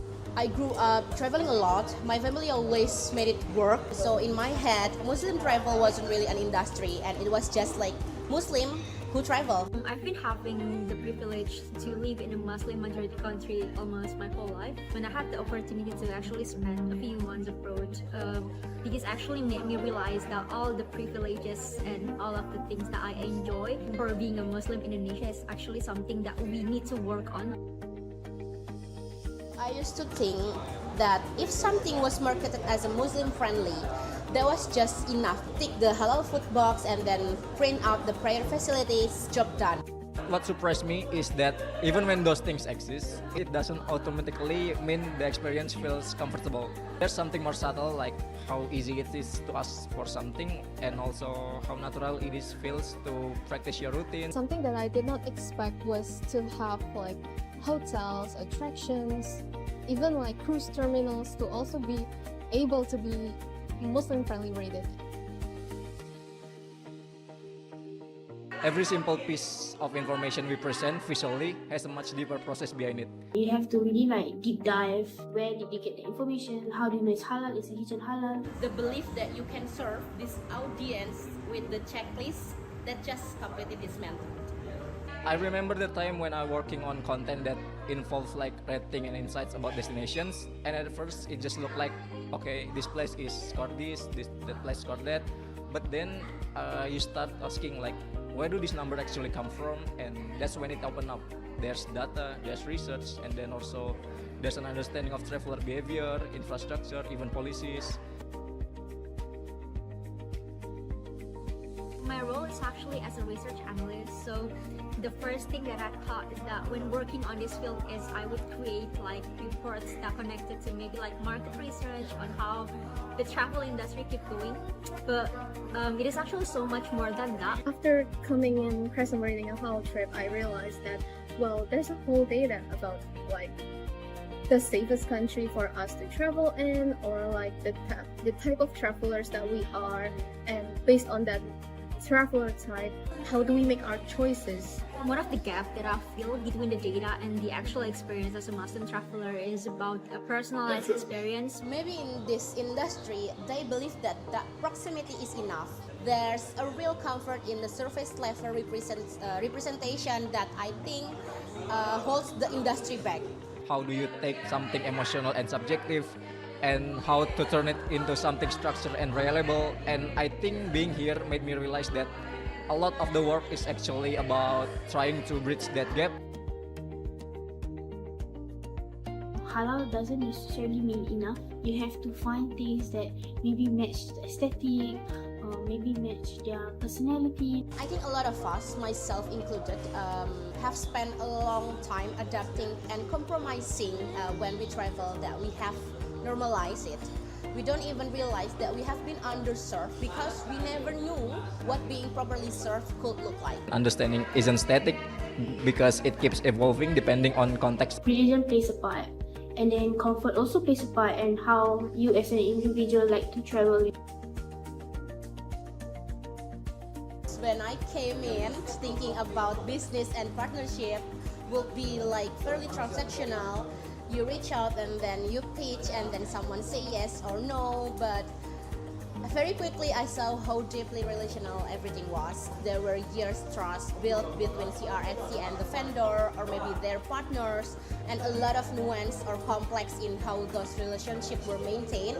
Ever since I started working here, I feel that like things such as halal food or maybe like halal accommodations or things like that is something that are an accumulations of effort from all of the people around us that is working from these industries. Turns out there's so many people putting their effort into this.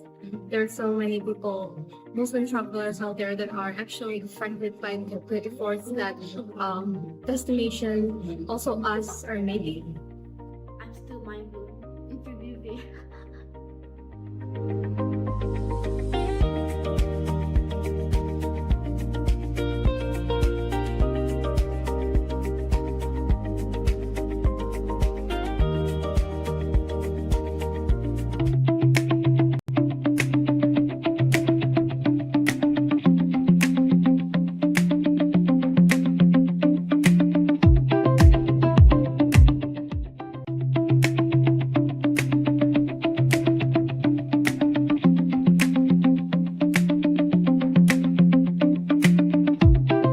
Assalamualaikum, good morning everyone. Welcome back to another Halal In Travel Global Summit 2026 session.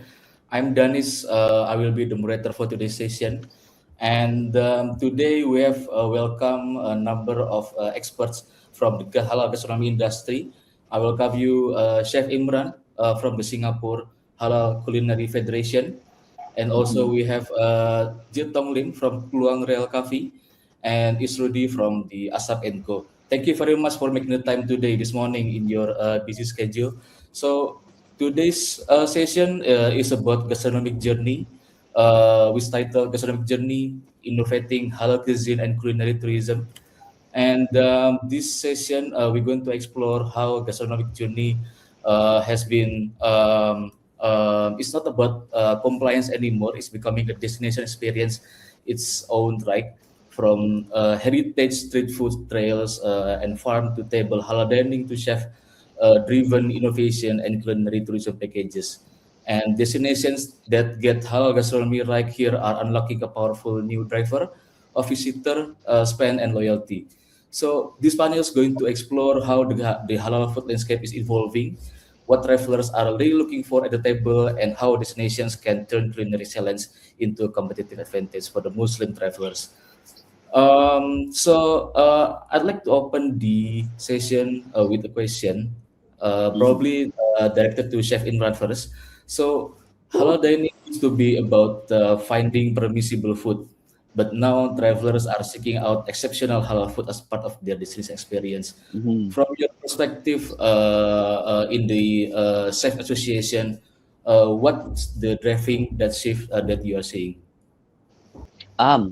I think beyond only from the Singapore Halal Culinary Federation standpoint, right now, if you were to travel to a lot of not a typical Muslim countries, travelers would want to experience what the local experience. For example, now if you were to go to Hong Kong, and now Hong Kong even now offers a halal dim sum, so travelers can actually not only experience just halal ingredients and halal food, they can actually experience wholesomely on the service and the offerings as well. So I think globally, a lot of operators are now understanding the need for halal experience than just halal offerings. I see. You get what I mean? Thank you, Chef Yeah. Imran. Yeah, thanks. So now I'd like to go to Isrudi. So based on your experience, what do Muslim travelers today actually want from halal dining experience that most destinations are still getting it wrong? Yeah, I think most travelers, right, when they travel around the world, the first thing they want to find out is like where to eat halal food. So there's a lot of platform out there that shows where is the location of the halal food. Like sometimes on Google Maps, when you click halal food, there always be halal food. And it's very convenient.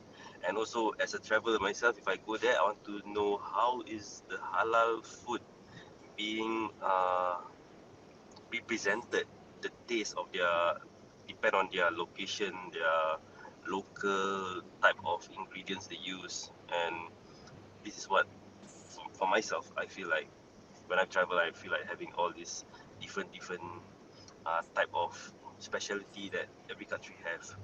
And also their service, every country they have different type of service, hospitalities, and also their deco as well. When you step in a restaurant, of course you want to have a nice ambience, nice lighting, the nice maybe cutleries. Sometimes they make their own cutleries locally. Okay, like Indonesia, of course they have a lot of nice cutleries, platings, all this. So this is what I think for myself as a halal Islam, I would love to experience. Thanks, Rudy. So let's move to Mr. Jitong Lim. So right now we are seeing a growing segment of travelers, both coming from the Muslim and non-Muslims, who associate halal with quality, associate halal with ethical sourcing and clean eating. So why? How should restaurants and chefs be responding to that broader appeal? I think for myself, the only non-Muslim in this panel, but my family has been in this how you say serving inclusive restaurant for 88 years. Okay, so and then I have the honor of growing up with Muslim neighbors on my left, Hindu neighbor on my right, and we have very good relationship and have a lot of respect for each other and appreciation for each other's culture. So for me, thankfully I have that experience. So after coming back from US, I opened a Western restaurant, and so I think one of the thing about of this bringing halal food, to travelers, is the challenge of you are forced to be innovate and be very creative. Like in my Western restaurant, Bunnies, we try to bring in all different cultures, cooking techniques, methods, Mexican, Japanese, sometimes we do the fusion, but with a lot of respect for our Muslim customers. I mean, my restaurant is all halal certified, so then we are put in a place where I think it's a good challenge. You're forced to innovate, and that's the one beautiful gift that God has given us: creativity. So there's no limits. There's no limit. And whatever, just say the boundary you're given, you play within the boundary. You still can come up with millions of ideas and millions of possibility, as long as I think if our heart is right, that we want to respect, other people. I mean, we want to respect people's food requirement and stuff. There's a way to do it. So I think come back to our heart, as a food service provider, what are we in this business for?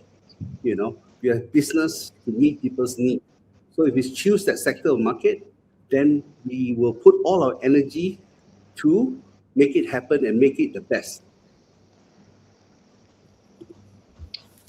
Thanks, Jitong Lim. Very insightful answer. So now I'd like to take into consideration about how gastronomic food can be an asset for destination. So probably I'm going to direct this question to Chef Imran. So we are seeing cities like Istanbul, Osaka, and then Marrakesh become known for their halal food scenes. From your perspective, what does it take for a destination to build that kind of culinary reputation? And can it be engineered or does it have to grow organically? Probably, maybe we can talk about STGA a little bit since we have this experience for 2 years now and ongoing right now. Um, so we all know Turkey and Marrakesh is already mainly serving halal food, but let's jump into Osaka, for example. Osaka has been known for its tourism for a very long time, and much of their tourists come from a Muslim country, and from there they understand the need to be offering halal options, right? And due to that, they're now um, having restaurants that are halal certified and also Muslim friendly. And I just like to touch on beyond gastronomic, just to understand the needs for Muslim travelers, and they're also offering musola in some of their restaurants. You know, um, at the end of the day, I feel they understand the need to offer authentic Japanese experience to travelers from all over the world. Hence, um, when there's demand, there's definitely these offerings made available to travelers all around the world. Not only, I want to only touch on Osaka, maybe places like Spain, they are offering, halal experience in some of their cities. So there. Thanks, Chef Imran. I think I have a follow-up question. So, from technical standpoint, do you think that the taiban in Arabic or a wholesome or pure Yep. aspect of halal give us a competitive edge in the global clean eating movement right now? Indeed. Um, halal food encompasses a lot of different requirements, and one of the biggest and most important part is sanitation, right? So the Correct. food is ethically sourced and is ethically prepared, and it's prepared the safe way as well. So hence it gives Yes. travelers a peace of mind when they go to this Yes. halal certified restaurant or Muslim owned restaurant, in fact. Yeah, I agree Thank with you. Chef. I always tell people, I always tell my customer and stuff, you will never get food poisoning or chemical poisoning from a halal certified, authentic halal certified restaurant, managed restaurant.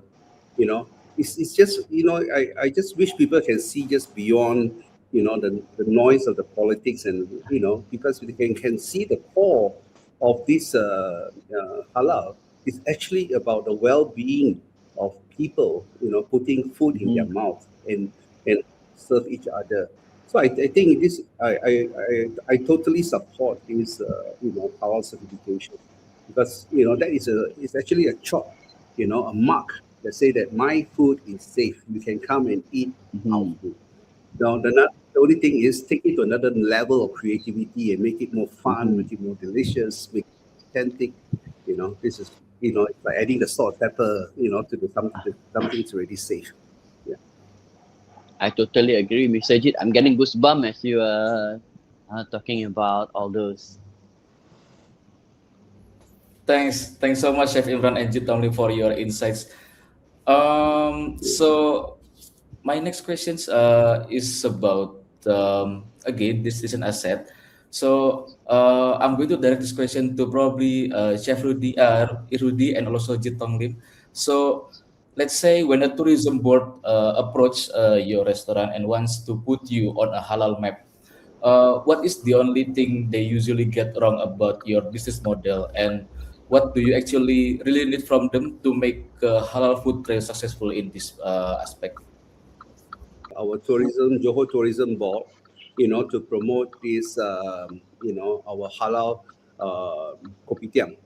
Okay, and so we really believe, that not only just to make money, but how we can how we can promote our community, our state, our country. We take this very seriously, and then we realize that a lot of eyes are looking at us.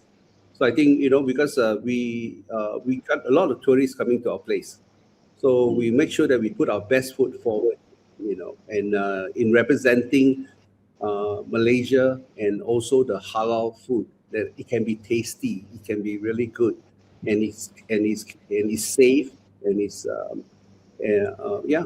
So this is I see how our business, support this concept of halal Muslim friendly restaurant that is inclusive of everybody. Everybody can come in. Everybody can help. So I see we go beyond just the food requirement, but I see it's also a bridge to all cultures and all races. Yeah. Okay. So for Asap and Co, right, for the restaurant, I have a lot of tourists from Muslim countries like Indonesia, Malaysia, Brunei, and even the Middle East. So what they do, right, is like by word of mouth. They heard about the restaurant by word of mouth. So when people go there, they take pictures. I think it's the social media things now. Even like the tourism board, when they come over, they bring a lot of influencer, and they do a lot of reaching out, but from their KOLs, and from there, I think the market will reach to the country itself, and from there, like when they come to Singapore, they know where to go as well. So I think right now the market is all about marketing, all about social media, Facebook, Instagram, TikTok, you name it. It's all about this game now. So I mean the tourism board, I think it works well with the trend nowadays, using social media as a element to bring all these people in the for travelers as well. Yeah, so for our side here, we have to provide them the best quality just to represent our country as well. And also when the social media reach out, it's not only for the halal community, it's also for everyone, because the social media is for everyone, not only for Muslim, right? So once the marketing team step in, everyone will find out, depend on how strong your algorithm is. Thanks, Chitong Lim and Rudy, for your question.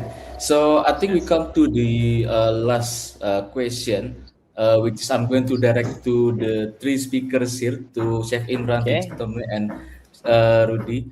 So if you could halalify one global culinary trend that has not reached the Muslim market yet, what would it be? What to halalify? Wow. Wow. I feel personally, I just feel that when we attend cross-cultural wedding dinners, for example, or dinner and dance, for example, I just wish that I don't know about Mr. Lim, but in Singapore, if you attend a wedding, a non-Muslim wedding, or if you attend a dinner and dance or a gala dinner, you may have because the majority are non-Muslim, right? So you have a very nice, for example, Chinese menu, right? And then for the Muslim guests, we get biryani all the time. So I wish that because now you understand the needs for halal offerings, right? It's just halal ingredients and halal preparations, and you could actually do the same menu as what you serve everybody else. Every time we go to a gala dinner and like, wow, that food there looks better than our biryani. I mean, we've been eating biryani all the time, or we've been eating like rendang all the time. So we wish that we could, at one time, oh, maybe that sea cucumber looks good for once. So that's what my thoughts are, especially for offerings in Singapore. Again, I do not know, Mr. Lim, how's the offering there in Malaysia like? But Oh, yeah. Actually, we are one of the suppliers sometimes to the restaurant, but usually from us, they have Western food, So we will supply the halal Western food for some of their guests. Yeah, I Okay. think the challenge in Malaysia is that if there's not, like in my hometown, there's not many Chinese halal there's, I can't even think of one Chinese halal restaurant. So the thing is like so for a Chinese wedding, it's very difficult for them to like order the halal Chinese food, and so yeah, so they sometimes we were engaged to provide the halal, but then usually from outside it's more like the Western food. Yeah, we provide a Understand. few tables for their Muslim guests. Yes. Ah. So yeah, but I do see that I think there is a restaurant in JD, a very big restaurant, Beijing restaurant. I think they Ah. have one. They created a whole section of halal food. So that that they can do mixed races, mixed culture in that hall, and the kitchen are all say probably halal certified, and then they can do the totally Chinese dining where they can include everybody and don't have to be like so like you have to separate so everybody can kind of enjoy together. I think that's definitely the future, the market's future. Yeah, the inclusivity kind of a dining. Yeah. I totally agree. That's what something I always look forward to. I mean, talking about inclusivity, I love. I mean, if I am a Malay, of course I would want to try a different cuisine, right? So that's something maybe Yeah. if the operator can understand the concept of halal, they can actually do wonders with the food. Not like Yes. specifically targeting a different type of cuisine for a different type of race or religion. Yeah. I was very impressed when I was in Tali, Yunnan. Okay. I was driving through the street, and I saw one bakery full of women that are wearing scarf. I was like, Yes. I realized it's a halal friendly shop, and it's full of Everything, yeah. people.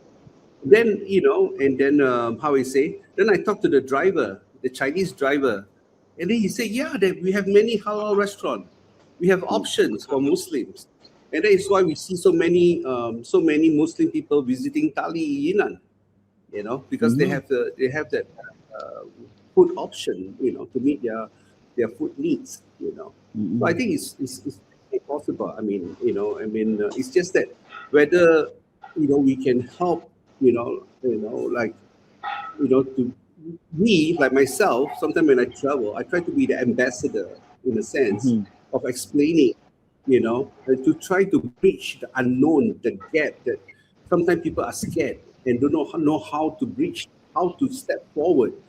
So we need to be. I think one of the things that we need to do, is to be the bridge, be the ambassador, and explain so that it's not so scary, it's not so skewed, it's not so discriminatory, the thoughts about the halal food. Like you say, the most safe food to eat is the most safe place to eat, without, I mean, with no doubt, you see. So yeah, I mean, like I said, the world is getting smaller with the internet and stuff. Everyone want to visit each other. But I think we need to also be the ambassador to close the gap, the unknown, so that they will say, yeah, this is a business opportunity, and I know how to do it. I can do it.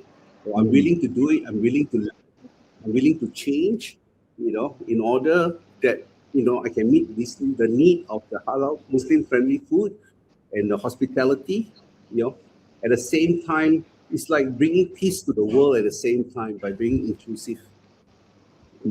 Fantabulous.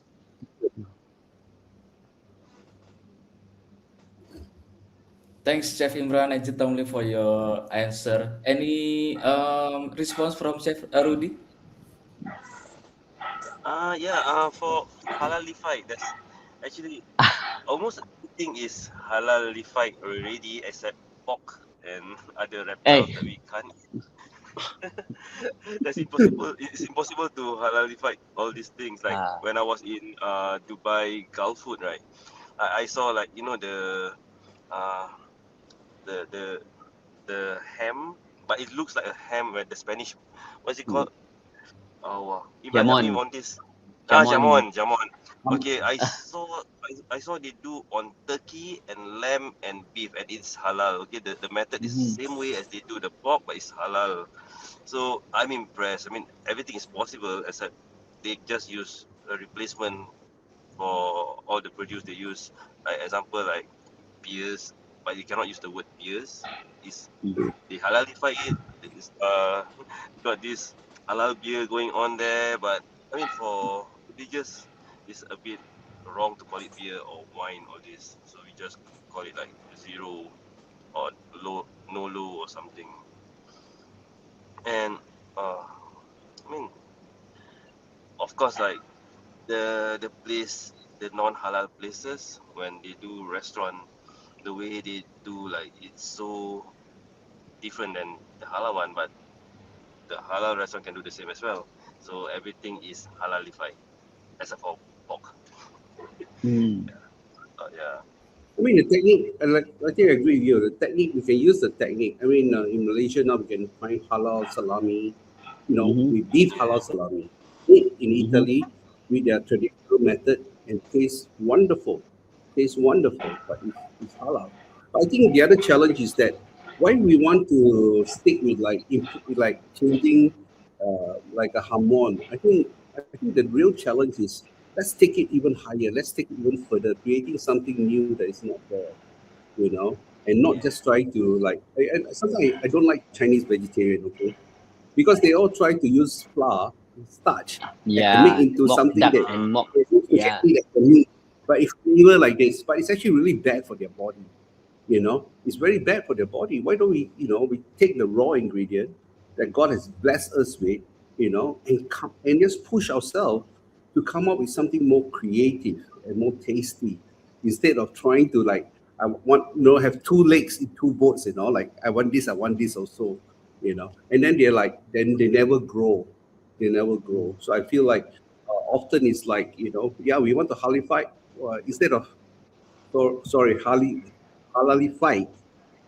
Why don't we actually create a whole new cuisine or a whole new concept, that has nothing to do with the past. It's something totally new. I think that's very impressive. I think that will be the one that will really enroll people into this halal food. Yeah. Okay. Thank you so much, Rudy and Tomlin, for your insights. Okay, I think we've reached the end of our session today. What a very insightful session from our panelists today. I believe they are very informative to our audience. So thank you very much for your time, Chef Imran, Tomlin, and Rudy. And stay tuned for our other SITGS session. Thank you very much. Sure. Assalamualaikum Thank you. warahmatullahi wabarakatuh. Waalaikumsalam. Thank You you. have a great day.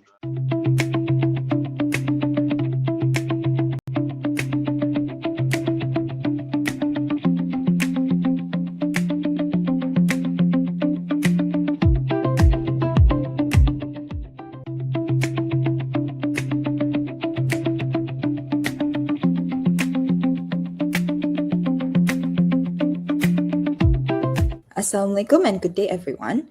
Once again, I'd like to thank you all for joining us today at the Halal Global Travel Summit in 2026 hosted by Crescent Rating. My name is Miranda Khairunisa and I'm part of the research team here at Crescent Rating, and I'll be moderating this session titled Faith and Footprint: Accelerating Sustainable Destination Development. Today's discussion will look into an interesting intersection between how sustainable destination development and Muslim-friendly tourism are not just compatible, but potentially reinforcing each other. For a long time, these two conversations have evolved separately, but as destinations grow and traveler expectations shift, the need to integrate both is becoming more urgent. So in this session, we'll explore three things, namely, the reason behind the alignment of the Muslim travel market and global sustainability agenda, what it actually looks like on the ground, and how destinations can move from idea to implementation. Joining me here today is an excellent panel of experts, of destination leaders and sustainability practitioners who can shed a light on both strategic and practical perspectives to this topic. First, we have Dr. Nisha. Dr. Nisha is a leading world tourism consultant with over 25 years of experience who champions sustainability across tourism, hospitality, and MICE sectors. She also happens to be the founder of World Women Tourism, promoting gender equality and specializing in halal tourism development. Named Most Inspiring Woman in Travel Asia in 2024, she drives the industry towards sustainability and inclusivity through consulting, education, and advocacy. We also have here Mr. Kevin Fun, who is a trainer, speaker, and writer, and the founder of Center for Responsible Tourism Singapore. He has worked in responsible and sustainable tourism since 2008 and has contributed to significant regional initiatives such as the ASEAN Ecotourism Standard and the Asian Ecotourism Network. He has also delivered multiple executive level trainings, including the UNWTO's 17th High Level Executive Training on Tourism Policy and Strategy in Vietnam in 2023. So, welcome Dr. Nisha and Mr. Kevin.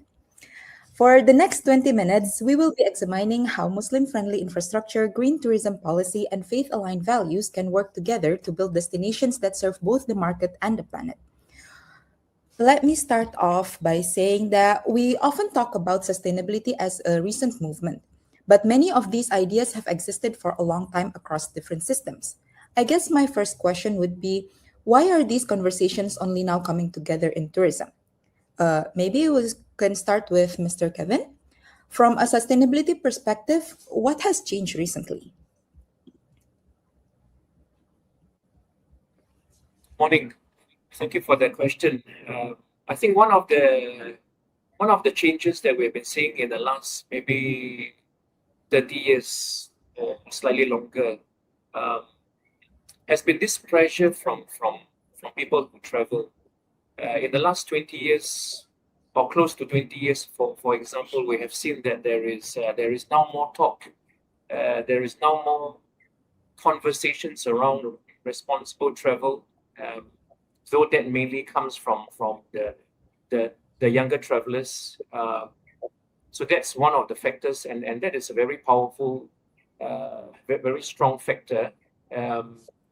Forbes and Booking.com both did a global research separately, I think in 2022 or 2023, and the two studies somehow did conclude the same thing, that up to about 70-80% of people out there, especially the young ones, they do look for sustainability when they travel.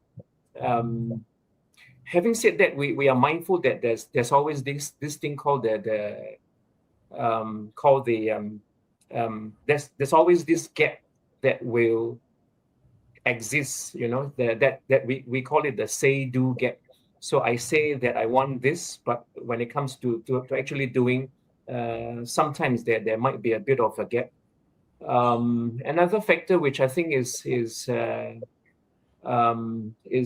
been going on since the 1990s, we have seen that there is more pressure on destinations. The tourism industry has always been known as the smokeless sector, in the 1970s. But then as we got on to the 1980s and the 1990s came, we discovered that the travel industry is not a smokeless one.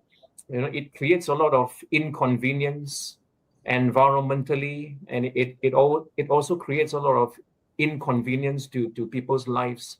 I think the 1990s was around the time when there was a slowly increasing call for certification. So if we trace back, sustainability certification actually probably more or less came from the West, and it came towards the later part of the 1990s. Although it only came into our discussions in this part of the world probably about close to 20 years ago. So I think these are two factors, and there could be one or two more, but these are two things that has created the increasing pressure for the travel sector and destinations to talk about sustainability. I see. All right. Thank you, Kevin, for the insights. I think I'd also like to get Dr. Nisha's perspective on this too. We know that Islamic principles of stewardship has been part of the faith for thousands of years, right? So do you see the same shift from the Muslim-friendly tourism side? And since you've trained destinations across South Africa, Asia, and Indonesia and Uzbekistan, specifically on halal tourism implementation, when you walk into destination and look at how they're building Muslim-friendly infrastructure, how often is sustainability actually part of the conversation, and how often isn't an afterthought? Okay, Assalamu alaikum, and a good morning to everybody. I'll take the first question first, Miranda. So the answer is that both conversations regarding sustainability and halal tourism, right, they developed in silos. So when we talk about Islamic scholarship on environmental stewardship, is very ancient. It is fundamental to the Islamic faith, right? Yet, when Muslim majority destinations started to build on halal tourism, they started with the infrastructure first, right? So it was all about compliance, prayer facilities, modest dress code, halal food. But it was not about the environmental covenant that was embedded in our faith. But when it came to the conversation surrounding sustainability or sustainable development or sustainable tourism, it was a Western-led framework initially, right? It was not designed with the Islamic epistemology in mind. So it seemed to be for many halal tourism destinations or institution as a external mandate rather than a faith-based internal imperative, if I may call it.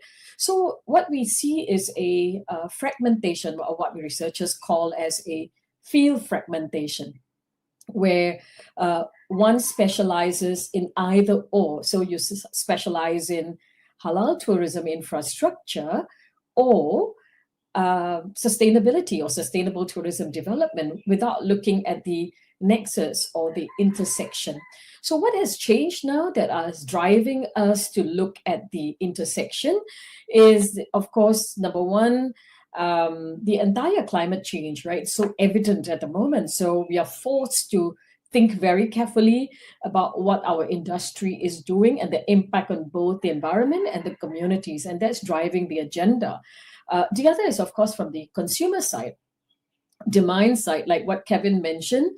The millennials, the Gen Zs, are not seeing these two, they're refusing the separation. To them, Islamic compliance is important, or halal compliance is important, but they're also eco-conscious about the tourism practices, right? And they want both, not one or the other.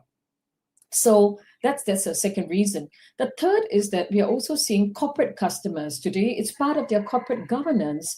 So when they do MICE, for example, it is important for them to select destinations which are sustainable. They are only willing to, because of their sustainable procurement policies, they want to do events in hotels which are sustainable. So compliance to them is important, right? So from the demand side, we're already recognizing that, and therefore to ignore it, it's kind of foolish at the moment. The third is that we are seeing the international growing recognition of sustainable frameworks, sustainable metrics, sustainability measuring tools coming up there, whether it is UN, Crescent Ratings Reader, for example, is a fantastic framework.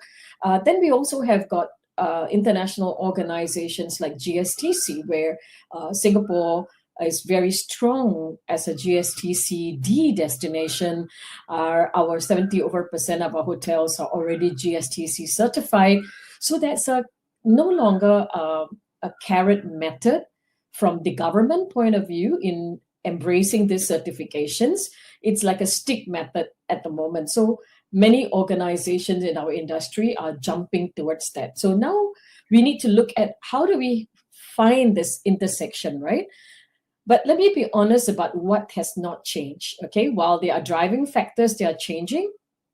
The integration is largely aspirational, right? So we want to integrate. Conceptually, it looks amazing. The frameworks are really beautiful. Some researchers like Octiana and Khan and Associates, they have come up with fantastic frameworks, but it's highly fragmented. Okay, so you're still treating this as two different processes, separate budgets, separate departments, separate conversations. So that has not really changed at the moment. We like to think that it's changing, but honestly, on the ground, it is not changing. So going to your second question, when I work with destinations, right, regardless whether they are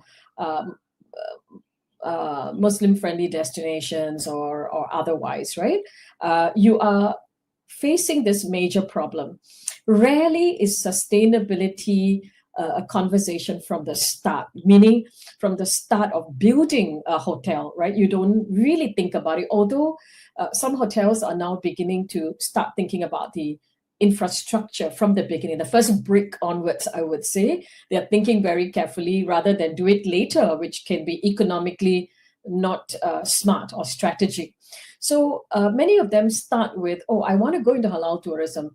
And they start with the halal infrastructure, like a checklist mode. So prayer facilities, halal certified restaurants, Qibla markers in the room, right? Well, these are necessary. And the Islamic value dimension is important, right, for destination selection and satisfaction. But I wouldn't say that is a ceiling, right? It's a floor. Because as much as we understand environmental stewardship is a core to the Islamic faith. So whether it is in South Africa or Indonesia or Sri Lanka, many of these destinations, I walk into hotels and I notice that sustainability strategy and halal tourism infrastructure are managed by two different departments with no shared strategy. So while you are investing in halal certification from one body, the green certification is from another, and there is no operational overlap. So in this situation, I think it's really important for us to because it's a challenge, right?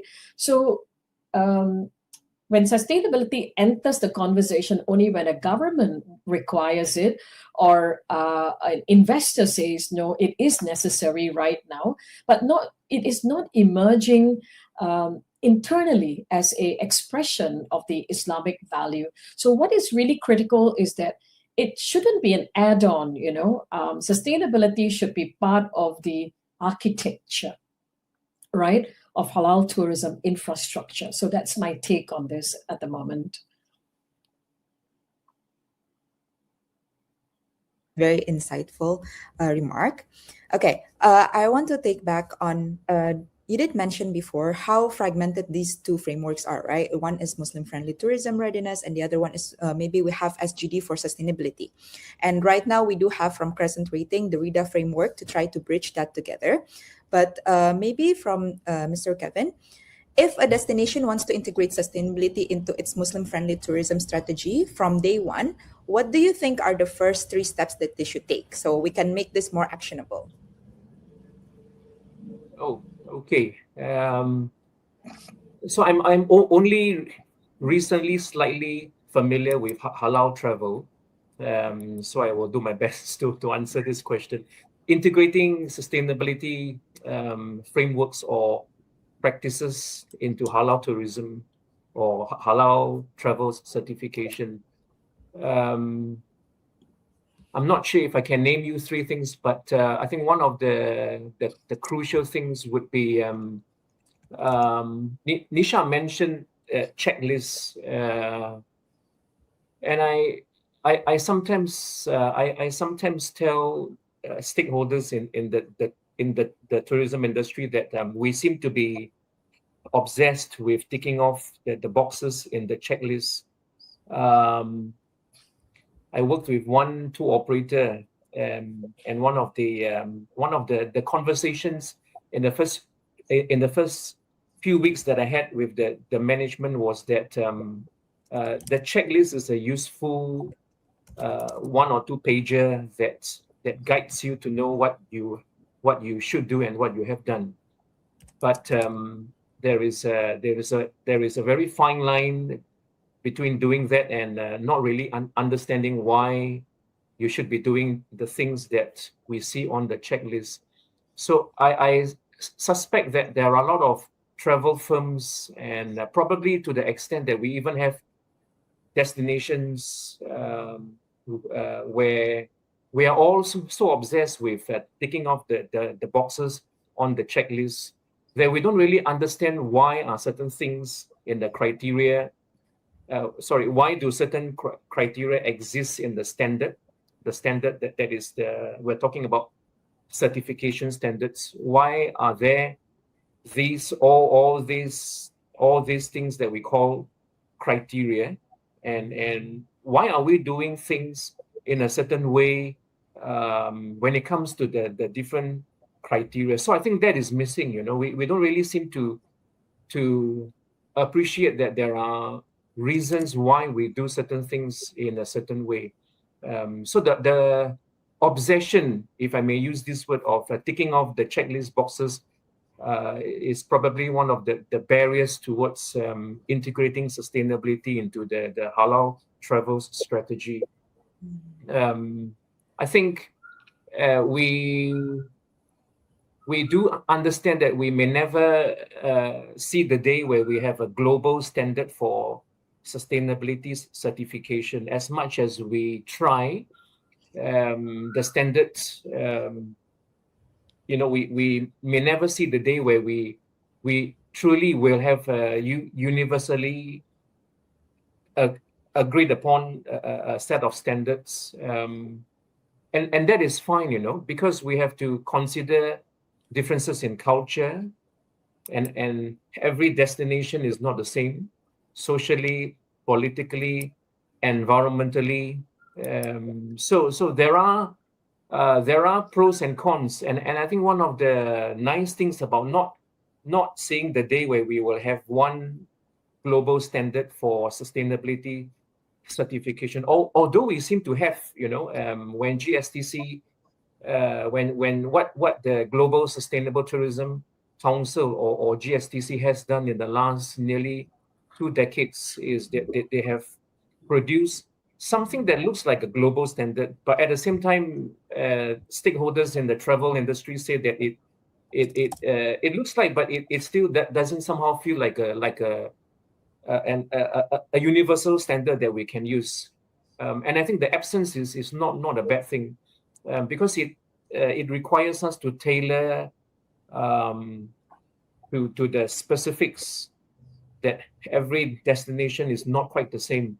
So I suspect when it comes to halal tourism strategy, what works in North Asia, for example, might be different if you look at Southeast Asia, and then you go across a few hundred miles to South Asia, where things will also not be the same.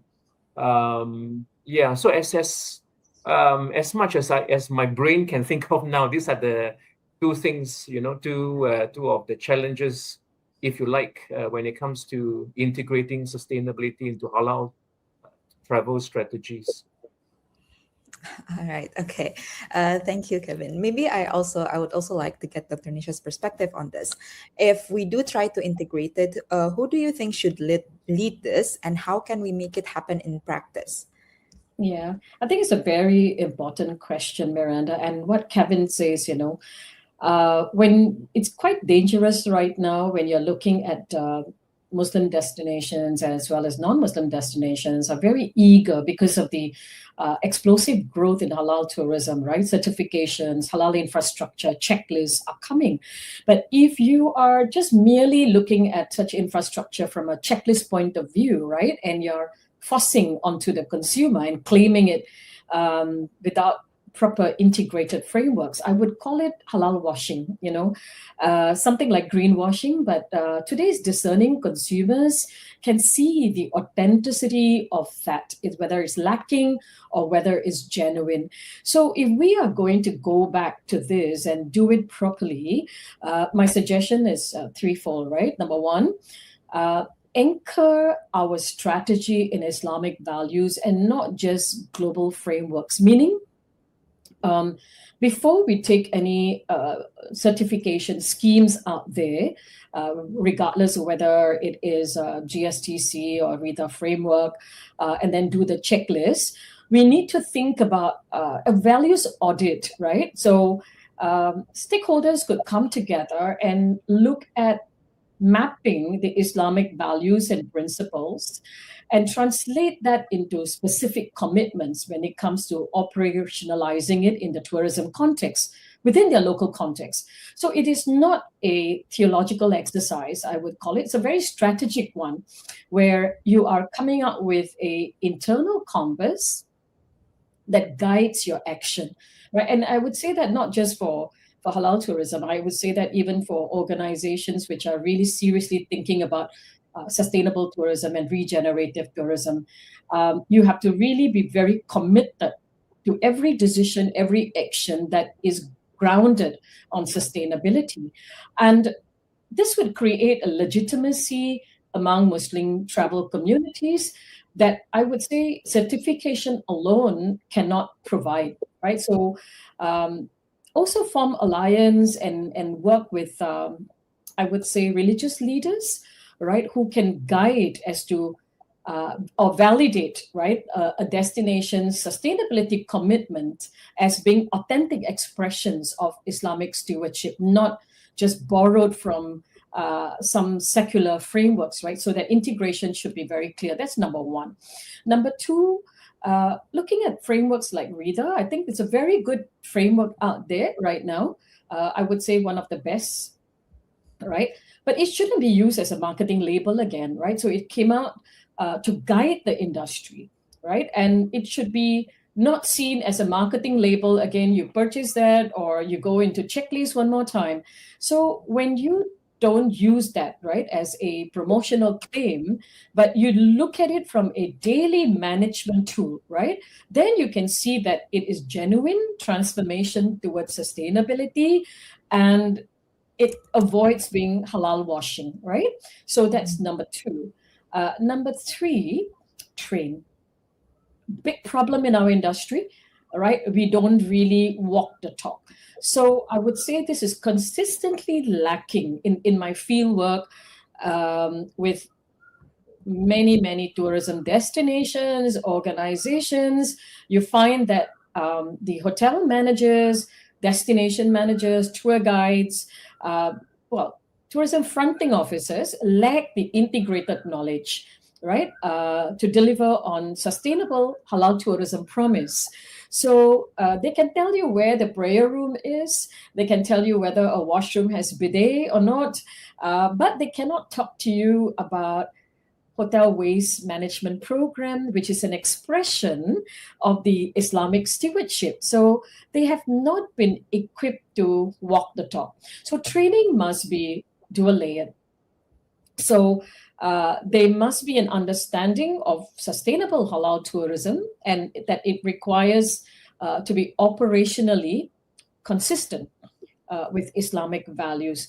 And then marketeers at the same time also need to create promotional campaigns, not just imagery, of dress code, prayer rooms, which we see that these days, halal tourism products, food items, souvenir shops. But there should be storytelling, narratives, stories of communities that are empowered by tourism, heritage preservation, right? Environmental stewardship, everything aligned to the Islamic faith, right? It should be very clear in our promotional or marketing material.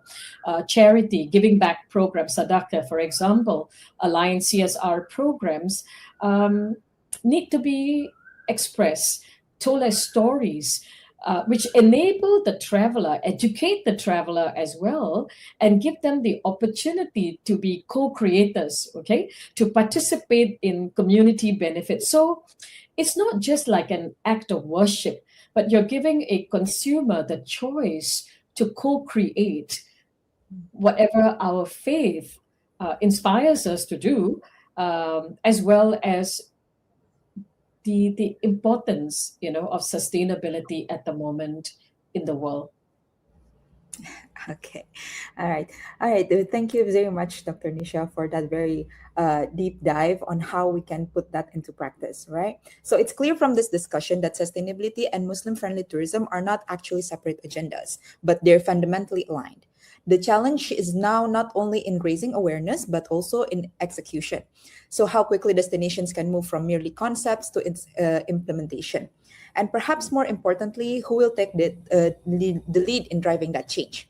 So maybe for the last part, I'd like to give a chance for the panelists if you have any final conclusion or final thoughts you'd like to share with the audience on how the future of travel will be with the rise of demand from the environmentally conscious travelers.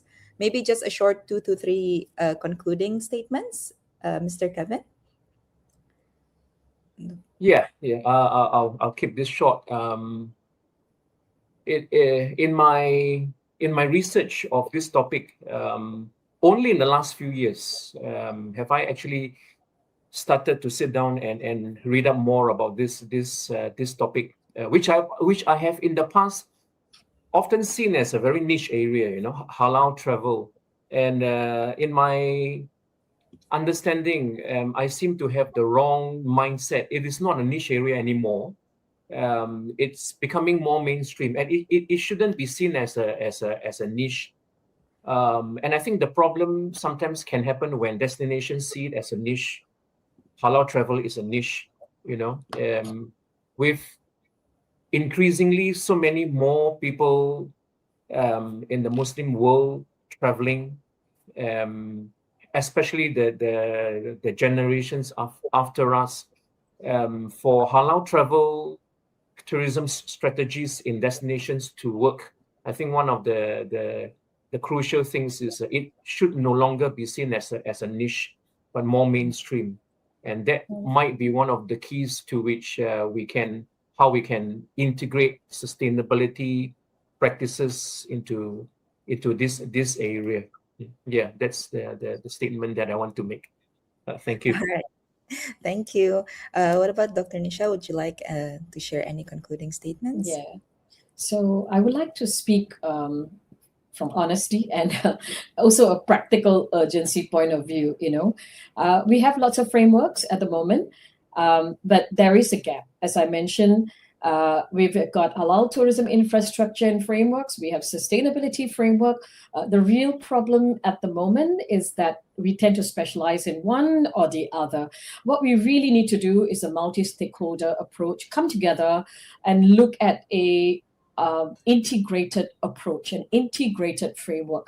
And also, besides an integrated framework, we need to have standardized metrics, right? I know Kevin mentioned we should also avoid from standardized metrics, but it is important to be able to speak a common language, right? So it could measure the halal tourism infrastructure, but at the same time, how it's integrated with Islamic principles.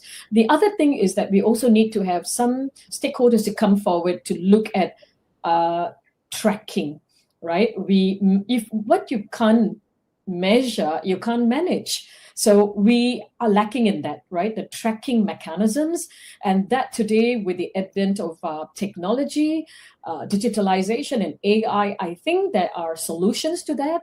We need to bring the best practices from the guys like the GSTC and bring it into our framework and integrate it. So there is a practical urgency at the moment. All right, thank you, Dr. Nisha. So I think we can agree that this is still a big topic to dive deeper into. So I'd like to thank you to our panelists, Dr. Nisha and Mr. Kevin, and thank you for everyone who's watching and joining us today and being part of this conversation. And as part of the Halal in Travel Global Summit 2026, I encourage you to check out our many other interesting sessions that is still happening throughout the events. And that is all from me. I'm Miranda Khairunisa. Assalamualaikum.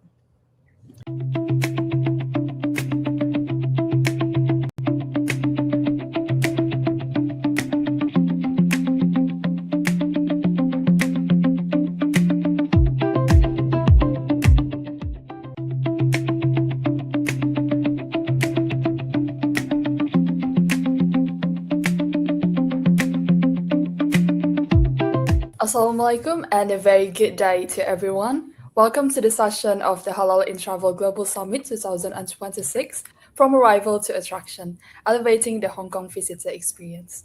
My name is Dena Consita, and I am the Stakeholder Coordinator at CrescentRating. Our focus today centers on how Hong Kong has become one of the world's leading non-OIC destinations for Muslim travelers by investing in certifying Muslim-friendly establishments and designing targeted visitor experiences. However, there are still many more chapters to write in this growth story. So to understand the full journey, we must look closely at how transportation and logistics function behind the scene. They aren't just a mechanism for accessibility, they are the very medium that connects arrival to attraction, shaping the entire visitor experience. And today, we want to take an honest, candid look at what has been built, what is still missing, and what the next phase looks like. So to walk us through the arrival experience and everything happening at the literal point of entry, I'm joined today by our expert guests, Jeff Bent, Managing Director of Worldwide Cruise Terminals, Managers of Hong Kong Kai Tak Cruise Terminal. So Jeff brings a wealth of knowledge to this conversation with a distinguished career in passenger services across major aviation hubs like Hong Kong and Singapore, and has spent over 3 decades driving the region's transport and tourism ecosystem. So Jeff, welcome. How are you doing today? Thank you very much. I'm very well, thank you. How are you? I'm doing great too. So thank you very much for your time. It's really nice to have you with us today. And I know that our audience is very eager also to hear your insights. So I think without further ado, let's just get right into our discussion for today, shall we? Okay. Okay, so for the first question, let's start with the big strategic picture. So as we all know, Hong Kong is very famous for its iconic skyline, food scene, and vibrant energy, but not traditionally as a Muslim-friendly travel destination. So looking at the massive entry infrastructure like Kai Tak Cruise Terminal, what was the strategic trigger that made your organization decide to invest seriously in this market? And how did you build internal buy-in for it? I'm glad to say that I think this was really a top-down, coordinated, all of Hong Kong initiative to try to broaden our market access to more areas. So in recent years, I know the government has made a lot of effort to tighten ties with ASEAN, which of course includes OIC countries. And even just this last week, our chief executive head of state was traveling in Central Asia, which is also mostly Muslim majority countries. So I think this understanding that there are these large, relatively untapped markets meant that we all knew we had to up our games and really make the city more welcoming to more passengers and visitors from more source countries. Yeah, that's very great to hear, Jeff. So the commercial and strategic buy-in makes total sense, definitely, especially when managing a massive terminal hub like Kai Tak Cruise Terminal. So it could serve as the first impression as well for travelers reaching the destination. So now I wanted to talk once the commitment from travelers was there. Could you walk us through the actual implementation on the ground? So a cruise terminal, as far as I know, handles a unique operation where you might welcome thousands of international guests simultaneously. So could you let us know what has been built at your terminal and what was prioritized first during the initial build to earn this travelers' trust? Sure. I think there was a recognition that first and foremost, some religious needs needed to be catered to. So the first step was to identify a location for separate male and female prayer and ablution rooms, and then also make sure that there were water-friendly washrooms for everyone to feel comfortable in the terminal. And then after that, we also realized that, well, we really need to get some expert advice on how to make the facility more welcoming and not just technically compliant, but also comfortable, a comfortable and welcoming experience. So that included making sure that there is halal snacks and beverages available to people, and then also getting some advice on things like prayer mats and shoe racks and screens and curtains for more separation, all these things. So now I think it's really we have very pleasant facility available for Muslim travelers inside the cruise terminal. It's very great to hear that the terminal has taken lots of initiative in some of catering Muslim travelers. So if I may ask also as a follow-up question, is there anything that surprised you about what Muslim visitors valued the most when they first step off the ship? Yeah, amazingly, I think for Hong Kong, it's still kind of a surprise to a lot of Muslim travelers that these facilities are available. They don't quite expect it in Hong Kong yet, to be frank. So I think it's a pleasant surprise for them to see that, okay, our needs and interests are catered to. We're welcome here. People are looking after our interests and want to make us feel that we're valued and appreciated for the visit. So I think honestly, it's really just that initial pleasant surprise. That's very great to hear, and also fascinating to see how those initial priorities really lay the foundation for a welcoming environment, an inclusive one for everyone. So now I want to talk. So as we know, building a physical infrastructure is one thing, but keeping it running smoothly is definitely another. So from a terminal operator's perspective, what does it actually take on the ground to deliver a consistently Muslim-friendly experience every single day across your entire team? Because I do believe that in Kaiser Cruise Terminal, you must have several departments. So how do you coordinate with them? How do you ensure that staff awareness and service standards never slips? Yeah, I think you're right, especially about staff awareness, because I think similar to an airport, you may encounter different people from different companies, even in the same airport. You may be traveling with a variety of different airlines, and the airlines may use several different ground handlers, and then there's also security and screening and all these things, and how do you make sure that everybody is aware? So it really took a dedicated communication effort, and the facilities are fairly new, but we know that there's turnover in these organizations every year, and it needs to be something that we keep reminding new service providers and their staff and our own staff on a regular basis, so that the knowledge is really top of mind and maintained. Separately, it's one thing to have facilities, and it's also important to have the signage to make sure that in a vast building like this, that people can easily find the directional signage to get to where they need to go to where their needed facilities are, including the Muslim-friendly facilities. That's a very great one to hear. Thank you very much, Jeff. Very interesting view you shared on maintaining daily standards. But have you or your staff perhaps have received any challenge or in terms of encountering the guests when maintaining these operational standards? If you could tell us a bit more.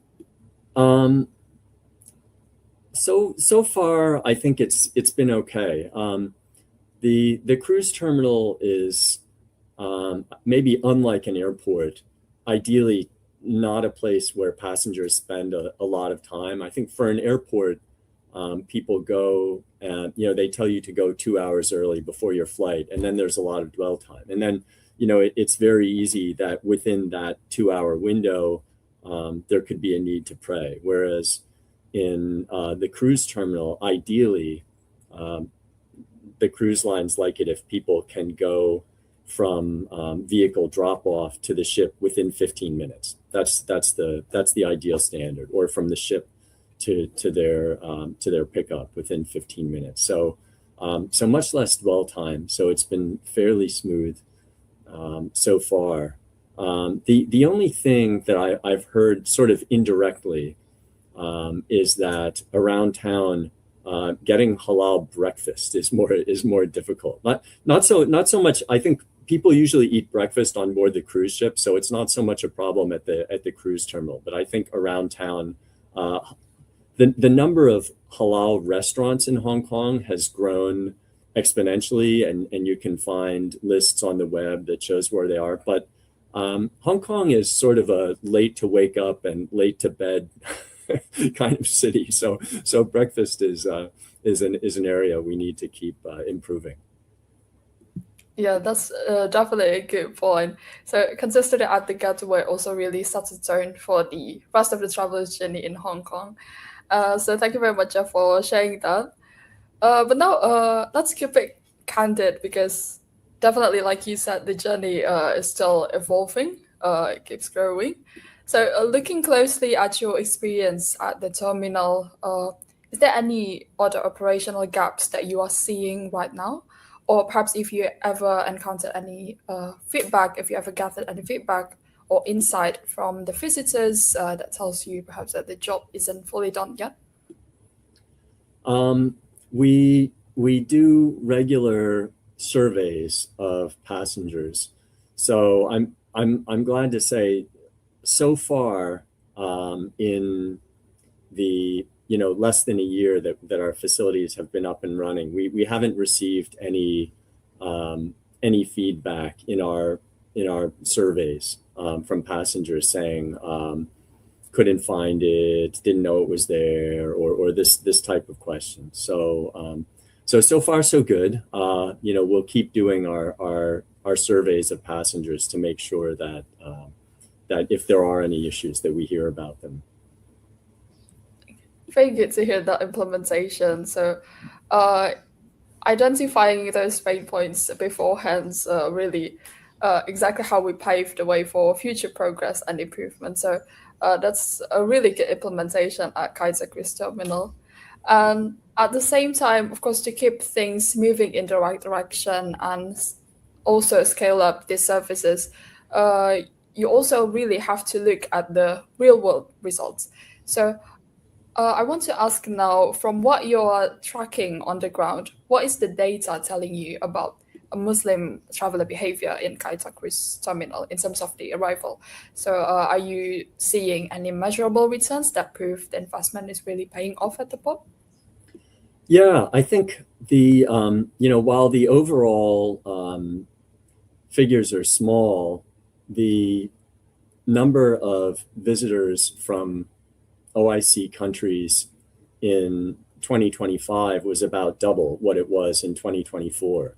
So that's again coming from a small base, but still very encouraging, and we hope to see more of that in 2026. Okay, and perhaps in terms of data, could you also tell us a bit more if there's any changes previously before you implement all these Muslim-funded facilities? Is there any changes also in terms of visitors coming in? I think all over our visitor numbers last year over year before showed some growth, but not as fast as that subsegment from OIC countries. So I'd say the market is growing in general for cruise, and for the OIC source visitors, it's growing significantly faster. Thank you. Very great to hear that, and incredibly reassuring also to see the data back up the operational efforts so clearly. So, in the future, how do you see the growth in Kaiserslautern in terms of visitor? Is there an insight that you could give us? Yeah, I think there's really great potential here. Just last week it was announced that Hong Kong would start direct flights to some of these Central Asian nations and implement visa waivers for visa-free travel up to 30 days. So I think there's a really vast source market out there that we haven't tapped into yet, and maybe somewhat different from our ASEAN neighbors. People who live very far from the ocean find cruises attractive. So some of those Central Asian nations, the idea of the ocean is very appealing to them. So we really hope to see more of them on a cruise. Hopefully it will happen. So thank you so much, Jeff, for sharing the insights. And honestly, this has been such a valuable discussion that we had. I know that our audience also has gained so much from your perspective today. I wish we had more time to dive deeper, but unfortunately we are coming to the end of our discussion for today. So to round out our conversation, let's do a final closing thought here. So I have a quick question for you. So if another non-OIC destination, transport hub, or major getaway asked you for advice based on your journey, your experience at Kaiserslautern, what are the things that you would tell them to focus on first when tapping into this market? Yeah, I think the first thing is to recognize where you need help and make sure that you get a qualified advisor to give you advice on the journey, on the things that are most important to the Muslim travelers, and make sure that you prioritize accordingly. And then I think, as we were discussing early too, it's important to bring everybody along on the journey and make sure that all of the teams involved in interacting with the guests or passengers understand the reason that you're doing what you're doing. Those are really, I think, the key things. And then, of course, keeping track on an ongoing basis, and being sure to survey and poll people and understand what you're doing right and wrong. That's wonderful. Wonderful takeaways to close our conversation. So again, thank you very much, Jeff, for taking the time to join us today and for sharing such an honest, insightful look behind the scenes. We appreciate your valuable expertise to this that you have brought out to our audience as well. So thank you very much for that. And that is all, ladies and gentlemen, for our session today. Please stay tuned for the other exciting agenda that we have lined up for you here at the Halal In Travel Global Summit 2026. I'm Dana Consita, and on behalf of the CrescentRating team, would like to thank you very much for watching. Wassalamualaikum Thank you, Dana. warahmatullahi wabarakatuh. Thank you, Joe.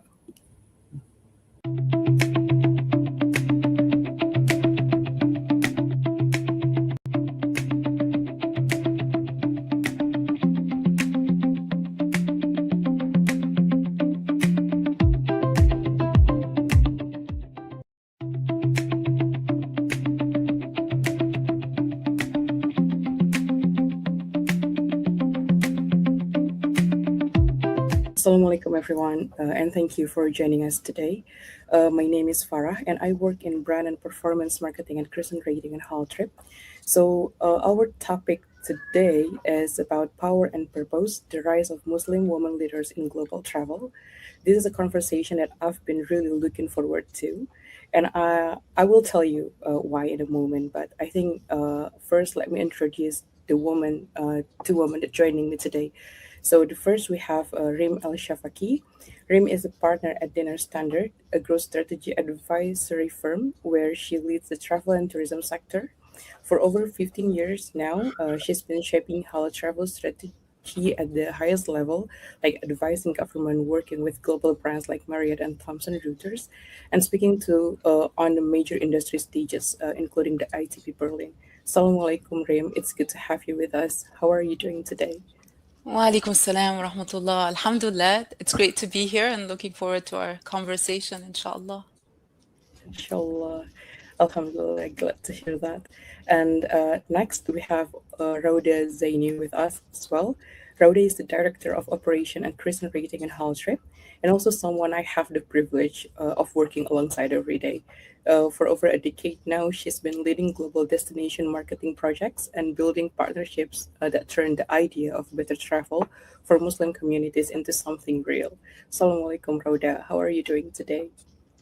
Waalaikumsalam, Farah. Waalaikumsalam. Reem, great to see you again. I'm happy to be on the panel with you again. Same here. Same here, Rauda. Alhamdulillah, I'm so glad to have you both with us today. Yeah, now as I mentioned before, that this conversation is, I think, quite personal to me as well. I think for a long time, the industry has talked about Muslim women mostly as a market to serve. Like they talk about halal food, private facilities, modest-friendly spaces.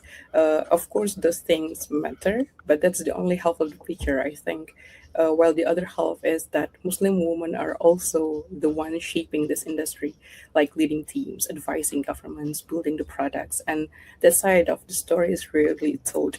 So today I want to talk about both. I think I will start with Rim. There are reality conversation happening about Muslim women in the industry. The one is about us as a travelers, and one about us as leaders. And you see it at both. So, how do you experience that intersection? And maybe you can share honestly, where do you think the industry bigger blind spot is? That's very true, Farah. Yes, I do definitely experience both. So as a traveler, I know how it is that when you plan a trip, you have to think through everything. Will the destination accommodate my needs? Will I feel safe, especially if I'm traveling alone or with female travelers? If I want to have some sort of a beach holiday, will I feel comfortable wearing my burkini, for example, if it's a non-Muslim country, or even if it's a Muslim country? Some countries ban the burkini in pools. Will I get stares? So all of that, it's a lot to think about and worry about and plan. So that's from the perspective of a traveler. And from Dinar Standards perspective, or from my perspective as following that research, doing that research, following the data, and as we cover the global Islamic economy, and Muslim-friendly travel, or travel in general, is one of those sectors.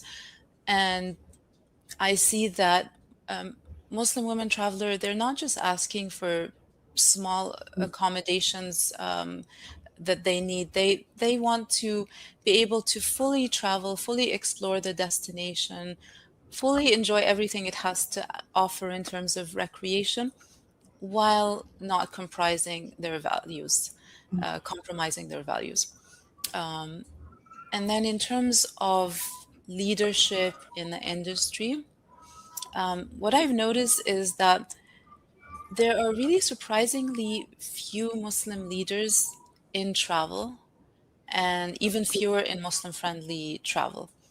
And I'm really not sure why that gap is more visible in travel than the other sectors that we cover.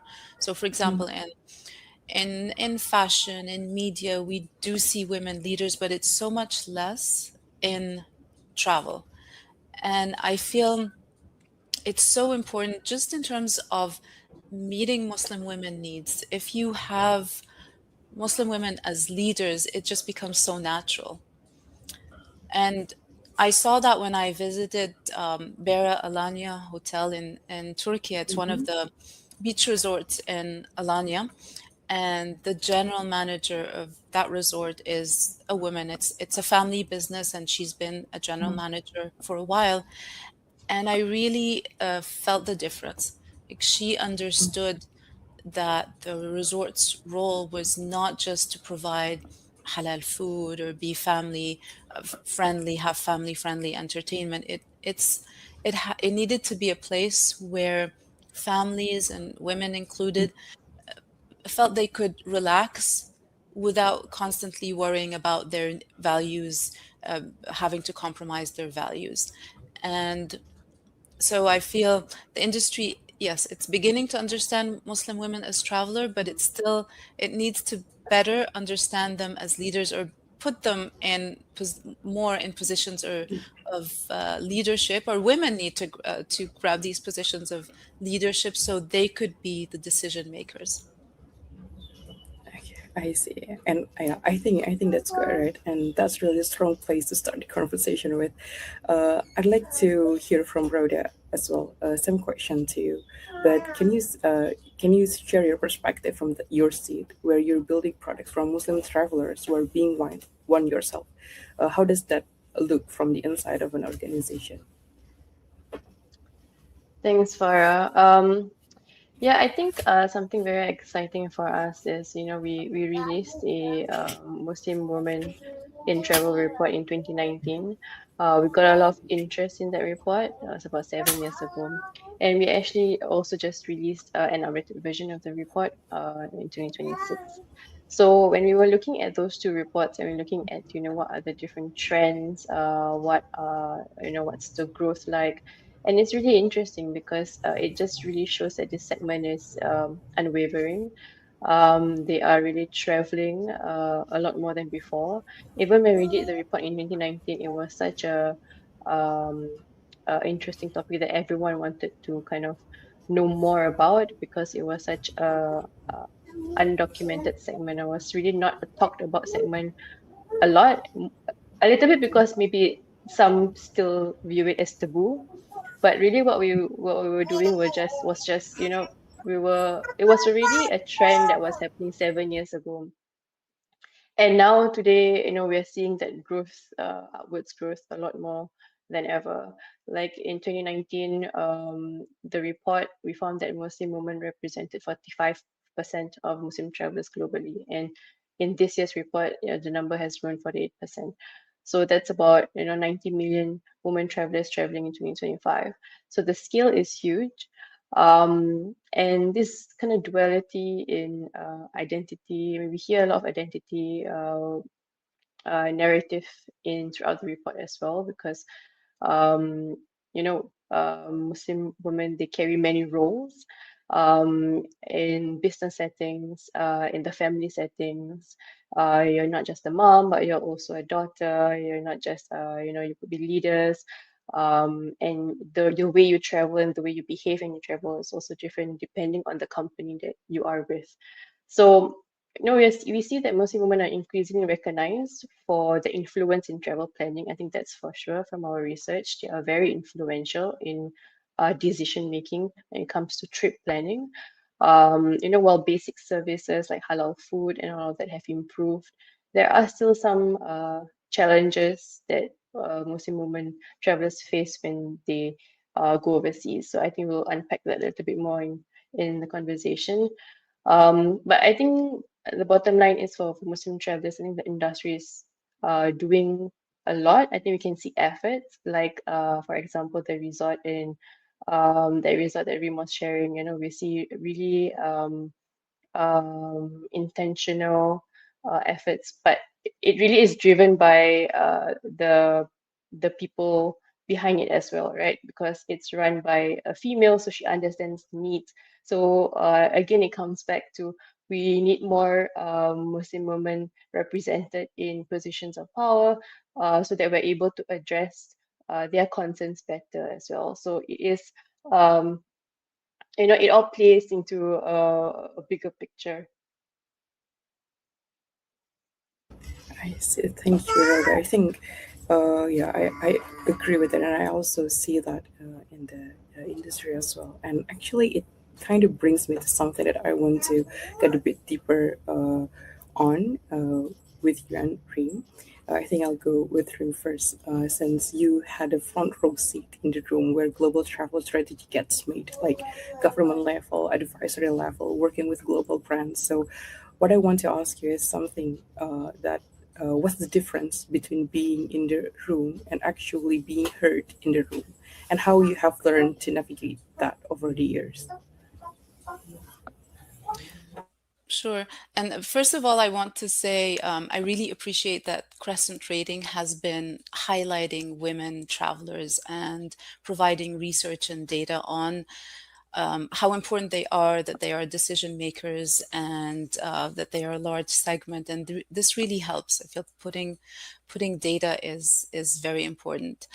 Now, in terms of your questions about being in the room and being heard. So first of all, I want to say that yes, women in general, they are in the rooms, and Alhamdulillah, I've been in rooms with tourism stakeholders, whether they are government entities or hospitality players or conference organizers, and so women are there, but sometimes or most of the time they're not the people shaping the strategy or making the final decisions. And so that is the one need that is missing. And what is interesting, I have one story to tell, is that sometimes even when you are invited in the room to speak about Muslim-friendly travel, those very people don't really understand the most basic needs or the most basic tenets of what a Muslim woman needs. So years ago, I spoke at ITB Berlin, and that was in my early days at Dinar Standard, and Muslim-friendly travel was also still in its early days as a topic. And so I expected to speak in a small breakout room, but instead I found that I was speaking in a large ballroom of about 300 people. And this was a positive turning point for me, because it showed me how the industry was interested and there was a real curiosity. But the example I wanted to provide was just a few minutes before going on stage, the logistics team who were checking on the wanted to give me the mic and all of that, and they said, well, just take off your hijab. Well, they said scarf. Just take off your scarf so I can. And that was a male technician, right in the middle of the ballroom, so I can fix your earpiece. It was over the ear mic, and that just shows they don't have that basic understanding. And it is, of course, it is our role to explain and let the industry know. But this small example just says a lot. You know, you can be invited to speak as an expert, but the environment you're in doesn't understand something very basic about you. And really, but this and other examples have taught me, and what Crescent Rating is doing as well, is that you have to be equipped with the data. When you need data, you need positive case studies, examples of countries who are doing it right, who are even non-Muslim countries who are able to successfully address the Muslim traveler and Muslim female travelers, and have the figures in terms of what is the size of this segment, what is the spend, what is the tour, what is the potential growth, and at the same time you need the other side, or the people that you're speaking with, to be open minded enough to look at this segment and understand that it is a lucrative segment worth addressing, and it's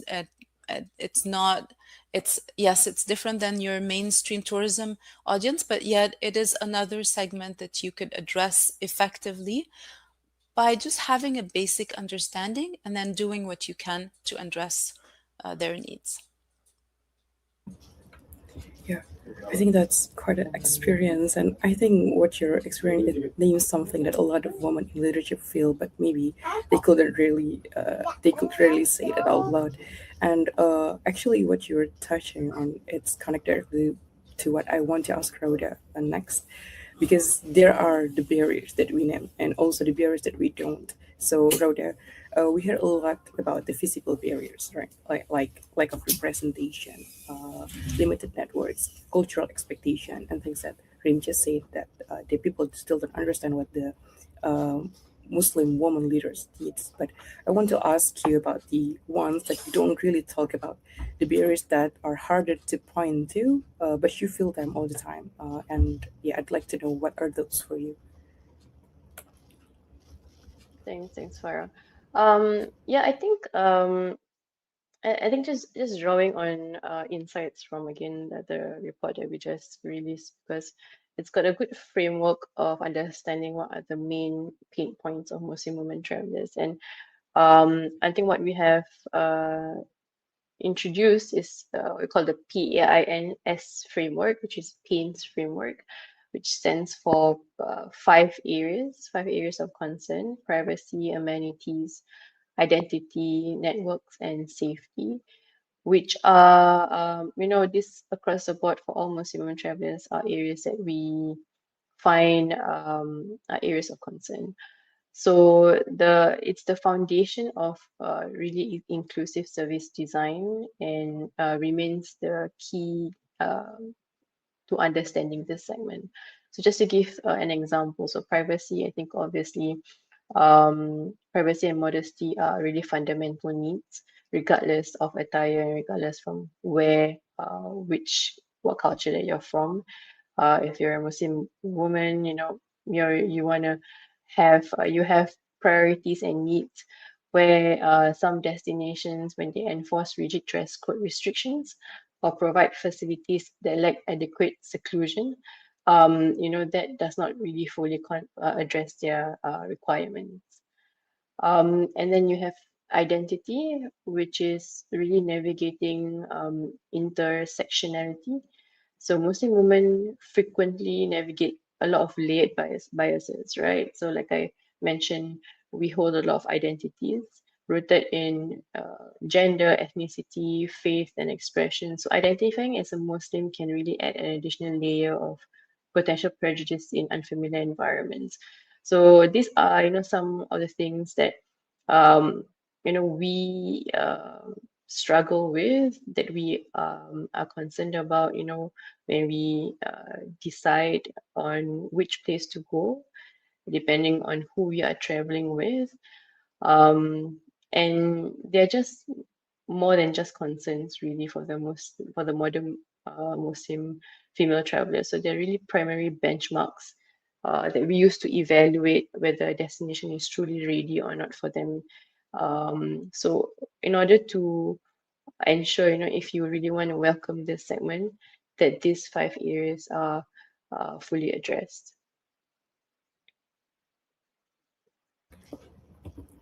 I see. Yeah, I really appreciate that you shared that, and I think it's not always easy to put words to the things that unusually stay unsaid. And I think Crescent Rating has already have uh, some kind of study to address that for Muslim travel.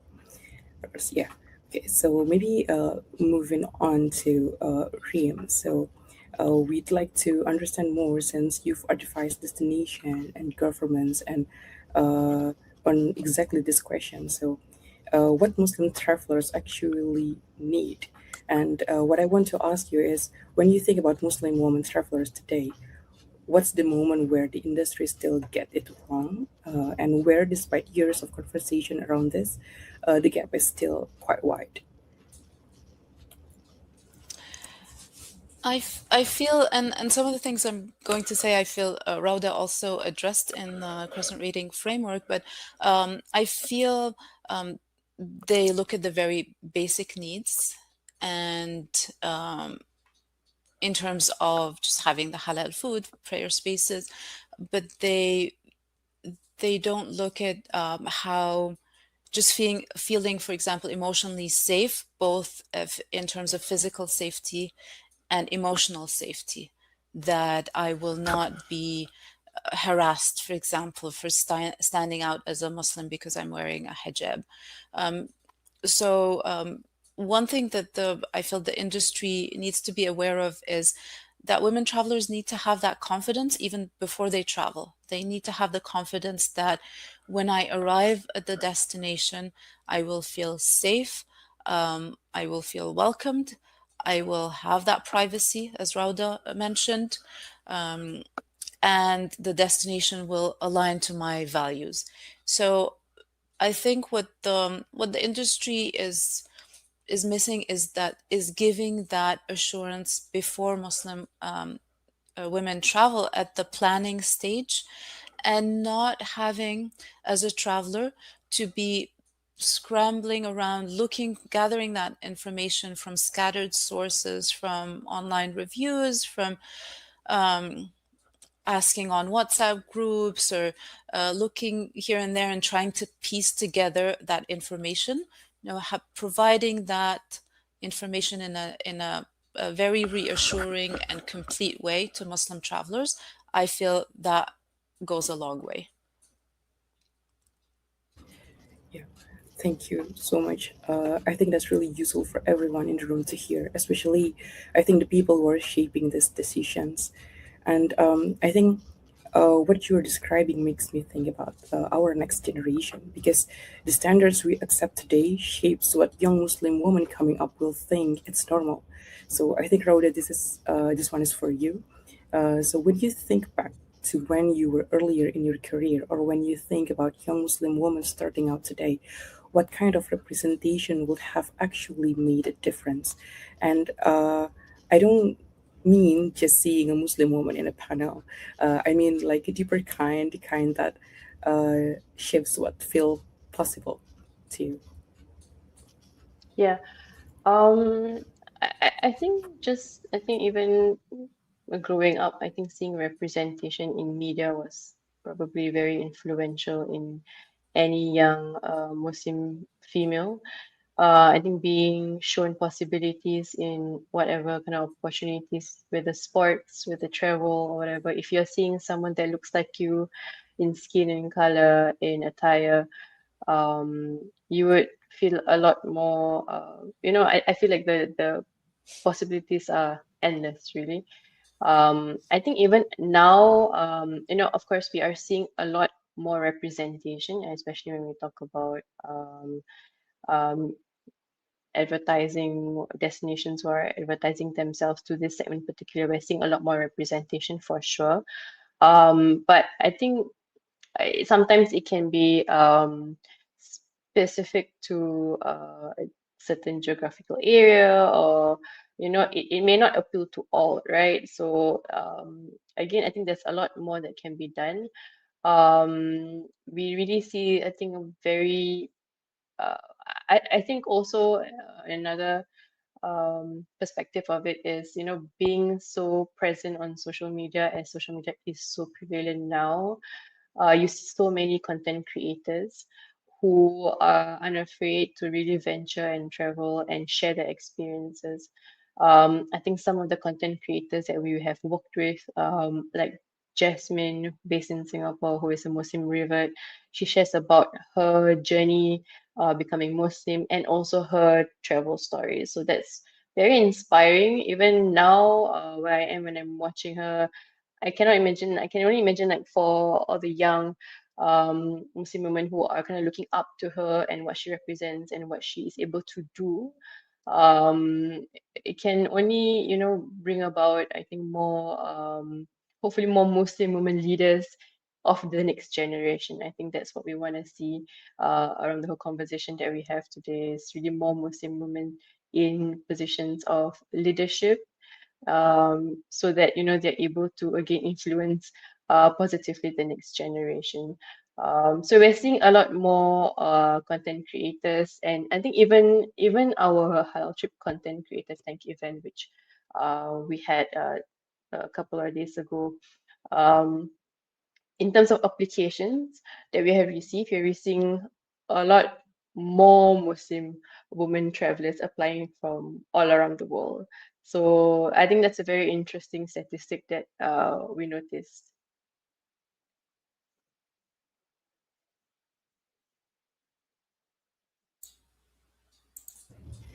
Yeah, yeah. Thank you for that, Rhoda. I think what you are describing for a Muslim traveler, I mean, like from influencer, they're being brave to show what they need, what kind of travel experience that woman travelers should have. That's not something that the industry can manufacture. It has to come from real people, being honest but real journeys. Yeah, I think that's actually bring us to where I want to end this conversation and discussion. We'll talk about a lot today, and like leadership barriers, travelers' experience, representation, and I'd like to ask you both one specific things. So, if you each had the power to change one thing, whether it's in the boardroom or at the departure gate, what would have the biggest impact on Muslim women in global travel? I think let's start with Reem. I think the one thing I would change is have Muslim women as part of the design process from the beginning, not after the product has been designed, the hotel, the resort has been built, but um, and having them as an integral part of the decision making of shaping the experience. I think that would really having that role would make the experience so much more inclusive of women, and it's so much easier to have it built in from the beginning rather than trying to add it later. And so the industry needs to ask those questions from the beginning. Will a woman feel safe in this space? Will she be able to enjoy all the activities while keeping her privacy?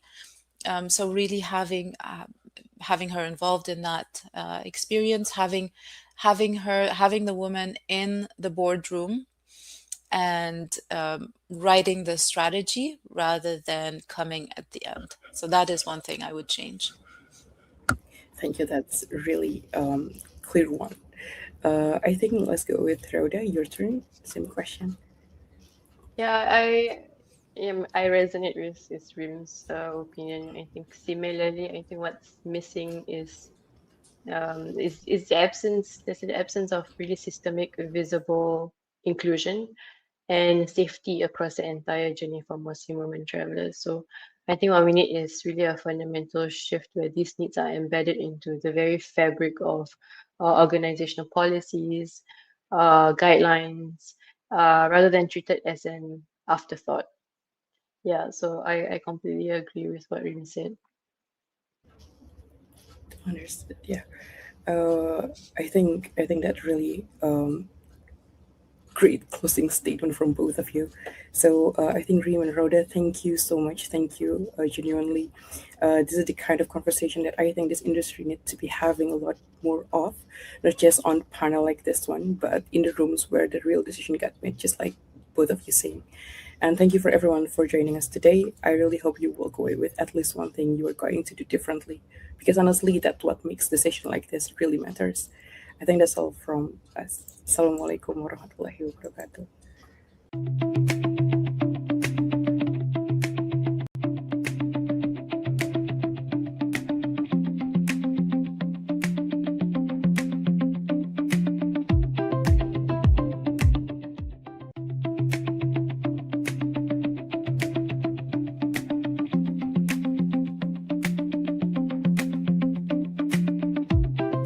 Bismillahirrahmanirrahim. Assalamualaikum warahmatullahi ta'ala wabarakatuh. Good day to each and everyone. It is a great honor to be with all of you today, especially as this marks the first year of the Philippines being a destination partner for the Halal in Travel Global Summit. And perhaps it would be good to say it will definitely not be the last. As you may know, the Philippines has risen 4 ranks from its 2024 ranking, placing at the 8th spot of the Global Muslim Travel Index among all non-OIC countries. This rise also solidified our position in the Muslim-friendly tourism industry, inspiring our stakeholders to push further in our journey to transform the Philippines not only into a premier destination, but as the preferred destination for Muslim travelers. And we are definitely seeing tangible progress on this front. In 2025, we recorded the highest number of arrivals from Muslim majority countries at 740,881 tourists. This marks a 21% increase in our numbers, making up a record high of 11.44% of total visitor arrivals for 2025. This equated to at least 76 billion pesos in tourism revenue, justifying the need for a more aggressive and more widespread take on developing the country for Muslim-friendly travel. Like we mentioned in our last country showcases, the Philippine Department of Tourism follows a four-point agenda in developing Muslim-friendly tourism in the country. Again, in no particular order: halal culinary tourism, food, faith, and fun, because the easiest way to any traveler's heart is through their stomach. Halal and heritage, the Pinoy Muslim. When we pay homage to the rich and vibrant Philippine Islamic history and give spotlight to our Muslim ethno-linguistic tribes. Halal Philippines, the Philippines as Muslim friendly, or our many efforts to promote the country as such. And Halal Certified, where we focus on our main mandate and elevate our existing tourism standards to be more holistically inclusive. In our prior country presentations, we mostly focused on what we will be doing to improve the state of Muslim-friendly tourism in the country. But this time, we would like to showcase what we have already done and what we will continue to do to preserve our steady rise in this industry. This is Salam Pilipinas.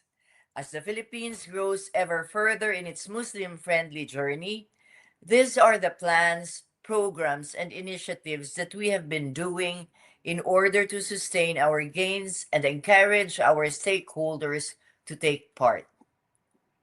First, of course, is our DOT Muslim-Friendly Accommodation Establishment Recognition Program. This flagship program of ours has become an important pillar in the Department of Tourism's accreditation system, where we recognize our accredited accommodation establishments that have met the standards enumerated at Memorandum Circular number 2024-003 as Muslim-friendly accommodation establishments, or MFAEs. Our memorandum circular follows 6 dimensions: the front desk, guest rooms, food and beverage, kitchen, public spaces, including, of course, prayer rooms and transport services. Each of these dimensions represent an important touch point in the journey of a Muslim guest and must be addressed accordingly. Through our many efforts, we are proud to share that as of today, we already have 69 DOT recognized Muslim-friendly accommodation establishments around the Philippines. Almost every region in the country has at least one DOT recognized MFAE, which also serve as a major advantage to our current chairship in the 2026 ASEAN meetings. Beyond standards, we also have the DOT's newest signature event, Salam, Halal Tourism and Trade Expo. This expo is the first ever DOT-led Halal Tourism and Trade Expo, highlighting halal certified products, Muslim-friendly destinations, halal culinary demonstrations, and even a one-stop shop for halal certification. As the name itself suggests, Salam is our invitation to the world, an invitation to experience a Philippines that is welcoming, inclusive, and ready for Muslim travelers. The next edition of Salam will be held this June, and we are excited to continue growing this platform for tourism, trade, and cultural exchange. Another initiative that we are particularly proud of is the development of the Muslim-friendly travelogue of the Philippines, a practical guide designed to help Muslim travelers discover destinations, experiences, and services that cater to their faith-based needs while allowing them to fully enjoy the beauty and diversity of our islands. Through tools like this, we hope to make travel planning easier, more convenient, and more enjoyable for our Muslim guests. Spoiler, we're actually working on integrating this travelogue in our Love PH app, the official travel app of the Philippines. Of course, government cannot actually do this alone. The continued growth of Muslim-friendly tourism in the Philippines is made possible through strong partnerships with the private sector. We have entered into collaborations with major tourism stakeholders such as Mega World Hotels and Resorts, Robinson's Hotels and Resorts, Air Asia Philippines, and the Philippine Chamber of Commerce and Industry Makati, all of whom we share our vision of making the Philippines more accessible and welcoming to Muslim travelers. We have likewise expanded our presence in both local international exhibitions and conferences dedicated to the Muslim travel market, from the Arabian travel market to the Malaysia International Halal Showcase, the World Islamic Tourism Conference, and many others. We continue to tell the Philippine story to a global audience and strengthen our relationships with key industry players. On the ground, we're also seeing encouraging developments in destination readiness. One notable example is Marhaba Boracay, the country's first ever Muslim-friendly beach cove, a very exciting development, especially for our Muslimas, which demonstrates how destinations can thoughtfully integrate faith-based considerations into the visitor experience.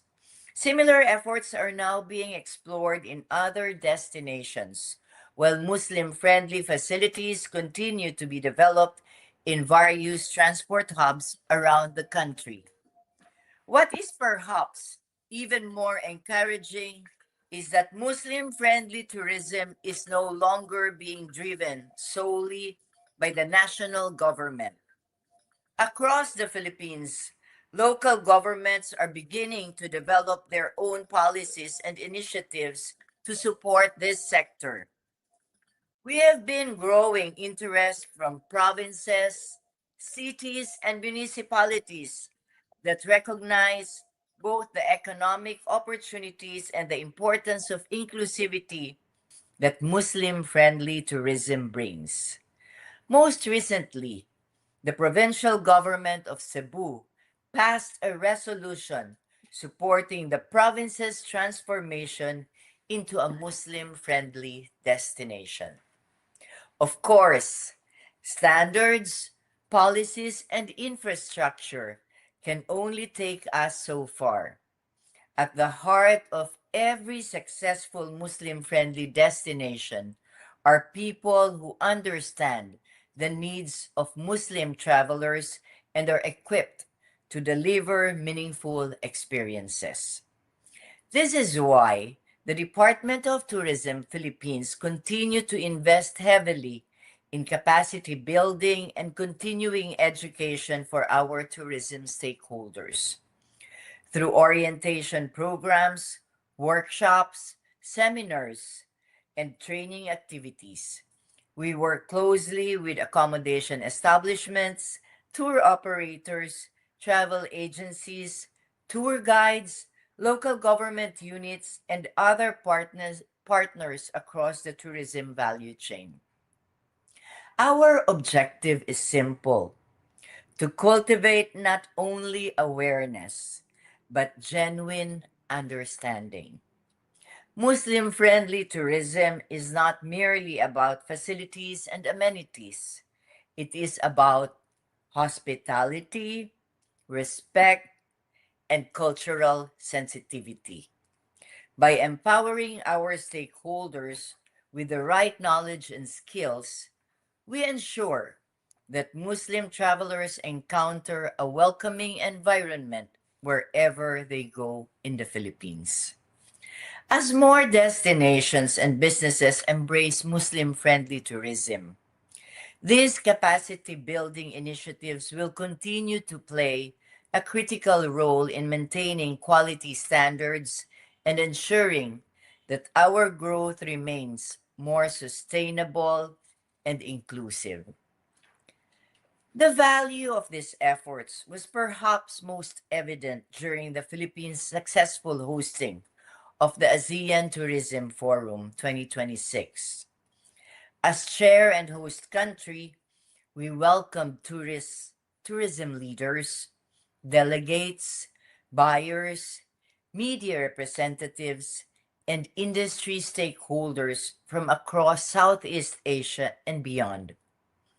Our growing network of Muslim-friendly accommodation establishments improved destinations' readiness and increased awareness among tourism stakeholders, enabled us to provide a more inclusive and welcoming experience for all participants, including our Muslim guests. More importantly, the forum demonstrated that Muslim-friendly tourism is not a niche undertaking, but an integral component of quality tourism development. The systems, standards, and partnerships that we have built over the years allowed us to showcase the Philippines not only as a premier tourism destination, but as a destination that embraces diversity, respects faith-based needs, and delivers meaningful hospitality to every traveler. In many ways, ASEAN Tourism Forum 2026 served as a testament to show how far the Philippines has come in its Muslim-friendly tourism journey, and a glimpse of how much further we can go. As we celebrate these gains, we also recognize that our journey is far from over.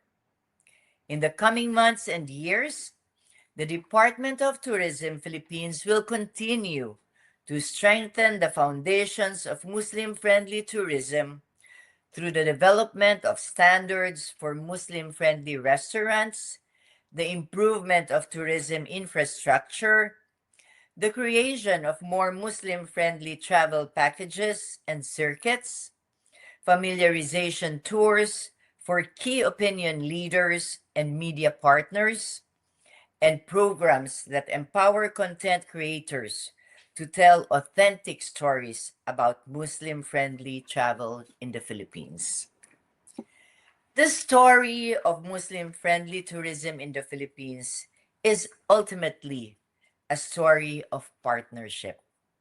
It is a story of government and industry working hand in hand. It is a story of communities opening their doors to visitors from around the world. And it is a story of a nation embracing diversity while remaining true to its own identity. Today, the Philippines stands proudly among the leading Muslim-friendly destinations in the world. Yet, our ambition extends beyond rankings and recognitions. Our goal is simple: to ensure that every Muslim traveler who visits our shores feel welcomed, respected, comfortable, and at home. To our friends from Crescent Rating and to all our partners in the global Muslim travel industry, thank you for walking this journey with us. We look forward to building an even stronger, more inclusive, and more vibrant future together. Maraming salamat po, syukran, and mabuhay. Wassalamu alaikum warahmatullahi ta'ala wabarakatuh.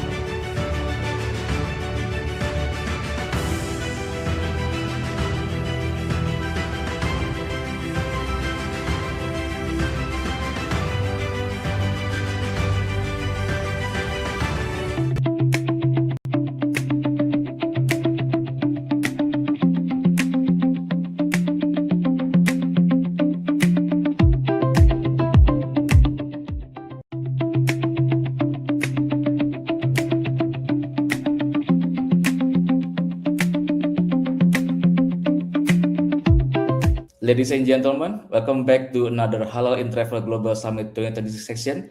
I am Danis, I will be the moderator for this session. So, Niche to Normal is about whether the events industry, the venues, the organizers, the convention bureau is designing for the room that is actually in front of them or the room they imagined 10 years ago. I'm joined today by two people who are building the infrastructure that makes Muslim professional life work. The first is Mamadou Diaye, who is the co-founder and CEO of Wasabi, the leading professional networking platform for the global halal economy. If LinkedIn decided to focus entirely on the industry that serves 2.2 billion people, it would look something like what Mamadou has built. He has spent years watching how Muslim professionals connect, do business, and navigate spaces that were not designed with them in mind. And he has built something to change that. So welcome to the session, Mamadou. The second is Abu Bakr Sharif, founder and CEO of Karib, a purpose-built event platform for Muslim organizations. Abu Bakr started from a simple conversation. Generic event platforms don't reach Muslim audiences, and Muslim event organizers deserve infrastructure that actually works for them.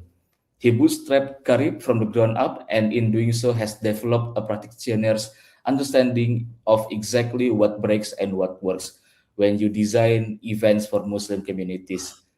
Between them, they are bringing a macro view of the halal economy and a ground level view of event infrastructure.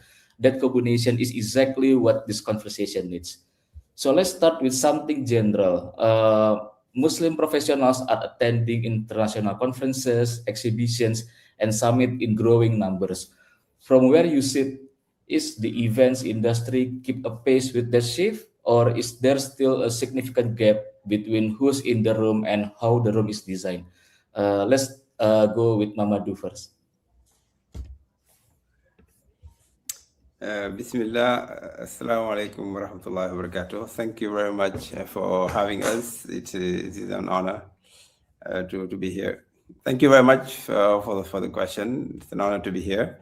What you start with is the fundamental question. It's always a shock until now for me as a Muslim attending events, but also working inside events for the last 9 years, from Manila to Toronto, depending on where we are. And most of the time, we are very surprised that the basic needs for a Muslim are not taken care of when we attend events. So designing events before the event, during the event, and even after the event. So when I talk about events, for us, we talk about the business events, expos, conferences, forums, where if you go to an event, let's say in Europe, and even in Muslim countries where it's not easy to find Muslim-friendly offer. For example, I'm in Senegal. You attend an event. It's to do the most important thing for a Muslim in a day. You go to an event, to a venue. You struggle to find a proper prayer place. So Muslims, they pray 5 times a day. And at the time of prayer, you need to make sure that the sessions are designed to stop and give time for Muslims to go pray. Second, before they pray, they need to maybe go to the lavatory, to the washroom. So also you can see a queue there. And since that you don't have place for ablution, people are making ablution in the washroom, and it's make it not easy to see. And to pray, you don't have seriously a venue in some Muslim countries. The venue was designed for clearly non-Muslims, and at least they were designed not having Muslims in their thoughts. So you don't have a place to pray, a proper place in the building where this place is for salat. So you can see people praying in the sidewalk, in corridor, and these people were just in very nice rooms having conferences. And last time I was really shocked. I saw a woman had to make ablution in front of people, so and then pray with men like that.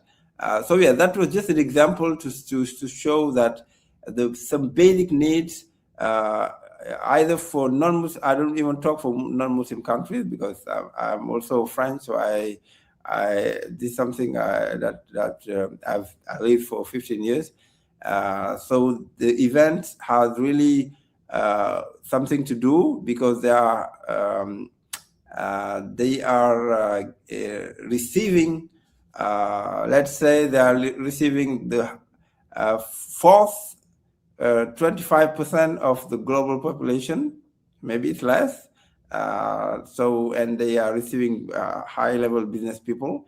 If you go to any company right now, you find high-level Muslim business people, and they cannot talk. They don't have any voice. So yeah, definitely, I think there is a big gap between the event, the design of the event, the offer they are providing to some of their attendees. Interesting perspective. Thanks, Mamadou. I'd like to go to Abu Bakar. What's your thought on this?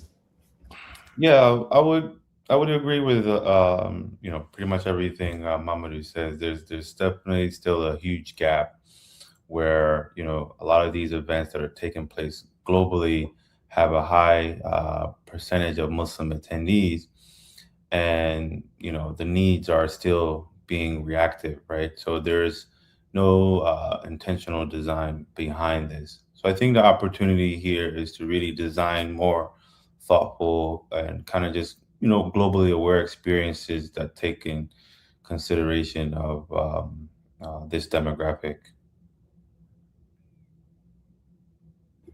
Thank you. So we observe that the gap is real, but I want to push on the framing for a moment because the word niche here is important. So we are observing a shift from a market that was once seen as a niche because how unique they are, which now becomes mainstream already. That's why the title of the session is Niche to Normal. From your experience, Mamadou, building a global halal economic community, at what point does Muslim-friendly event design stop being a special consideration and start being simply a good event design? Thanks a lot for the question. Yes, indeed. I would like to go back first. When we say niche to normal, in my perspective, I go to the halal economy in general, and the Muslim-friendly tourism or events in particular. So yes, the global halal economy, we talk a lot about the 2 trillion or 3 trillion USD market. Whether you are in a Muslim majority country or non-majority country like the United States or France, consumers, they're understanding more and more that this is not a niche market. So now let's talk about the tourism, the events. Yes, if you talk about the halal economy event, Muslim-friendly events, you can take example of some large events. Let me just take the example of MIHAS that I know quite well, the Malaysia International Halal Showcase, the world's largest halal trade show. Last year, it gathered 50,000 attendees, 2,000 exhibitors coming from 100 countries. It's one of the largest events in Malaysia and maybe B2B events in the world.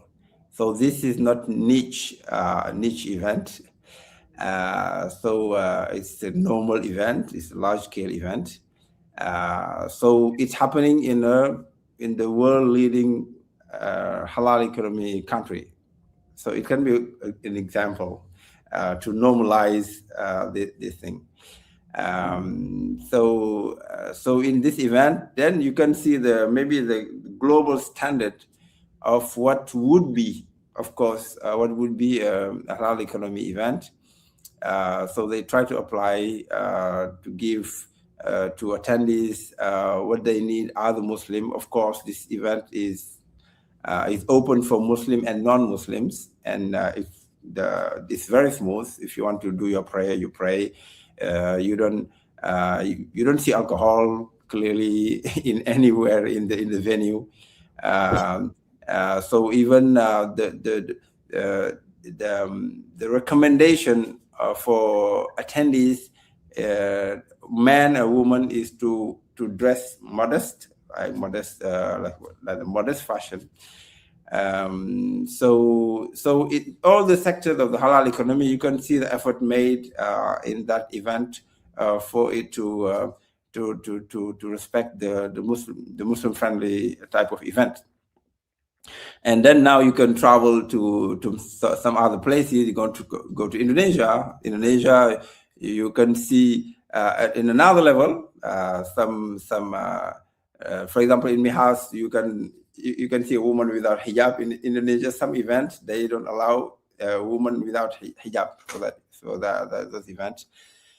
So now if you can go to maybe to Senegal or to France. No, not France. They don't have a big business events. You can go to Canada, Toronto, go to London. So you can see some vibes, you can say, if it is mostly Muslim friendly event.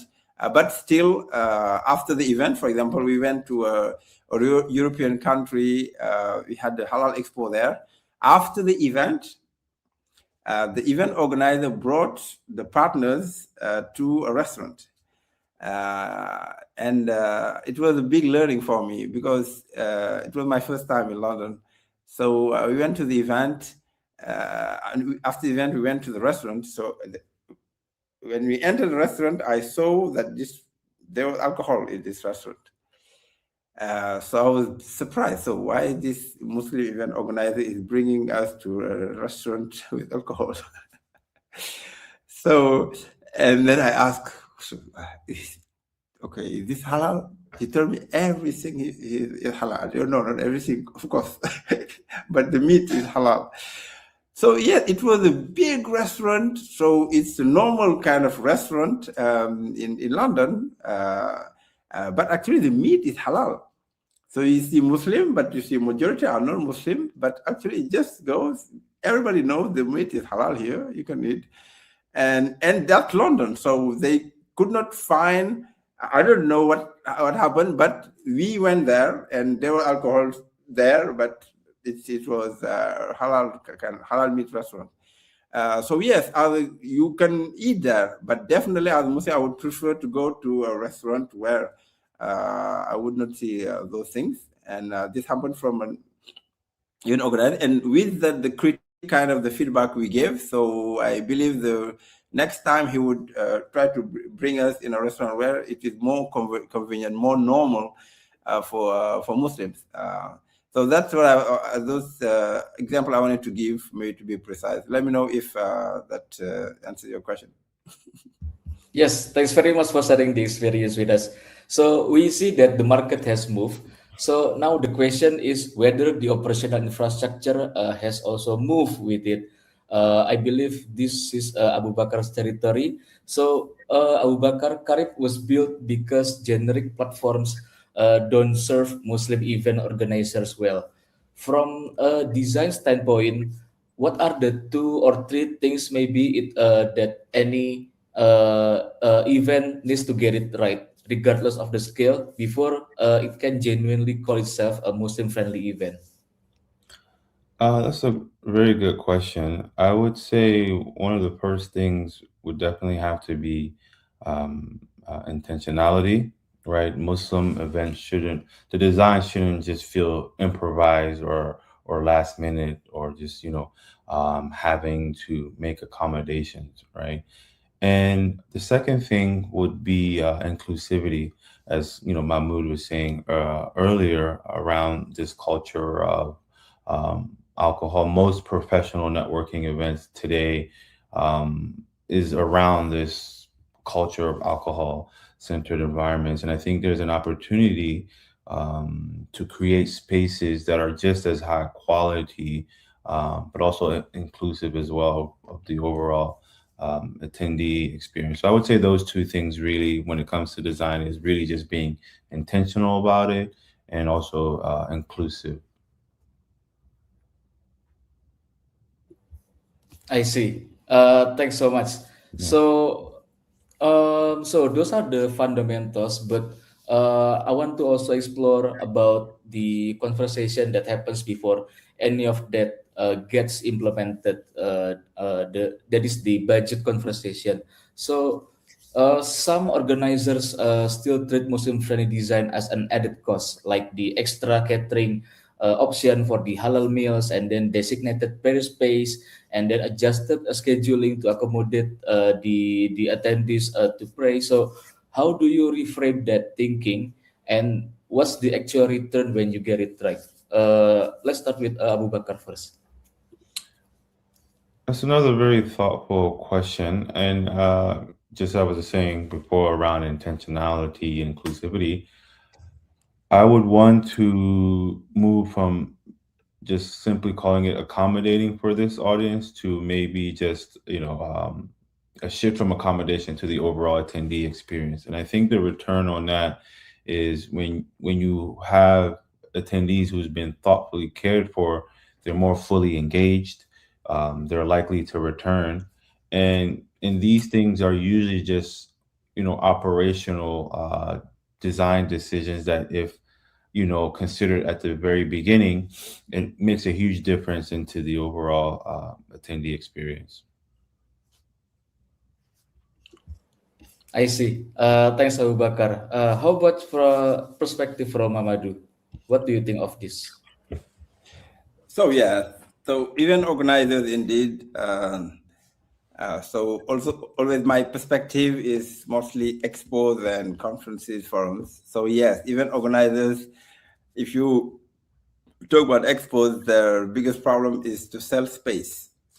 So space is the money. I mean, it's the goods. Now you are asking them to remove some space and put a prayer. So you are reducing what they can sell. And also they have big struggle to bring exhibitors who buy booths. So they can spend 12 months to sell space just for an event. For an event of 4 days, they can spend 12 months to organize it. And it's always chaos, actually, always, not most of the time, but it's chaos here. So it's difficult for them to think something extra. They just want to succeed the event. So now to bring some radical change or impactful change in this, I agree with Brother Bakar in the intentionality. Of course, they have to. Okay, I'm a Muslim and I'm really interested in designing things with my Muslim faith. So Alhamdulillah, that's my work. But not all Muslims have this to care about, and also not all events are organized by Muslims, or even the largest halal event. You don't think that the event manager are Muslims, okay? So it must have some really guidelines. So of course, from intention, we must have some conditions before the event. So these can be brought, of course, by the organizer, the one who say, I want to organize an event and my event should look like this. Also by the attendees themselves. I am an exhibitor. I'm going to an event somewhere in France. I am buying a booth, so I'm paying money. I must, and this is not what's happening. We just say I'm going to France. I just say, okay, it is France, so I just have to deal with it. No, I have to tell it. I believe the consumers, you are paying money, you can ask for it. I think the demand has to come. So they just need to know that actually people care about this. So before the event, I suggest you ask questions.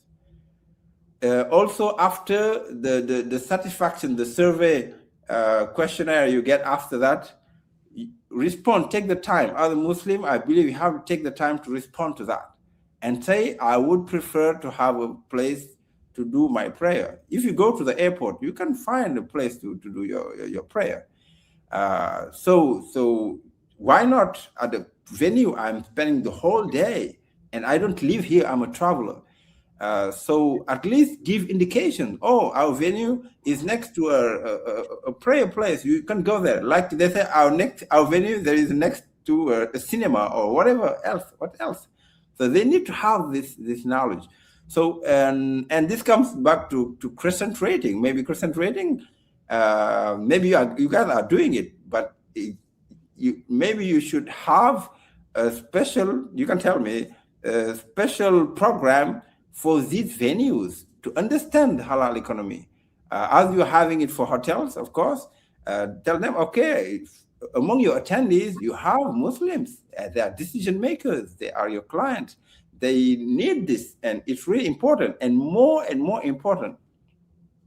So just to make it short, I just want to go those perspective on how to make the change in this. Very good thoughts to tackle this problem. I think from CrescentRating perspective, we are very agree with what you suggest, Mamadou.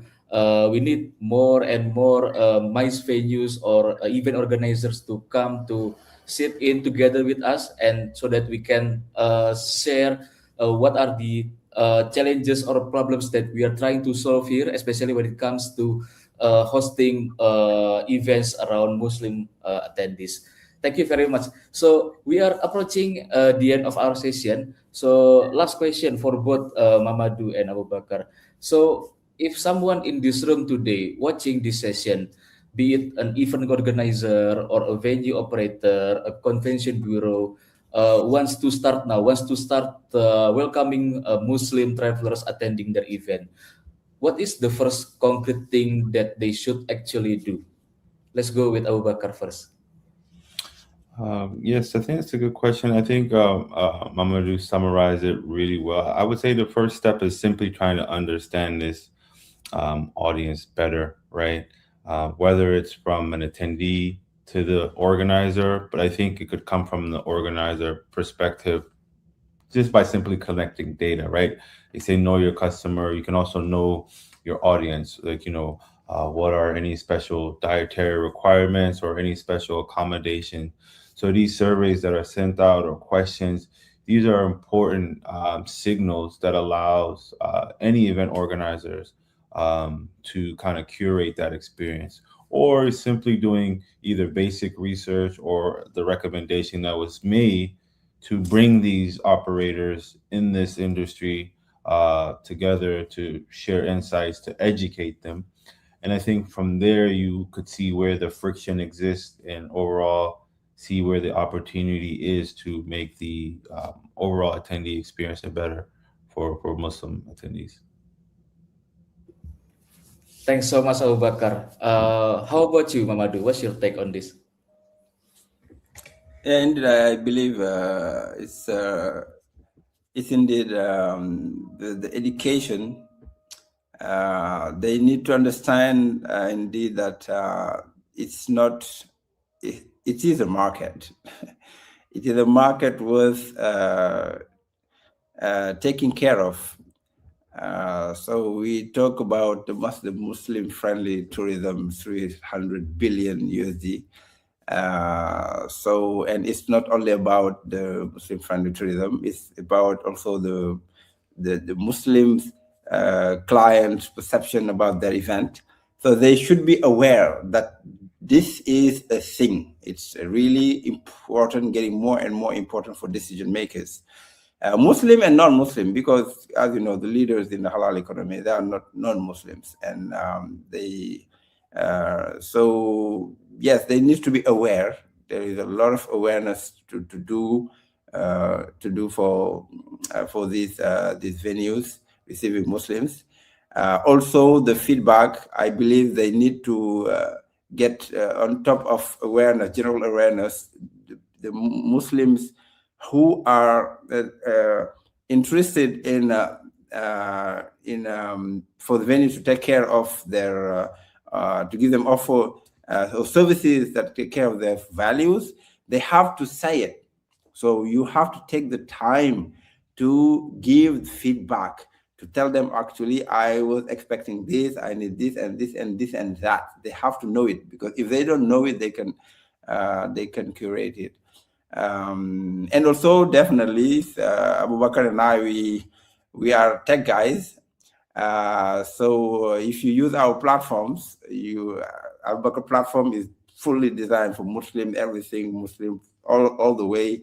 So our platform as well, you will not see services or sectors that are not Muslim friendly, and also it's catered for Muslim friendly events. So technology can play a role in collecting data to understand. So now you can ask people questions without knowing that you are asking them questions. So collecting data is key. I absolutely agree with you, Brother Bakar. And definitely, yes, get in people's intention. With the latest technologies, you can sense what people you could not ask them for. So I believe technologies can also help to accelerate this, because I believe without technology it might be difficult to collect this. That's what I wanted to say as a conclusion. Thanks so much, Mamadou. Okay, so what I'm taking away from this conversation is that Muslim-friendly event design is waiting for a decision. The market has already moved, awareness are increasing everywhere across the board from both the organizer and attendees perspective, and the professionals are already in the room. So what's needed now is for the people who design and operate these events to catch up. And as we heard previously, the gap between where we are and where we need to be is not as wide as the industry sometimes pretends. So that wraps up our session today. Thank you very much to our Abu Bakar and Mamadou for the insightful discussions. And thank you to all of you who have joined today. Please stay tuned because there are more interesting SITGS sessions to attend. Head over to events.crescentrating.com to see the full agenda. Goodbye and see you on other sessions.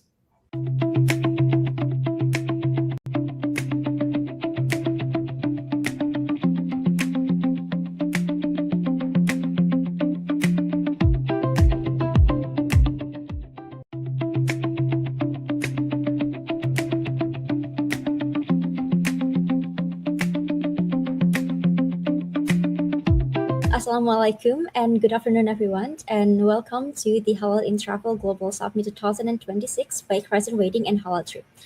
We would like to sincerely thank each one of us here for joining us today. And allow me to introduce myself first. My name is Aliana, and I'm a research analyst at Crescent Rating, and it's such a good pleasure to be able to moderate this session today.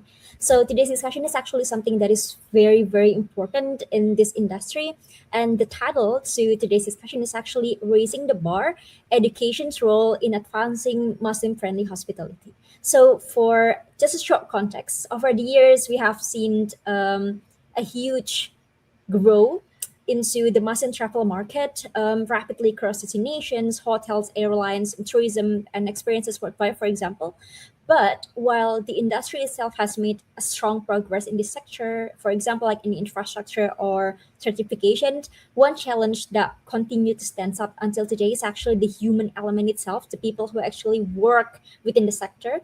So that leads to one of the main big questions into this today's discussion, which is how do we actually ensure hospitality professional that can truly understand the needs of Muslim travelers? So yeah, that is exactly what today's discussion is aiming to explore. And why not? Because we are joined today by an excellent panel of experts from academia and hospitality educations. First, we have Professor Claudio Vincentin from Italy.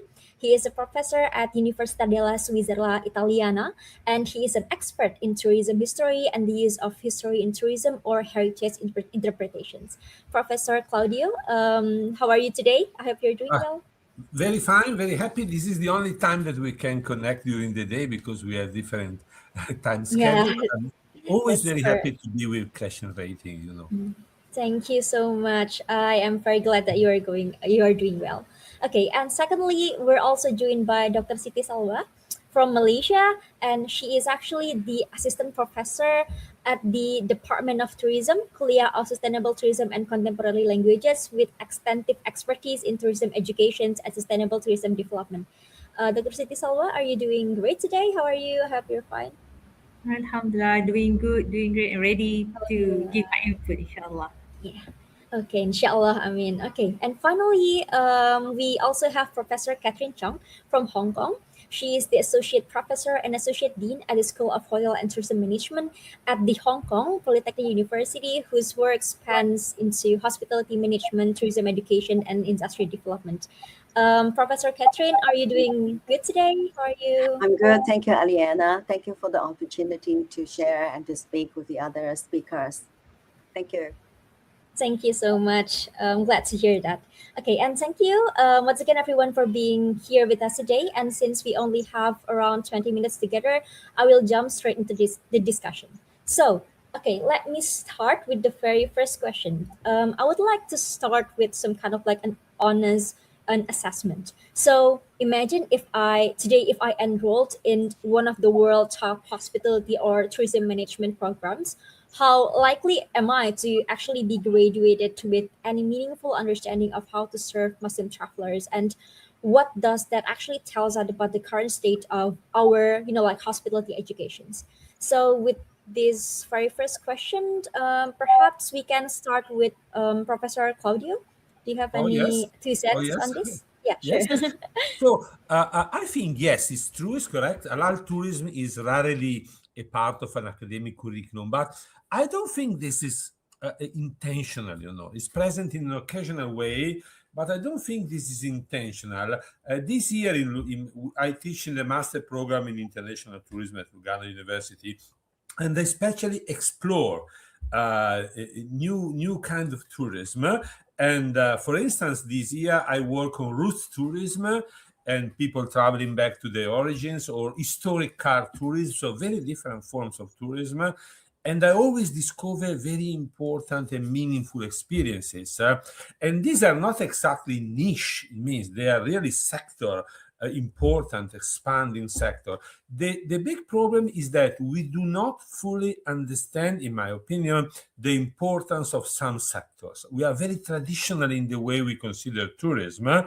So this regard for halal tourism is not intentional. We fail to see it clearly. We fail to understand the importance. And so that's why today is very important to be here, because we need to bring halal tourism into focus. It really deserves more recognition, and this is something we should do. It's not intentional. We are a bit blind about the new forms of tourism. We must learn to see in a new way.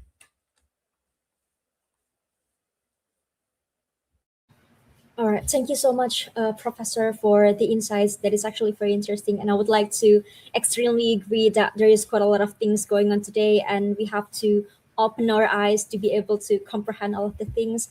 But maybe Professor Catherine have another insight on this. What are your thoughts on this question? Thank you, Aliana, for the questions. I think it is a very good question here, because we are talking about an honest assessment.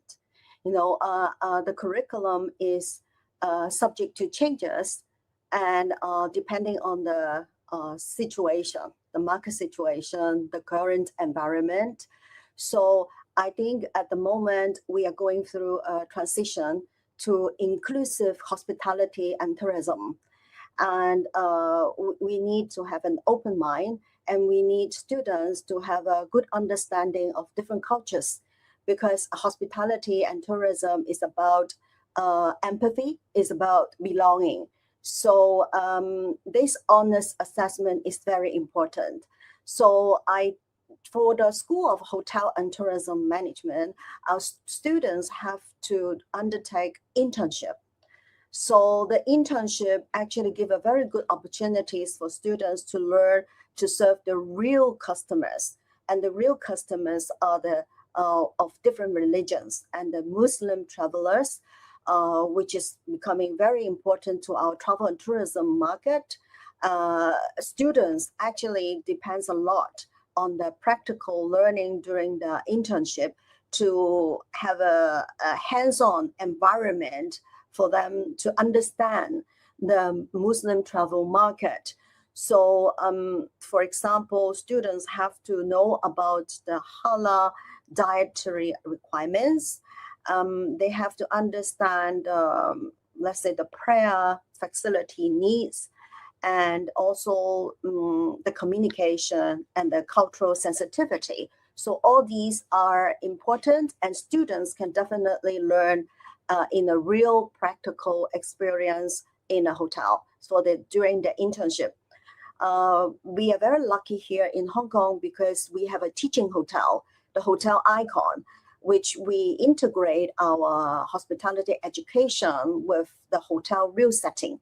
So we have Hotel Icon as a supporting venue for our students to learn how to serve different customers, of course, including the Muslim travelers. So the questions here is like, how do we turn this theoretical or cultural understanding into a very professional way of serving customers. So in a real hotel setting, it definitely can teach students that serving Muslim travelers is not about a special treatment. It is about inclusive hospitality and ensuring that our travelers' religious and actually cultural needs are being met. And that is very important to our education here in the School of Hotel and Tourism Management. Okay, sure. That is a very interesting point taken as well. I would like to agree as well because this is actually the first time I've heard about like hotels that is acting as educational platform for students. Yeah, that is very interesting. And moving on, we also would like to hear from Dr. Salwa. Do you have any opinions regarding this? The floor is yours. Thank you. Thank you very much, Juliana. So basically, I would say that uh, I would see that interesting from perspective of Prof. Claudia and Prof. Catherine mentioned about how actually students be able to understand it during their internship. That's the method. So from there, I would say that specifically in the context of Malaysia, I would say that the condition is slightly different in the sense of as Malaysia, we are majority Muslim country, and where the assumption is most of the graduate, hospitality graduate, already have a basic understanding about what Muslim traveler needs. So that basically. However, I would say that in reality, that's more informal rather than structured. So if we see that as a general, if student graduate from a top hospitality program, the likelihood they have been systematically trained in the Muslim friendly hospitality, I would say that still varies. So some of them may have attended short course, some of them have learned it throughout their internship just now, just Prof mentioned. Some of them may heard from micro credential, various platform. There is no actually systematic or structured platform whereby it's confirmed that they have similar understanding or they have been trained formally. So that's why I do see this is the gap in the hospitality tourism industry. Uh, Focusing on Malaysia, I may say that some of them may know basic element what Muslim tourists need, such as they know Muslim basically need to perform five time daily prayer, they cannot consume pork or alcohol. But to tell you true, just a surface, the a level of awareness, and their profession talking about all these things from the professional competency is still like that. So it just a very surface, and I would say that to be real, the level of awareness among the graduate are still level of basic. So that's mainly my point. Back to Liana. Yeah, thank you. There is actually also very interesting because, well, when we talk about like a Muslim majority country, I'm guessing that a lot of people actually aware of the things that Muslim traveler need, but at the same time, it's not something that is addressed as being professional, just like at the surface, or they know what to do this or that, and that actually leads to my second questions for the discussion. So I believe that our speaker has shared the importance of educations and how we should have like an established system to like be able to have this as a foundation of our education in terms of Muslim hospitality, for example. But and I see that each one of us actually works like in the tourism industry, but of course we also have experience as a traveler. Perhaps can you share like a real life example that you have seen or experienced of what happens when the frontline hospitality staff simply doesn't really understand like Muslim traveler needs or inclusivity in general? Like, what is the cause of that? Maybe we can start with sure, Professor Claudio. Oh yes, yes. Yeah, sure. I have a very good story because we, as you know, Switzerland is small, but it's it's a small country compared to your countries, and it's also divided into cantons, and each cantons is a small state in itself. So my university is in Canton Ticino, is based there, and it's a beautiful canton with a lot, of lakes, landscape that is not the usual Swiss landscape, so it's a bit a special canton. And for a certain time, there was a strong interest from Muslim tourists that they wanted to come in our canton. They were fascinated by the canton. A few years ago, they came especially from the Gulf area, Emirates, and so on. But the canton tourism facilities, they really struggle to fully understand the needs of this visitor. It was one specific problem about specific needs, but it was also a wider problem the problem of a wider social environment that was not always receptive or ready to welcome Islamic travelers. And so in the end, it didn't work fully, only very partially.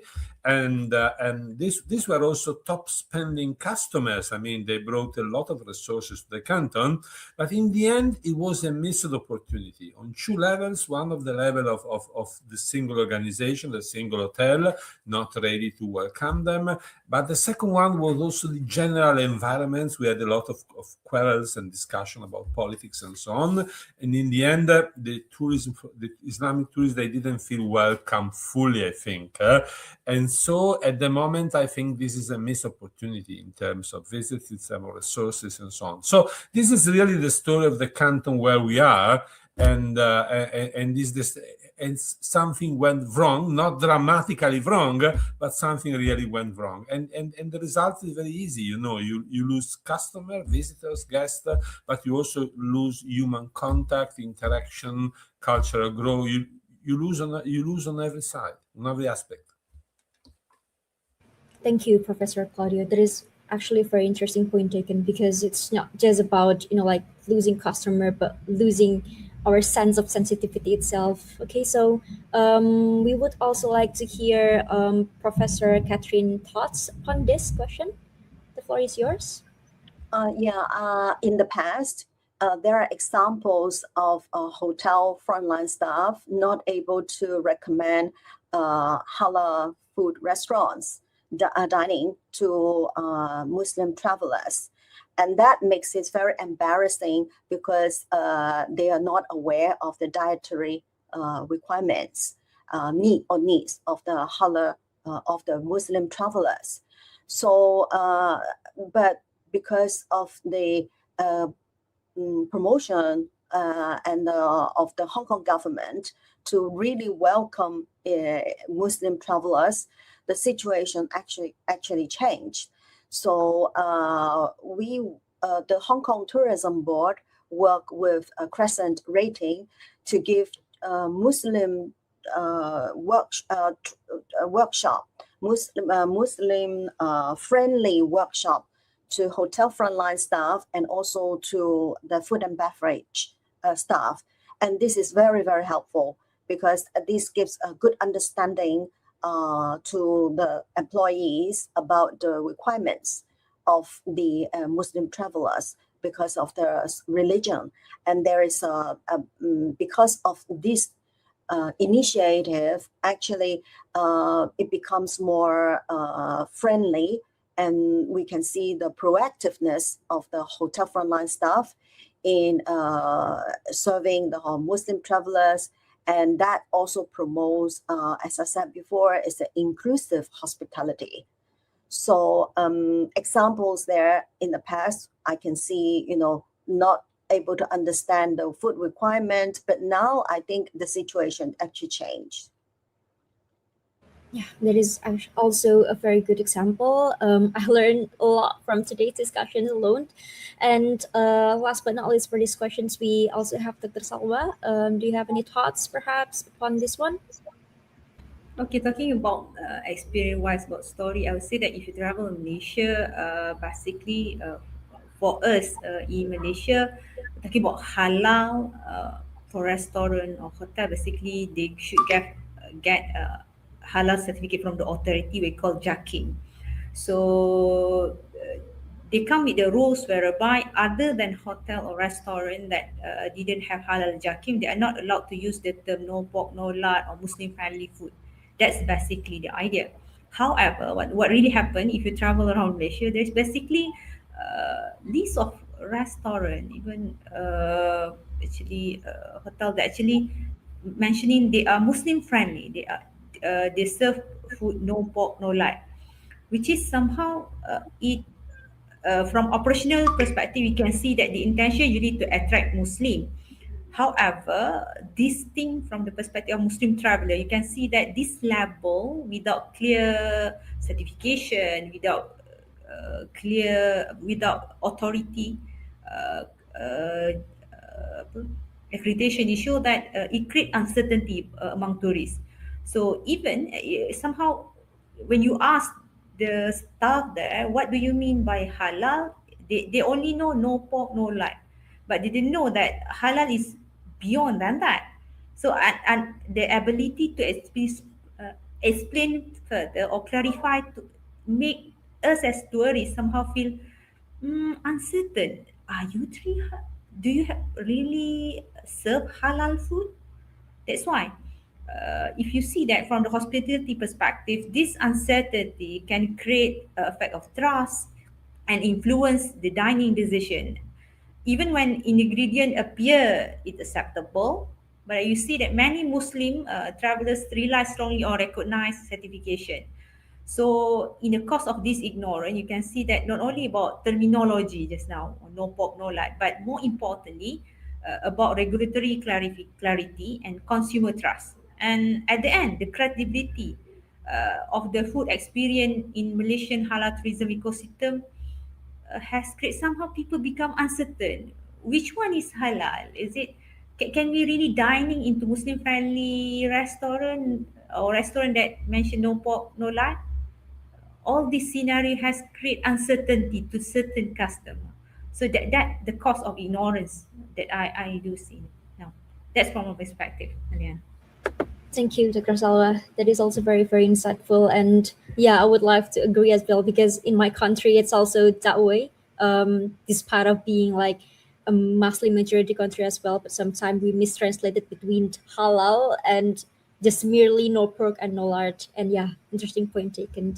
And it is actually very closely related to my next question because we see that there is something that can be improve or fix maybe to the educational system when it comes to like tourism industry. And perhaps my next question is about what should we do to actually fix the situation when it comes to like academia.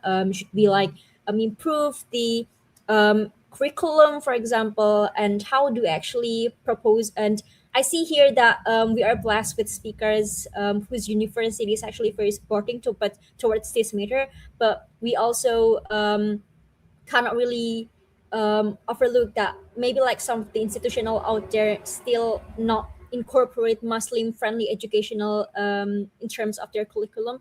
And how do you want to suggest this to actually be bring upfront, and what can we do to make the whole situations and whole curriculum is actually quite effective? We can start with perhaps Dr. Sawa first.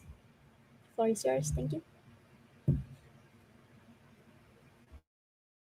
Okay, thank you very much, Helena. For me, the good way actually solution for this thing, my suggestion is for us to actually go for content, to create a content beyond the basic. So despite I believe that we are overburdened, the current curriculum, we already have sustainability, we need to include technology, digital advancement. However, including Muslim friendly content is not something that we should academia should ask whether we need to, but the industry already moving forward to that.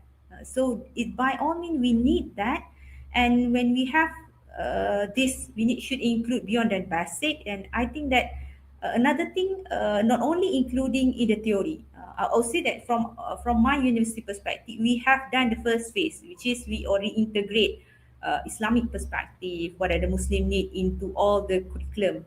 However, theory level is not sufficient. So that's why I do see the second phase level whereby the delivery must be experiential. So we need to include case studies, stimulation, and then industry immersion rather than only lecture series. And another thing, I would think that the best way is actually to embed across the job roles. So we need to include all the chef, front office staff, revenue manager, required different companies, and also all the Muslim traveler. And another thing I did, a best way is actually to include academia industry to work together to give a real experience in this learning process. So that's mainly. Thank you so much, Dr. Salwa. All right, so moving on with the same question, we can proceed to perhaps Professor Catherine have an opinion towards this. Floor is yours. Okay. Thank you, Aliana. About the education, about how to train students or the staff. At the moment in Hong Kong, we have trainings for industry practitioners offered by university as a certificate program. So we have the Hong Kong University, they have a pro certificate for different modules. And these modules include Islam and Arab culture. They have Islamic economy and business etiquette. They also have all you need to know about Middle Eastern culture. And it also teach students regarding Muslim faith practices that impact the travel experiences of tourists, particularly on halal food service, prayer facilities, water-friendly washrooms, and Ramadan-friendly facilities and services. So I think, for certificate program, there are some which the duration is like for 6 hours. There are also programs that last for 12 weeks. So depending on the needs of the trainees, industry practitioners or students, so these are already in place. So, but I agree with the point that Professor Sawari talked about previously about the inconsistency of this training, inconsistency of, the structure of the training. So globally, there is an inconsistency of training or a workshop on understanding Muslim travelers. So I think, as as a more standardized training program, looking for more consistencies and more sharing among different institutions can really help. Say for example, the sharing today. I hear from Professor Claudio and Professor Sarari of what's happening in their countries. So that actually helps us in this part of the world to know what the other places are doing, in terms of the training, in terms of promoting cultural understanding. So after all, tourism is about building bridges between different people for different genders, different religions, and also different from different countries.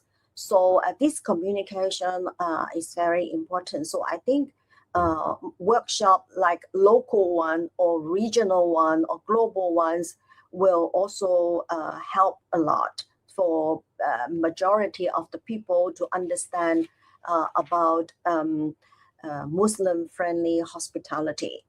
So a 1 hour cultural sensitivity workshop definitely isn't enough. It's not enough, but it actually helps if there are more opportunities for people to explore and to meet people with better knowledge. So I think that would help a lot. Thank you. Okay, thank you so much, Professor Catherine. We actually learned so much from your answers. And last but not least, with the same question, perhaps Professor Claudio has 2 cents of it. Yes, it's so interesting to me. First of all, I'm so happy to be with CrescentRatings and these colleagues because we are really in the beginning of this thing. I mean, in Europe, halal tourism is really something that most people don't know about the existence of it or the problem. So we are really starting something new. I teach in Lugano University, and we are a full university, so we are not a technical university. We have very good technical program in Switzerland, especially in Lausanne, but we are an economics and digital and communication university, so we work on more general terms than specific training. And so what was really crucial for us was to understand, and this was working with CrescentRating, we understood that it's not about only the practical requirements. I mean, it's not the pork problem, I would say. It's something much bigger than this. And so that we should understand these values and the environment needed by the Muslim tourist. So I like to say that it's not about to feed the fish or not feed the fish with the pork, but it's to provide the water for the fish, I mean, the general environment. So I like this idea, this definition that I read in the program. Muslim-friendly service is not a checklist, it is a mindset. We precisely work on this mindset that is about cultural meeting, cultural encounter, understanding, and so on. And every day, we are really in the beginning, every day we learn something. For just to mention one aspect that was almost fun from our point of view, and we learned that for many Muslim travelers, especially women, safety is number one concern. They want to be safe. They want to feel safe. And in Europe, many persons think that Islam, or I would say in Europe, sometimes Islam is perceived as dangerous. So it's paradoxical that everybody wants to be safe or perceive a danger. So we have really a lot of work to do, not exactly on the technical aspects. Of course, they are important, but as the starting point to a wider knowledge of the problem. So we must provide the fish for the water, not the food, the water for the fish and not the food for the fish. Thank you so much, Professor Claudio. That is a very, very strong statement and very, very catching as well. Yeah, we must provide the water for the fish and not only the food. Okay, but unfortunately, because I think we are running out of time before I formally close the session, actually, I don't really want to close the session because I learned so much from this discussion alone. Is there any speaker who would like to say a closing statement or? Okay. If sure, Dr. Salva. But make it short if you're okay. Thank you so much. I just wanted to highlight this thing. I would say that Muslim-friendly hospitality should be made as a core competency in the global hospitality accreditation standard, and not optional specialization. So I think that's the main thing I would like to highlight. That's all, Aliana. Thank you so much for the closing statement. Yeah, sure, Professor Yes, Claudio. and as for me, I think we really need this collaboration. I mean, everything will work properly if we have a clear core of knowledge in the center. At the moment, this is what CrescentRating provides. I mean, they know about the things, but then you cannot just import this in your reality, because the reality of Hong Kong is completely different from Malaysia and is completely different from Switzerland. And so we also have to adapt, respecting the core of the business, of the idea. So share a common core of knowledge, body of knowledge, and then learn to a dialogue and to keep a dialogue open and to adapt it to the specific situation. I think this is really the big challenge. The big challenge for the future. I will finish in this way. I will conclude in this way. We live in a multicultural world, but we don't really believe that. We say this, be inclusive, be multicultural, but this is not in our head really present. So we must live and understand that the world is multicultural, and this is not a word, but is a practice. It's a way of teaching, understanding, and learning. And today, to me, was a very important starting point for this. And I really thanks my colleague, and I hope to meet them again. It was really a pleasure. Okay, thank you so much, Professor Claudio. Maybe something from Professor Catherine before we close the session. Thank you. My last word is about for our students and for those who have a less understanding about Muslim travelers, I hope in the future the stereotype can be removed, because at the moment some students still didn't understand about the religious needs and of the Muslim travelers. So I think the education plays a very important role to remove the barriers as well as the stereotypical like a mindset, as Professor Sarah Ree said, the mindset. So training the students or be able to give a very positive message and mindset to the students to remove the negative stereotype of the Muslim travelers. Okay, thank you so much, Professor Catherine, for the closing statement. And we heard from all of our speakers today. And I would like to sincerely thank each one of our panelists for such thoughtful insights. And thank you so much for joining us today. It's a very great opportunity to be able to connect. And if I'm allowed to conclude, perhaps today's discussions makes it very clear that in today's Muslim-friendly hospitality, we cannot really scale sustainability without investing in people. Of course, a lot of things matter, but ultimately, traveling is about person-to-person connections. And if the industry wants to truly serve the next generations of Muslim traveler, educations and training and sensitivity to Muslim culture cannot longer be treated as something optional, but rather as something that we should have as a mindset and something that is mandatory. And thank you so much, everyone. Once again, we hope that you enjoyed this sessions, and yeah, enjoy the rest of the summit and see you. Thank you so much.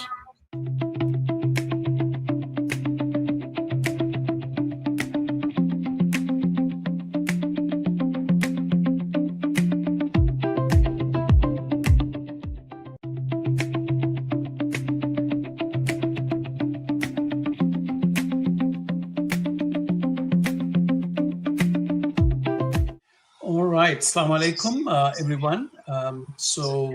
It's my great pleasure to be with you all today. And once again, let me say Assalamu alaikum, good morning to those who are joining from the Middle East and Europe, and good afternoon to those who are joining from Asia. Welcome to the Halal in Travel Global Summit 2026. I take this opportunity to welcome everyone for joining us today at the Halal in Travel Global Summit 2026, hosted by CrescentRating. In this session, we will discuss an important topic, cross-border collaboration, how OIC and non-OIC destinations can learn from each other. The objective of this session is to highlight how knowledge sharing between OIC and non-OIC destinations can support the next phase of growth in the Muslim travel market and identify practical areas for cross-border collaboration that create mutual benefits. To further explore these objectives, I'm joining you today from beautiful Sydney, Australia. My name is Irshad Kader, and I'm the CEO of Global Think Halal Industry Consulting Services based in Sydney. I'm with over 30 years of experience in the travel, retail, hospitality industries across Australia, Southeast Asia, and the Middle East. I have developed a strong passion for the growth and the development of the global halal tourism industry. I also completed my PhD in halal industry management, focusing on the governance of Muslim-friendly tourism and hospitality in Australia. So today, I'm truly honored and delighted to moderate this important session. I look forward to an engaging discussion, meaningful insights, and a valuable exchange of ideas on cross-border collaboration, how OIC and non-OIC destinations can learn from each other. It's very interesting, very important topic. So thank you all for joining us, and let us make this a productive and inspiring session together, inshallah. Many OIC destinations, if I may give you some overview of this particular topic, many OIC destinations have strong cultural understanding, but need to strengthen tourism infrastructure and global marketing. At the same time, many non-OIC destinations offer excellent visit experiences and facilities, but are still developing authentic Muslim-friendly services. This session brings together leaders from both sides to share these ideas, learn from each other, and explore how collaboration can help grow the global Muslim travel ecosystem. So to explore this timely needed and important topic, we are honored to be joined by two distinguished guests who will share their insights with us. Let me begin by introducing our first guest to the audience.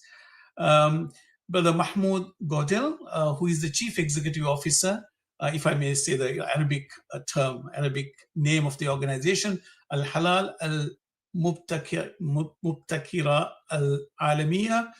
In other words, is Halal 360. So it's a very famous organization. So Mr. Mahmoud Godel is the CEO of Halal 360, a subsidiary of the Islamic Chamber of Commerce and Development, ICCD, which is part of OIC, as you know. He has strong experience in the global halal economy and has organized and supported international halal forums, exhibitions, and business delegations across the Middle East, Europe, Asia, and Africa, helping to build partnerships and market opportunities worldwide. Here we go. Welcome, Brother Muhammad Godel. My second guest today is none other than Ms. Liu Qian Jia, or we call her CJ, the Regional Director of Southeast Asia of Hong Kong Tourism Board. Liu has been with the Hong Kong Tourism Board for the last 9 years, and she has been doing an excellent job.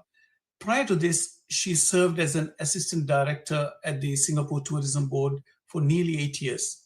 She brings over 15 years of progressive experience across business development, marketing, events, and project management. Here we go. We have two special guests in this session, so let us listen to them. So let me dive into our first question. So the first question is to our OIC panelist, Brother Mahmoud Godel. What do non-OIC destinations do better when it comes to the visit experience, and where do OIC destinations still face challenges? Thank you, Dr. Irshad, for the kind introduction. I'll straight away get to the point.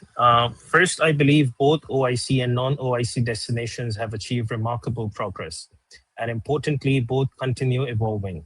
Across OIC destinations today, we see increasingly world-class tourism infrastructure, major investments in visitor experience, destination branding, digital transformation, hospitality excellence, and large-scale tourism ecosystem development. Many OIC destinations are now setting international benchmarks and demonstrating how Muslim-friendly tourism can be integrated into broader destination strategies successfully. At the same time, non-OIC destinations have also demonstrated strong capabilities that create valuable learning opportunities for everyone. Areas such as visitor journey mapping, service standardization, multilingual accessibility, data-driven tourism planning, seamless digital experiences, and highly structured customer experience management offer valuable examples that destinations can globally learn from. Equally, OIC destinations often bring strengths that are naturally embedded and difficult to replicate. Cultural familiarity, deep understanding of Muslim traveler expectations, integrated Muslim-friendly lifestyles, family-oriented travel environments, and authentic hospitality traditions. Increasingly, Muslim travelers seek both operational excellence and cultural confidence. In my view, the future is not about comparing OIC and non-OIC destinations. The future is about building stronger ecosystems through shared learning.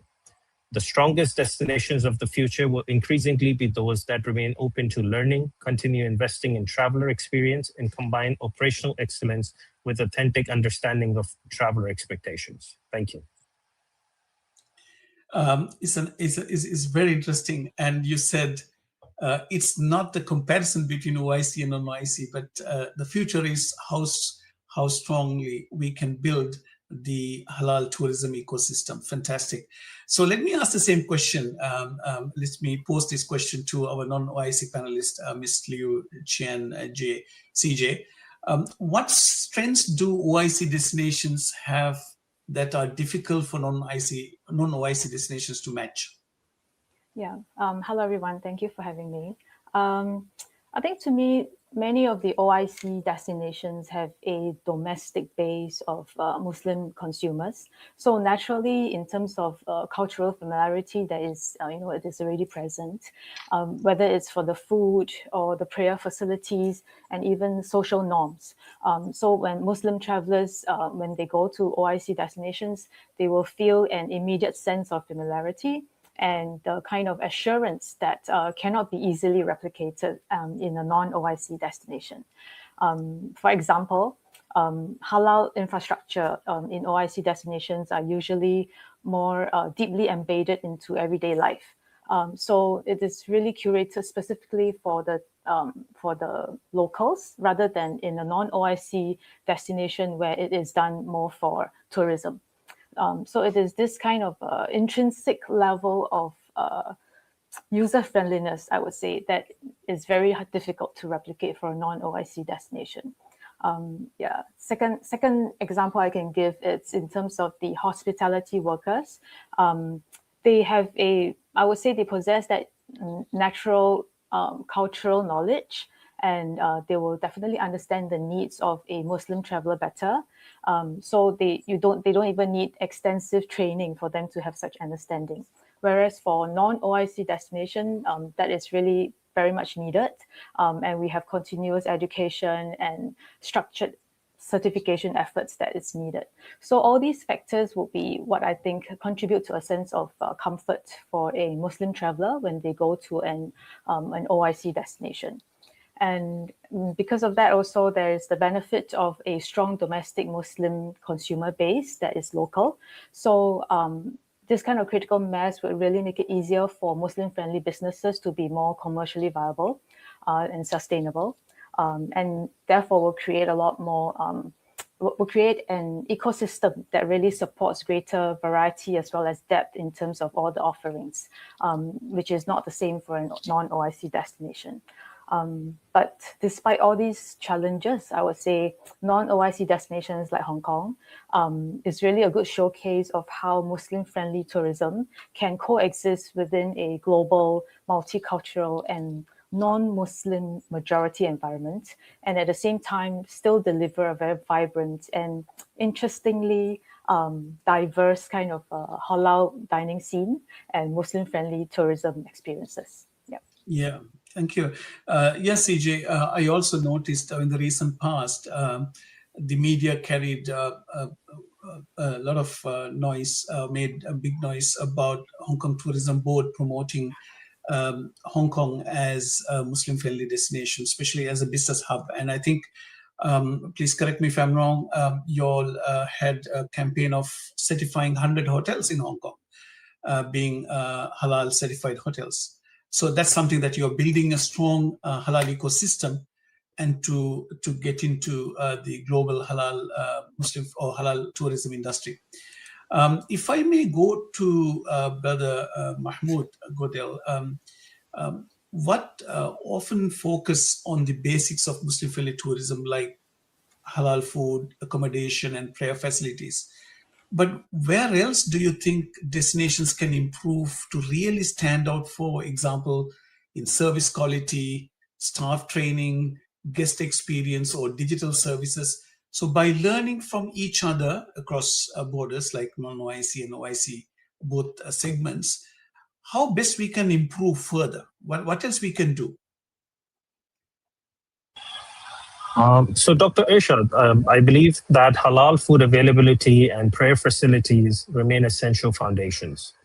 However, Muslim-friendly tourism increasingly evolves from access towards experience excellence. The next phase increasingly depends on, as you mentioned, staff awareness, service consistency, family travel design, wellness offerings, privacy considerations, accessibility standards, and digital experience. Muslim travelers increasingly expect multilingual information, reliable digital tools, and seamless traveler journeys. Technology and responsible AI increasingly strengthen discoverability, traveler confidence, and operational efficiency. Muslim travelers increasingly seek not only compliance, but trust, comfort, convenience, and quality. Another thing I would like to add is that Muslim-friendly destinations increasingly succeed when they move beyond facilities and build complete ecosystems around the traveler experience. According to the estimates, it is projected to approach, the Muslim travelers are expected to approach 245 million by 2030. Traveler expectations are evolving rapidly. Convenience matters, digital accessibility matters, trust matters, experience quality matters. OIC destinations can continue strengthening integrated tourism systems and visitor experience frameworks. Non-OIC destinations, in my opinion, can continue strengthening cultural understanding and traveler confidence mechanism. The strongest ecosystems increasingly will not necessarily be with those with the largest budgets. They will be those that learn faster, collaborate better, and adapt more effectively. Thank you. Yeah. I think it's a very important point. Even ICCD is developing this segment and is focusing very much, of course, with the support of Halal 360. I can also say that ICCD is taking a huge steps in promoting halal tourism. I can remember having almost two conferences so far in Pakistan on sustainability tourism.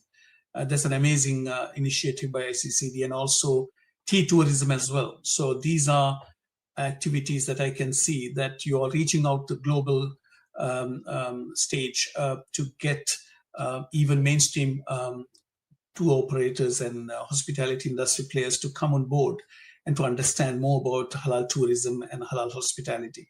So if I move to the next question to Ms. Liu, destinations often compete more than they collaborate. What are the main barriers that stop OIC and non-OIC destinations from learning from each other? And what would it take to overcome them from your perspective? Well, destinations for us, we are naturally structured to compete against each other, right? For the same pool of travelers. And tourism boards are typically measured by the number of arrivals of visitors as well as the spend by the visitors within our own destination. So collaboration between the tourism boards and between destination is really not very instinctive for us. And one possible area that is there's a reason for that is because in terms of tangible results and benefits from such collaboration, it's often yet to be seen. So including like knowledge exchange, capability development, as well as data sharing. There isn't much cases that we can learn from to show that, in terms of collaboration between destinations have indeed achieved such results. And because there are no such results available, then it's difficult for tourism boards to justify, committing some of our resources towards formulating partnerships or even coming up with structured platforms for sustained exchanges for them to make sense. And without such dedicated infrastructure as well as the investment, it's very difficult for these collaborations to be sustainable. And I would think at the same time, every destination also operates in a very unique ecosystem. So approaches that work for example, an OIC destination might not work for a non-OIC destination, or it cannot be directly translated or transferable kind of knowledge. So, and if we were to, for example, if we say come up with a gold standard for Muslim-friendly service delivery, it will really require very extensive research as well as a lot of consultation to really identify which are the practices that are most relevant for both destinations, which is easily adaptable and effective across both destinations and both markets. And that will really mean that we need to have an industry-wide effort and really involving close collaboration between government agencies, tourism players, and maybe even the training institutions and official certification establishments for all these things to come true.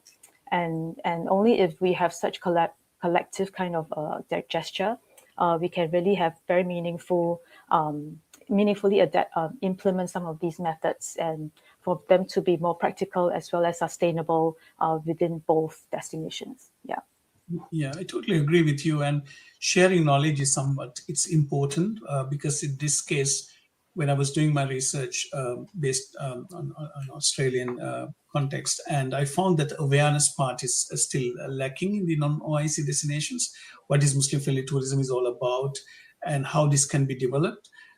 So one of the things, what do you think of participating in conferences, Muslim-friendly tourism or halal tourism conferences organized by the OIC destinations, where non-OIC destinations will participate and listen to and understand, exchange ideas.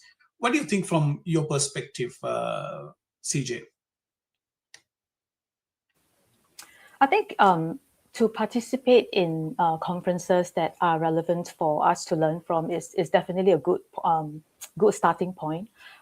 So if we are able to have cross-border learning between non-OIC and OIC destinations for, say, for example, our service staff to go to a OIC destination to learn more about, say, their service standards, how do they make use of their intrinsic knowledge and translate that into service quality, to give a Muslim traveler the sense of ease and the sense of comfort. How does that all come together in a OIC destination?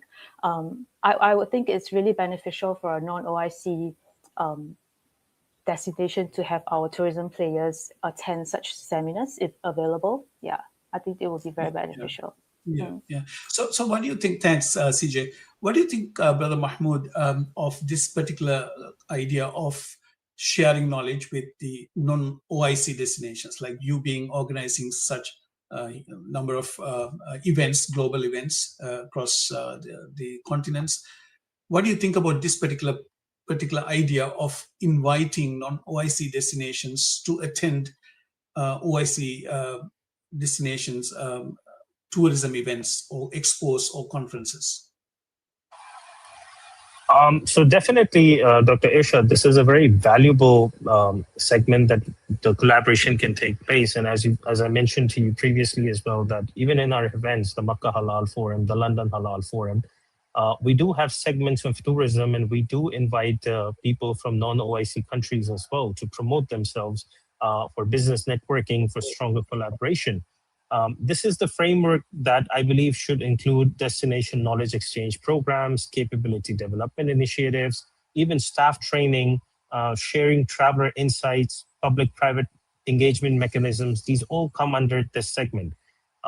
Business networking and investment facilitation should also form part of the collaboration networks, as you mentioned. See, what I believe is that governments alone cannot build ecosystems. Private sector stakeholders drive innovation and implementation speed. Cross-border collaboration increasingly creates value beyond tourism itself. Increasingly, collaboration is becoming not only as a tourism strategy, but an economic growth strategy. Yeah, and also I saw, it's a good information I received is that PATA, Pacific Asia Travel Association, has invited, of course they invite Crescent Rating every year. And this year they have appointed a representative from Crescent Rating to the board. So that's good. So you're coming from Muslim-friendly tourism background, and you are getting into the mainstream of the tourism segment. That's a fantastic approach. Also, Crescent Rating was basically included in the World WTO, World Tourism Organization. So that's something that we can get into the mainstream tourism and to promote and to be inclusive and explain what Muslim-friendly tourism is all about. So let me ask the final question, because we are running out of time. If we wanted to create a structured partnership between OIC and non-OIC destination, for example, through formal partnerships, knowledge sharing, as I just mentioned, or joint training, what would that like in practice, and where should we begin? If I ask CJ, where do you think that we should start? We have to start somewhere. Yeah. Well, while I think in terms of having such collaboration is really industry-wide kind of collaboration that is needed. But having said that, I think it might be a little bit too daunting and a bit ambitious for it to be industry-wide from the onset. So I think we could maybe break down to smaller, achievable milestones, whereby it's easier to measure success, and from there we can increase our investment and resources little by little, right? For example, we could say kickstart with each destination proposing one aspect along the visitor journey which they think they can contribute to. They have strong expertise and confidence in sharing best practices from their destination. For example, if it's an OIC destination, they could share insights on how the frontline staff capability development, say, for example, how the cultural intuition and understanding of the Muslim culture can be translated into service behaviors that will enhance the visitor experience. Whereas for a non-OIC destination like Hong Kong, we could share more on, say, the digital infrastructure of how we do our marketing, and which will also help to strengthen the consumer journey. And alongside such an approach towards the bigger mandate of a destination marketing, right? And I think because of all these efforts that we have already put into our work plan and all, we have actually, Hong Kong is being recognized as the most promising Muslim-friendly destination of the year in the Halal In Travel Award last year. So that is something which we think maybe we could share how, what's that journey like? How did we arrive upon that? Yeah. That's what I thought. Thank you, Sejay. And you've done a good job, and I know I have witnessed, so keep up the good work. So one last question, Brother Mahmood. What do you think from your perspective?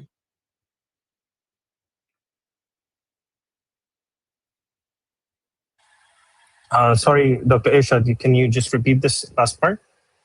Yes, for sure. So if we wanted to create a structured partnership between an OIC and non-OIC destination, for example, through formal partnerships, knowledge sharing, or joint training, what would that look like in practice, and where we should start? How to start that from a practical perspective? So as Ms. Liu said, that obviously we need to work on achievable milestones and not just do everything on paper, but actually do the ground reality work. A lot of the Muslim travel market is losing without the stronger collaboration. And I think your suggestion, which you're asking, is very strong. See, Muslim-friendly tourism is increasingly evolving beyond facilities towards experience quality. No single destination has all the answers. OIC and non-OIC destinations both bring valuable strengths, and stronger collaboration creates opportunities for everyone. What I believe is that the future of Muslim-friendly tourism will increasingly be shaped not by isolated success stories, but by ecosystems that collaborate intelligently, institutions that learn continuously, and destinations that place traveler trust and experience at the center of development. So obviously, this is a very important part for the OIC and non-OIC countries to collaborate. But as I said initially in the first question, is that we don't need to compete with each other. We need to work together and find a common point and a common achievable milestone, and inshallah, everything can be successful. Very good. So it's a good point to end with, not to compete, but to collaborate. So thank you very much. I think we have come to the end of this insightful session. I hope the audience was enlightened with insightful information on cross-border collaboration, how OIC and non-OIC destinations can learn from each other. So I take this opportunity to thank our distinguished guest speakers here in this session for their valuable contributions. So we learned a lot, and it was very well articulated and explained. So Mr. Mahmood Ahmed, Mr. Mahmood Godel, the Chief Executive Officer, Halal 360, and also Ms. Liu Qian J, CJ Liu, the Regional Director of Southeast Asia Hong Kong Tourism Board. At last but not the least, I thank you, the audience, for joining this session. Do check out the other interesting sessions we have lined up for you today. Thank you once again, and Assalamu alaikum wa rahmatullahi wa barakatuhu.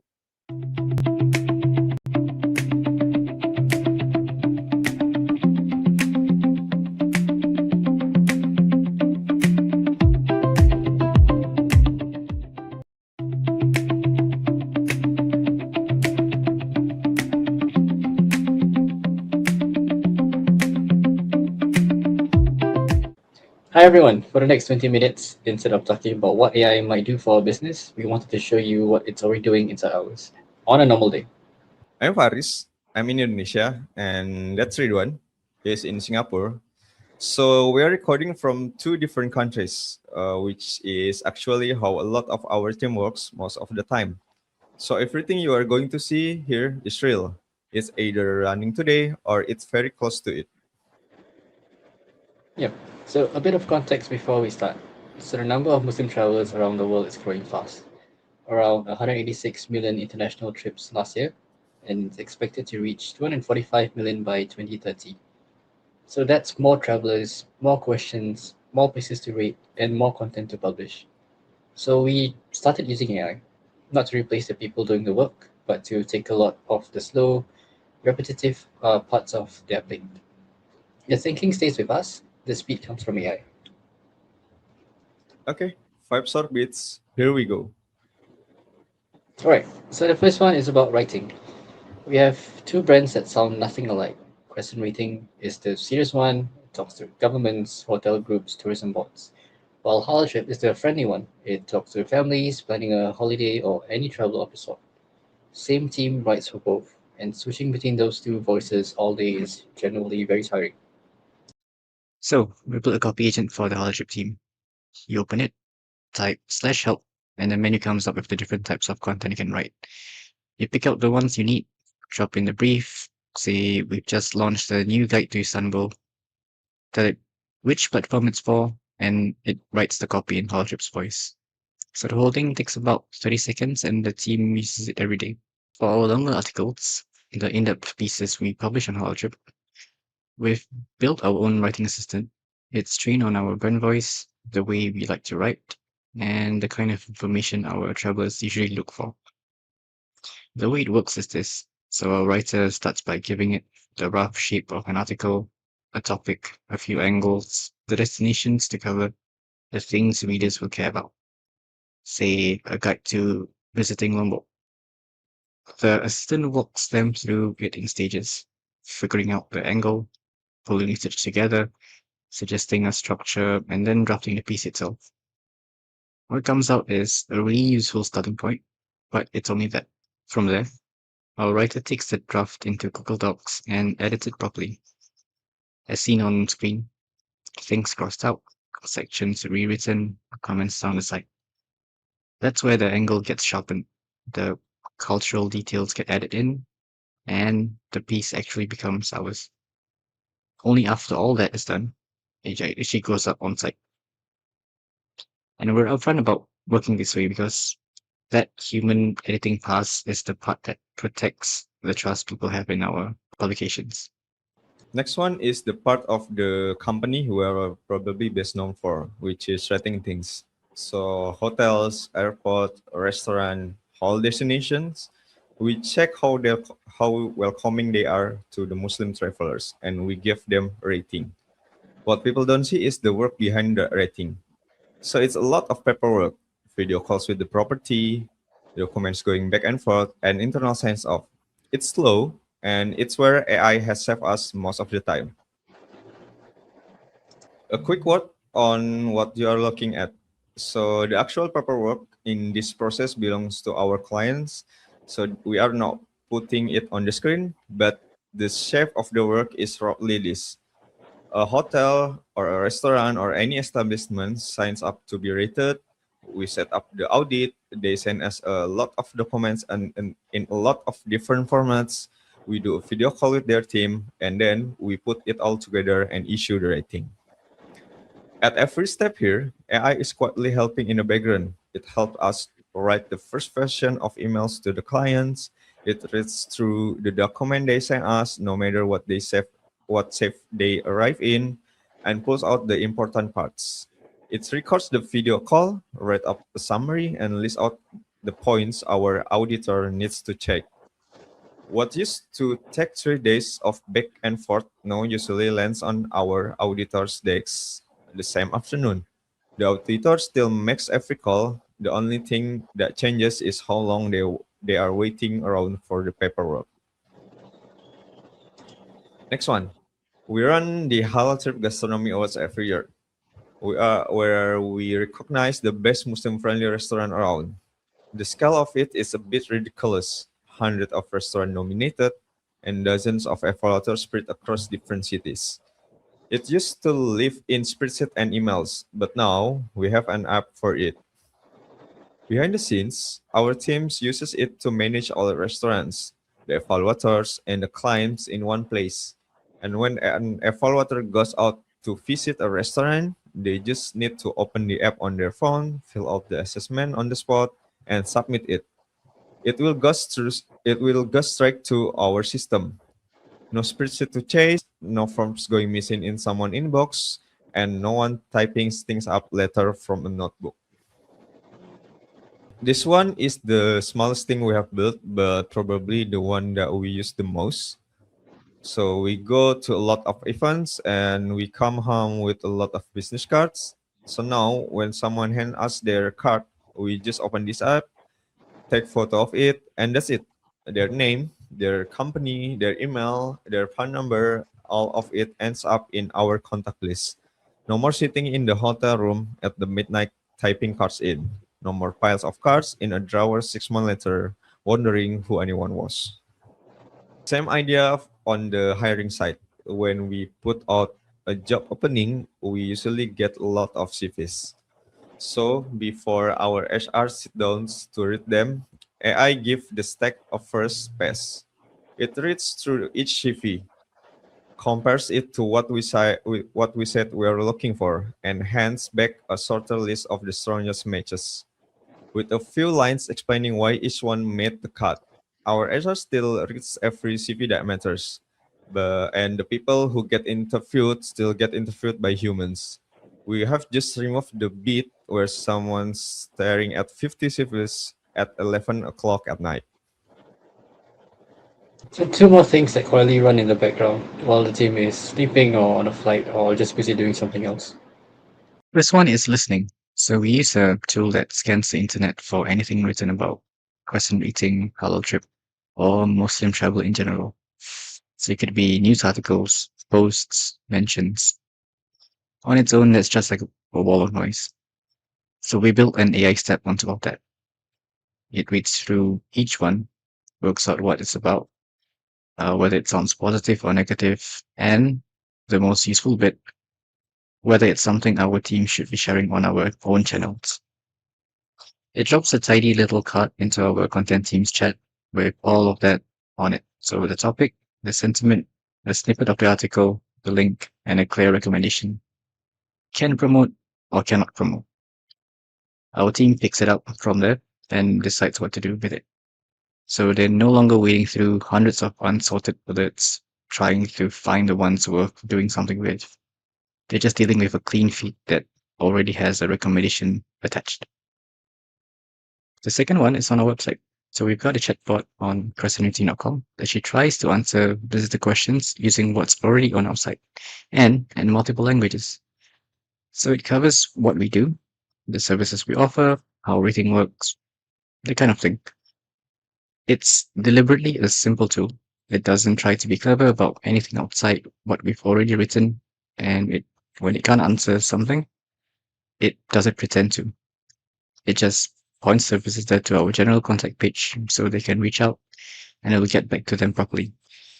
The result is that most visitors get a quick answer without us having to do anything. And the ones who will need a real conversation get pointed to a place where they can actually start one. This next one has changed our team builds things. More than anything else we have tried before.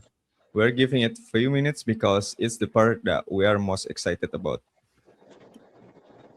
Until recently, when our marketing or research team needed a new page on the website, let's say a landing page for a report, the process was always the same. So they will write a brief, hand it to the design team will mock it up, and hand it to the developer. Developer will build it, and 2 weeks later, the page will go live. No, it looks like this. Someone on the team, not a developer, describes.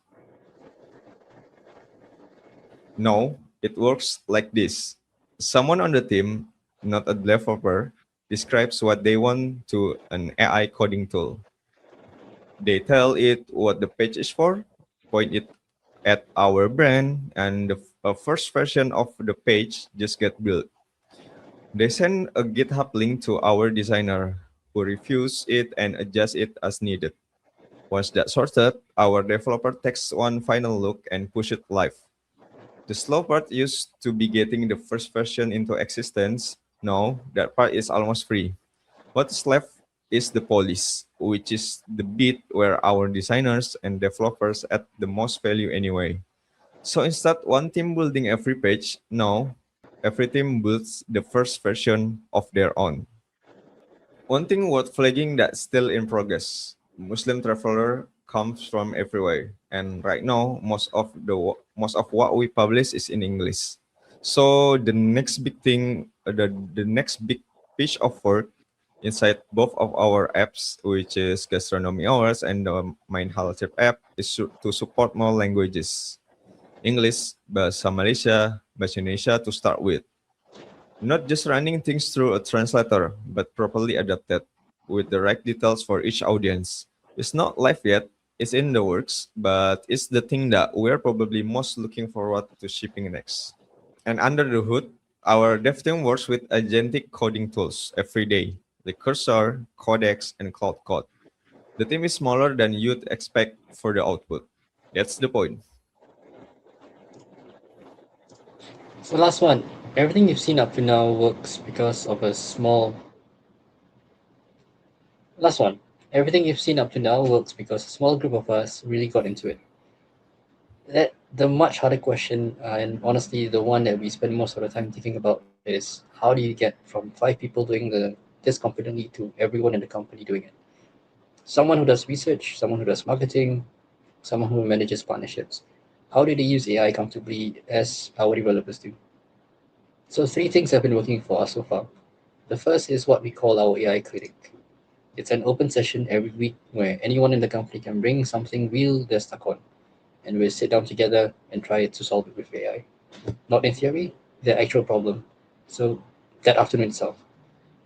The second is a simple tracker where the team logs how they're using AI day to day, what worked, what didn't, what someone figured out that other people should copy.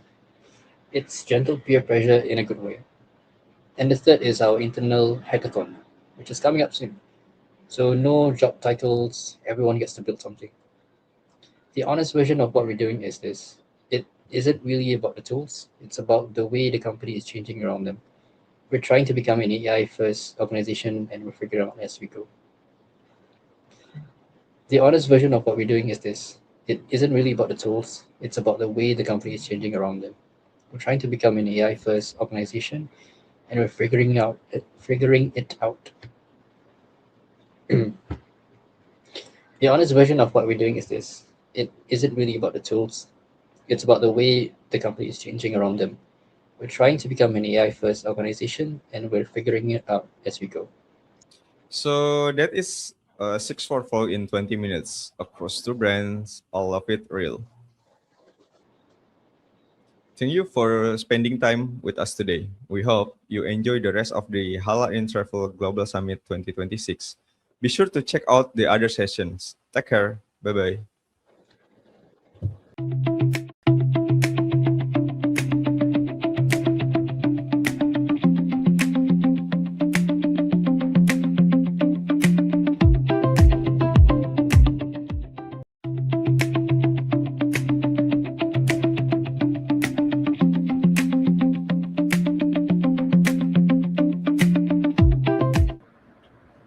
Assalamualaikum warahmatullahi wabarakatuh.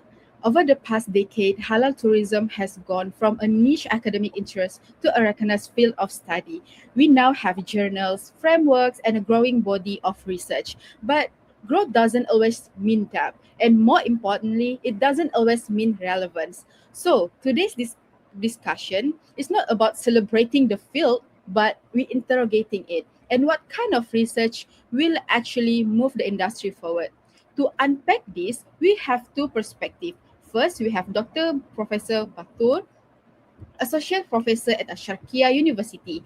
His area of expertise includes Islamic management and halal tourism. He has been a speaker on matters of Islamic marketing and halal tourism for many conferences. Now, joining with us today, Dr. Anang Sutono, Associate Professor at National Hotel Institute of Bandung, Tourism Polytechnic and former Senior Advisor to the Indonesian Ministry of Tourism. He has been deeply involved in shaping Indonesia's tourism strategy, including leading initiatives in halal tourism development and national destination planning, with decades of experience bridging academic and policy. So our first questions to Dr. Professor Batur. Professor, you've been publishing on halal tourism since the field barely exists. You have seen it grow from a handful of papers into a recognized body of scholarship. If you had to grade the current state of halal tourism research in terms of depth, rigor, and practical relevance, what mark would you give? Okay, thank you so much for considering to give me this opportunity to be with you here. It's my pleasure actually, and my greeting to Prof. Anang, Rani as well. So if I need to answer this question, it is actually long time ago when I started to publish in this area, my first paper on 2008-9. This is my first paper published. It's about towards halal tourism market in Scopus journal. If I have to grade the current state of halal tourism research, I can say it is around 9 to 10 out of 10 compared to what we have maybe started early. So I say this because I personally experienced at the early stage of the field when I started to publish in halal tourism years ago. It was actually very, very difficult to publish or to find journal to accept to publish this kind of paper, especially some editor do not accept to or convince it to halal tourism as good sectors or maybe it was very serious or independent research field. So at this time the topic was maybe observed as a niche, descriptive, very limited only to Muslim travelers. But today, yes, situation has changed dramatically. Why? Because now halal tourism, so many people publish not only in Journal of Islamic Marketing. Now we move from very niche market to mainstream journal like tourism management, journal of analysis of tourism research, tourism review. So many paper actually, so many journals accepted to publish on this. The issue now, the field moved from from margins or niche to mainstream. So another positive sign is that many recent paper published not only in definition, conceptual paper, researchers are now trying to solve real problems related to experience, digital transformation, AI, Muslim-friendly experience. So, but if you ask what actually is preventing the field from becoming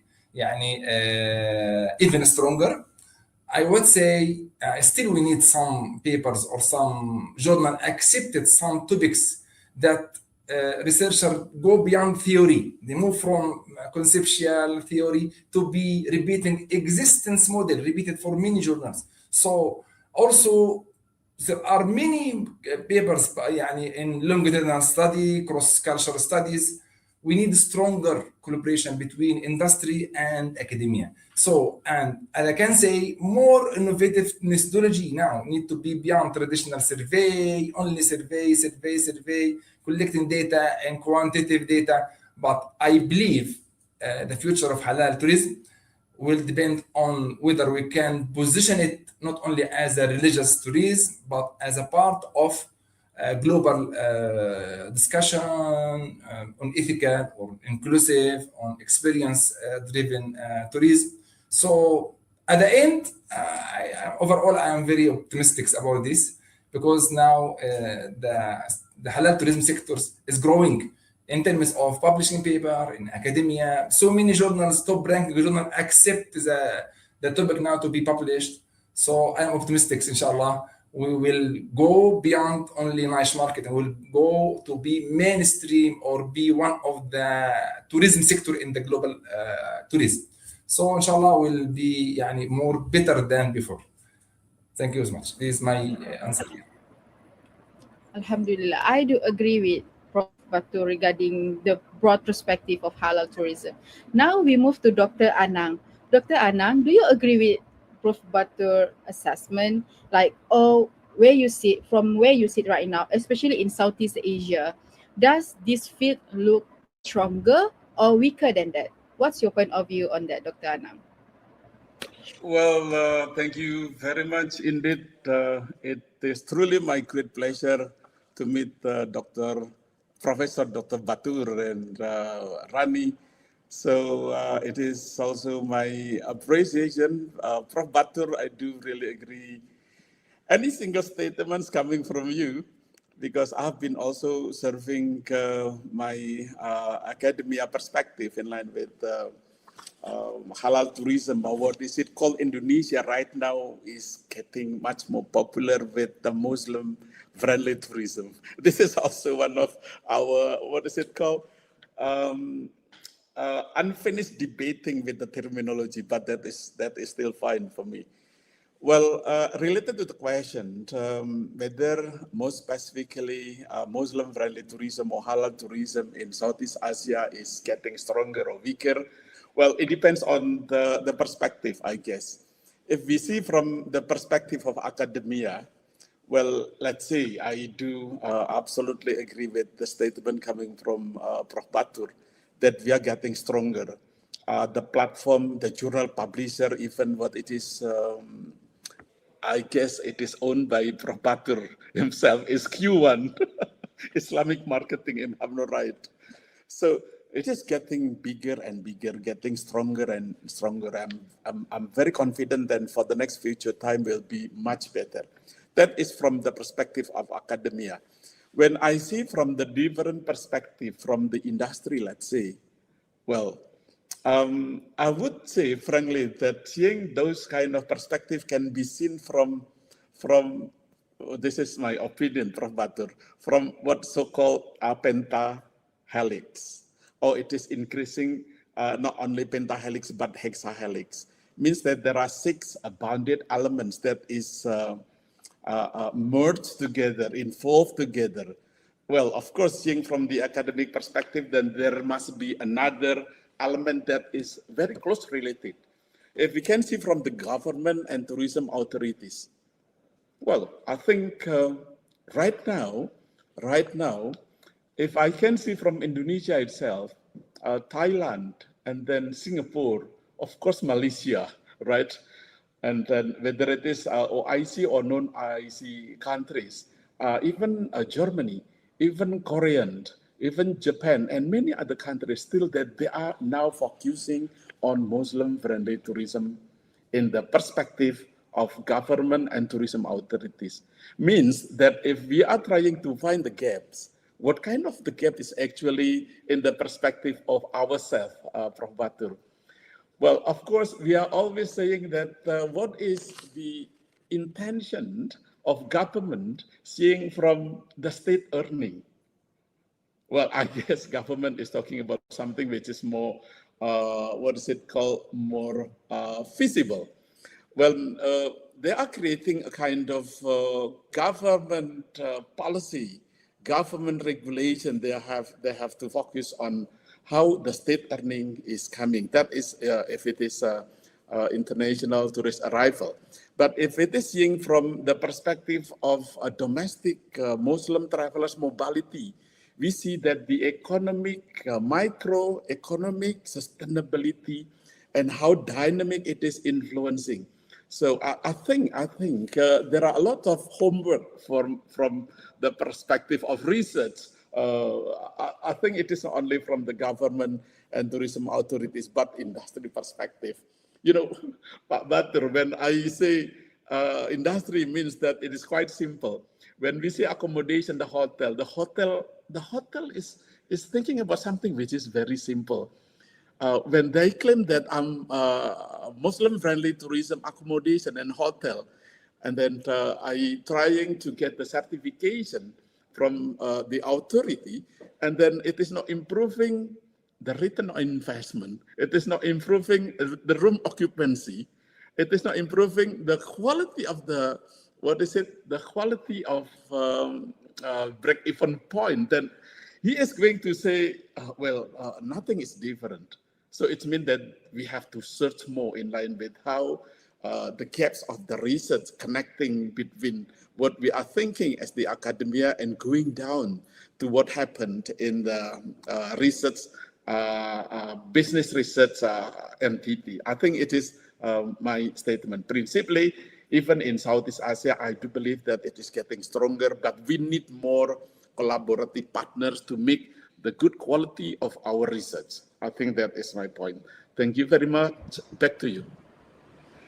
Thank you so much, Dr. Anang. I totally agree with your point of view, taking back of the research with the current industry demand. So now we move into the second segment of our discussion today. So yeah, let's get slightly uncomfortable regarding this research-dominated field.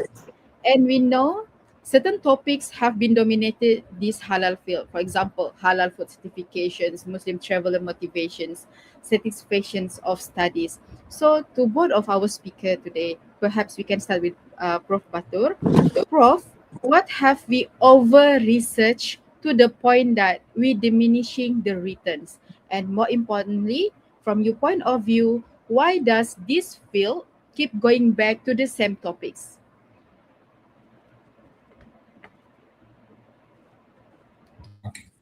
Okay, thank you so much. Actually, this is very interesting questions because if I tell a story about this kind of topic in my background as a deputy editor-in-chief in Journal of Islamic Marketing, we receive many topics go around same area. We have halal food certification, destination image, theory of planned behavior, revisit intention. So many topics around this. So of course, these are very important topics. But if we go beyond this, we need to establish foundation of the field. Not only this same point repeated in the same variables in another country, just replication, so from Indonesia to Malaysia, from Malaysia to be China, whatever. Yani. So we need to start giving diminishing academic and practical value. This is the point. Sometimes we study actually simply replacing only one destination in another while it's almost the same framework in terms of quantitative research. So I think the field keep turning in the same topic, but what we need to do now, in my opinion, we have some major areas still need some more deep explanation and research, especially in Muslim-friendly tourism experience, not only in surface satisfaction, because we know already we have done many papers about Muslim tourism satisfactions.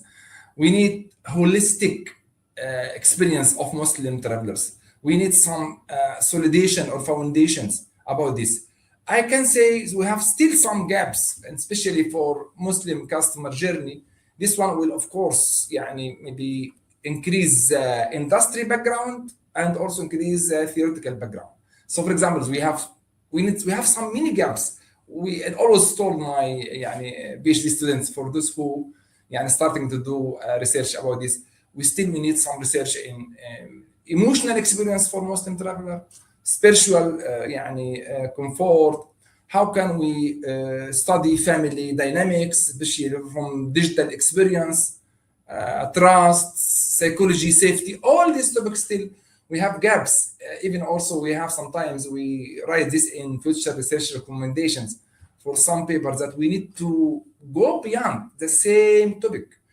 Another gaps, which I always highlight, and I think I have one project about this nowadays, we have to find list of standardization or standardized Muslim-friendly tourism.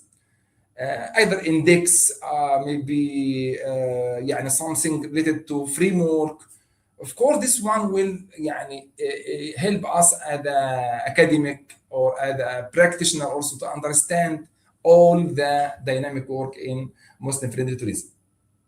Right now, of course, we have different destinations. Yani they try to standardize or interpret, at least like Indonesia, Malaysia, they have some standardized. But still, we have inconsistency for what exactly the framework for Muslim tourism, Muslim friendly tourism. I know concentrating, every year they try to update like Rida, whatever they still we have also some inconsistencies. So this is a gap we need to focus more in the future.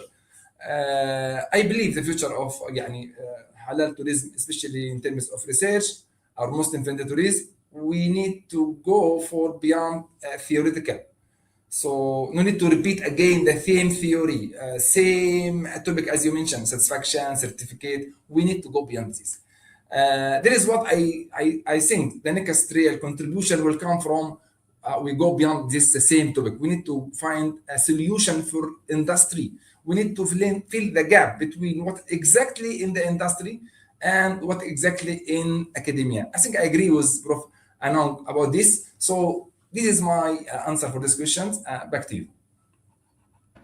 Thank you so much, Prof. Yes, I totally agree. There are so many visible gap beyond the researchers and how it being keep repetitive among the researchers.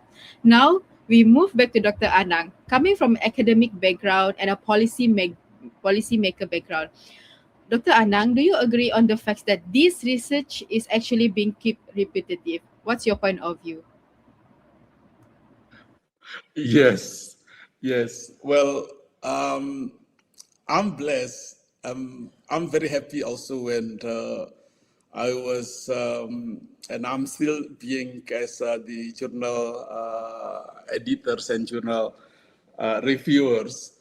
And then most of the manuscript or articles submitted to that journal, then I saw at glance that, oh, this is a kind of repetition, and so on. I don't think that the authors are based on the needs, wants, and the demand, what so-called coming from the industry based. I think if we are seeing from the main beneficial values of tourism, one of the most beneficial values for tourism is what so-called economic beneficial values. When we are talking about economic beneficial values in Muslim-friendly tourism, means that if we go down, we are going to focus on industry entity, or in the small thing is a business. Means that if we can try to, what is it called, to reconnecting again any kind of ideas coming from researchers, trying to dig out what is it, the needs, want, and the demand coming from industry perspective or business perspective, that will be really good. Because seeing from, I see business people thinking about very short-term period. If they are not getting the beneficial values of that research, they are saying, oh, this is theoretical points of view. This is not solving my problem. Oh, my return on investment is still very low. How can I convince my customer, which is non-Muslim, that they are also being served in good quality in my hotel? So I think there must be a broadened ideas, broaden a topic, and needs, want, and experiences. What is it coming from industry should be, the main topic that should be elaborated. Secondly, I'm thinking about what it has been spoken by Prof. Batur in line with how can we standardize? Well, standardization is very, very important. Of course, Indonesia has a standard, very complicated. Sorry, Prof. Batur, I would say it is exhausted sometimes by industry saying, oh, I give up, I have no more ideas how to apply this because this is difficult and so on and so on. I'm not sure about Malaysia and other countries, but I do agree that actually we have to simplify. Simplifying doesn't mean that we, what is it called, we doesn't pay fully attention on the Islamic teaching. We of course, once again, we have to pay fully attention on the Islamic teaching. But the authority the certification, halal tourism certification authorities should give more simple criteria that can be really adopted by the industry.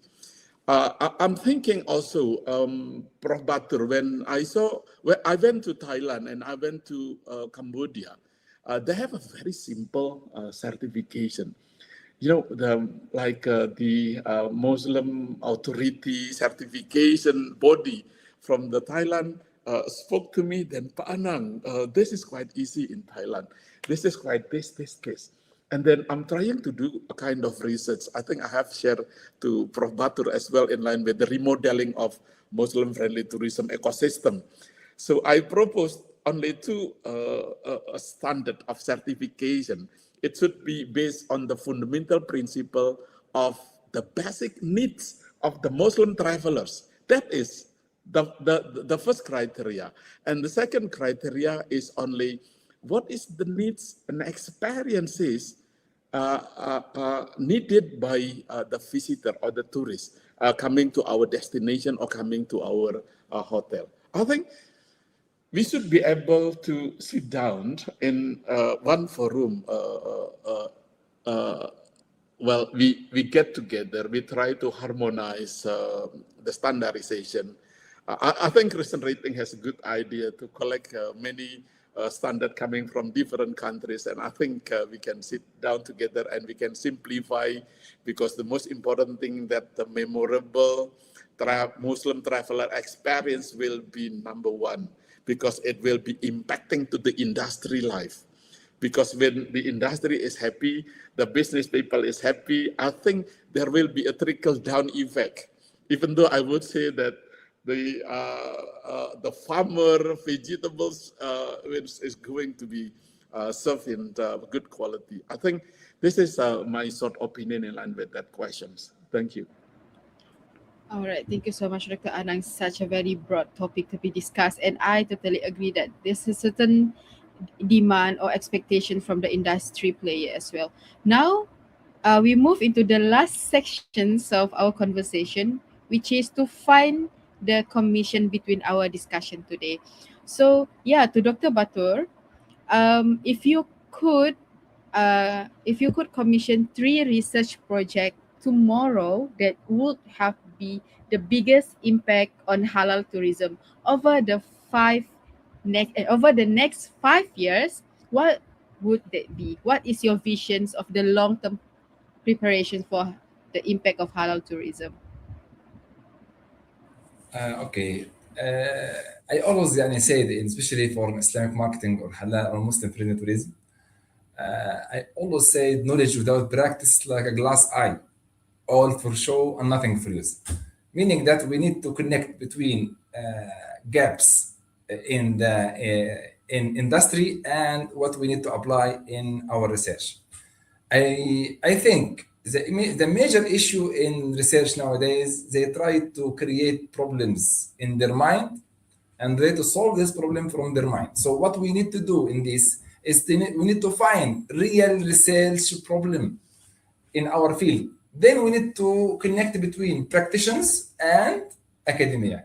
So if they close to each other, they maybe form a team, work together, they try to solve real problem. If I need to talk about 5 years potential, I always say this, because I repeat this one, very repeated question in any conference, in any seminar. Please, can you give me a gap to study next 5 years? It is not like this. It's not simple like this. You have to read and read and read. Try to find some gaps in literature. What is the future research recommendation? And try to explore potential real problems in the industry. Try to find some reports. What is this report? Especially sometimes CrescentRating, Allahu Akbar, mashallah, they publish many reports about this. They can find gaps. So the issue is not to list down the topic. The issue is how can we apply the right methodology to find right real problem in the industry and also gaps in literature. But if I need to say, in my opinion, still we have some gaps. It is just we don't fully understand. For example, يعني, if I need to talk about religiosity, not all Muslims actually are fully يعني practice Islam. So how can we different level of relationship, expectation, and satisfaction in Muslim-friendly tourism? Because as a Muslim, we are not homogeneous market. So this sometimes we need to understand. Another gap actually, which I'm working in nowadays as one of my project, how can يعني, destination communicate Muslim-friendly offering without appealing exclusively to non-Muslim? This is challenging because you offer some service to non-Muslim, and at some times you need to satisfy Muslims.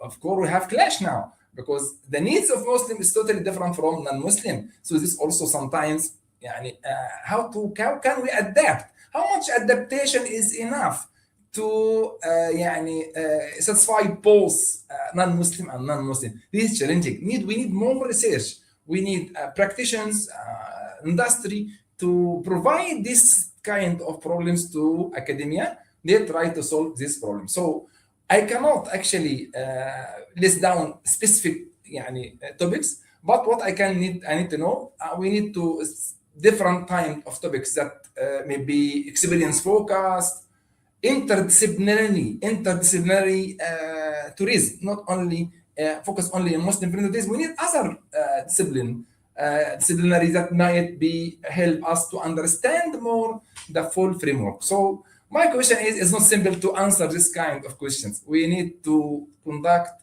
good research, either quality research or quantitative or mixed methods. We focus more in quantitative, but we need some research that fill gaps to understand more, to create new knowledge, to solve real problems in real world.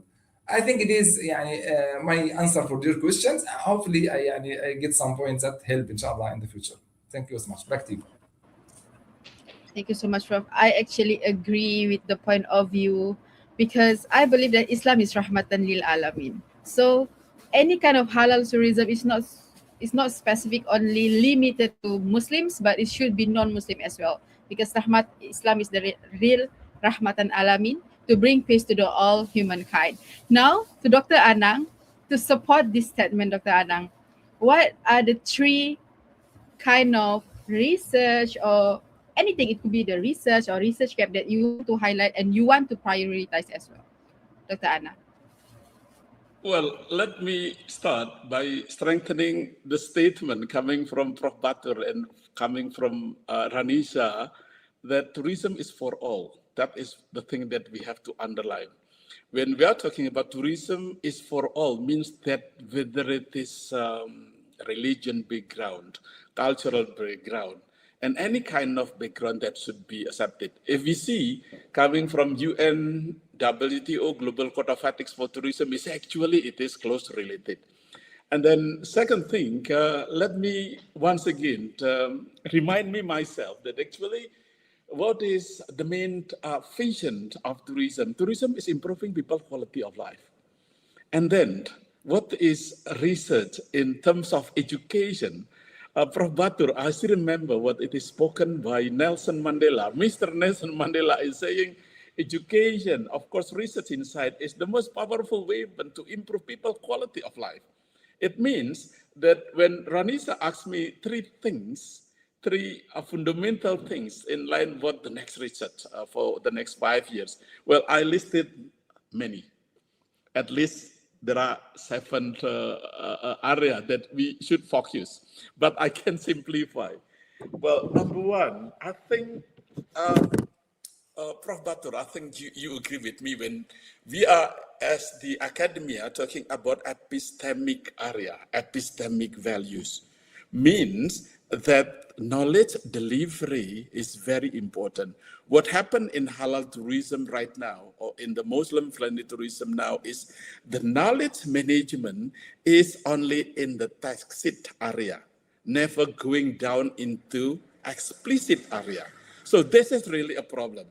So if we are going to think that if it is important to be number one, I think it will be giving the very good impact. When we are talking about the epistemic value, means that how epistemologically and how knowledge value should be delivered in any kind of stakeholders, right? Secondly, well, tourism is a humanistic, means that humanistic tourism.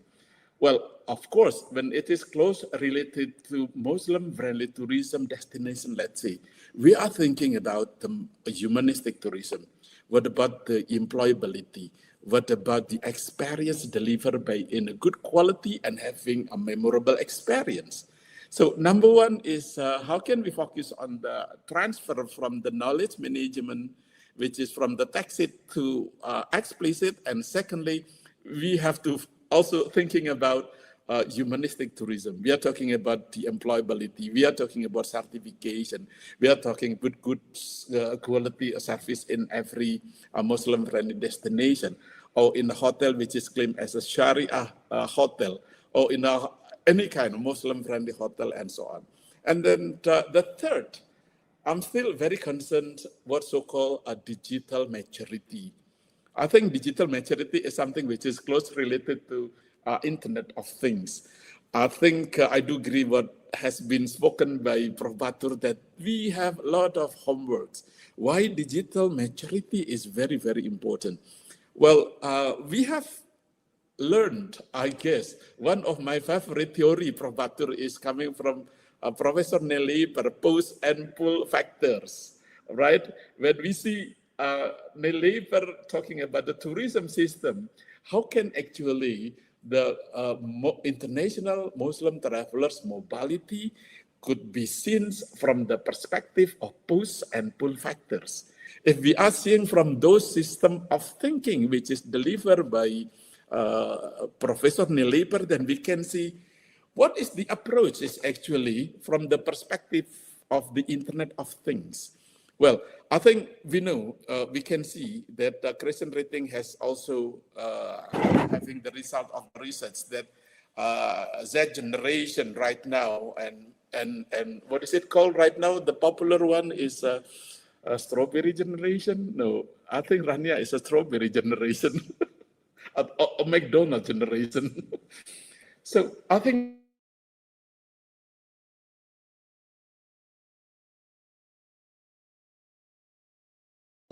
what is called e-collaborator means that starting from the beginning, when international tourists or international visitors, international Muslim travelers mobility want to decide whether I have to go to a certain destination or not, the first thing what they have think is look. Look means they are searching in many kind of references through media, right? And then the second thing, after look, and then they are doing a booking. What kind of booking platform do I have to choose? And then the third one, do a book and then pay. What kind of payment method? Is it a Sharia-based payment method? Or is the payment method platform is friendly with my identity as a Muslim travelers? So from look, book, pay, and then the activities. Of course, the activities will be really related to the basic or the fundamental needs, whether there will be a kind of availability of the halal food, halal ambience of the restaurants. Are they saying frankly that this is halal, this is not halal, and so on and so on. So the activities in a certain destination is very important because praying facilities is also very important. That's very fundamental. And after look, book, pay, and activities, the last thing is what so-called word of media. So those word of media, if we see that we are, before going to a certain destination, what I have to do is, of course, I'm going to search. I'm going to see the reviews. I'm going to see the net promoter scores. I'm going to see the Zomato. I'm going to see a lot of things coming from the perspective from different people. Then that is my decision. So they need what so-called e-collaborators. If we do a research, because I think this is also one of the critical gaps in line with the digital maturity, mean that the transformation to be getting much more awareness of how digital maturity of digital, Internet of Things should be delivered. Well, in short, I would say that actually there are a lot of things that we have to focus on, but we can elaborate those three things that I'm focusing. So the main challenging, Prof. Batur, is who is going to fund our research. I think this is also because when actually this is the beneficial for the industry or the what is it called? Our business, actually, business entities should also pay the contribution by giving a kind of support the budget for research, because good quality of research, of course, in my opinion, Prof. Batur, also should be supported by financial support, right?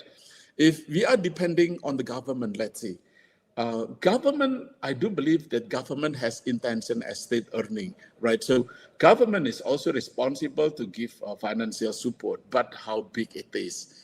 I was thinking about finding a foundation, a certain foundation like CrescentRating. If you are going to give a foundation, we can like joint collaboration, joint research collaboration between me, myself, my institution, of course, my honorable Professor Batur, my idol, because I think I took I cited my research coming from International Islamic Journal Marketing. I'm not sure. I forgot the name. Am I right? Islamic marketing, something which is aligned with that. I love reading your, your archive. So thank you very much. Back to you, Rania. Thank you very much. Shukron. Wassalam. Alhamdulillah, such a very, very insightful discussion for three of us here, especially for Dr. Anak and Prof. Batur. So yeah, we come end of the session today, and there's one thing that this discussion clear about is the future of halal tourism. Research is not about producing just a work that limited to Muslim, but producing the right work for all the humankind and tourism. So yeah, that challenge the assumptions and reflects the real world of complexity. And thank you so much for Professor Batur and Dr. Anang. And also thank you everyone for being part of this conversation. That's all from me. Assalamualaikum warahmatullahi wabarakatuh. Waalaikumsalam warahmatullahi wabarakatuh.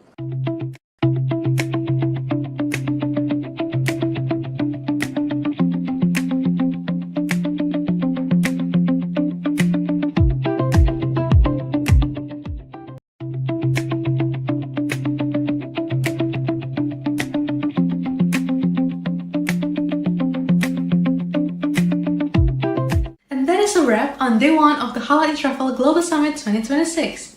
It has been an incredible journey today, starting with the current state of Muslim travel and looking all the way ahead to bold predictions for 2030. We've gained so much perspective from researchers, destination leaders, content creators, and hospitality experts. I hope you're walking away feeling just as inspired and energized as I am. A massive thank you to our phenomenal speakers for sharing their time, expertise, and passion with us. Your insights are what make this session so impactful. And to everyone tuning in from across the globe, thank you for your engagement and for being part of this community. Get some rest, because tomorrow we transition from our screens to the same room. Day 2 takes us live and in person here in Singapore for the Halal Travel Awards, the highly anticipated GMTA launch, and plenty of networking opportunities. Whether you'll be joining us here in the room or continuing with us online, we can't wait to see you tomorrow. Have a wonderful evening. I'm Salman Ashwa, and I will see you then.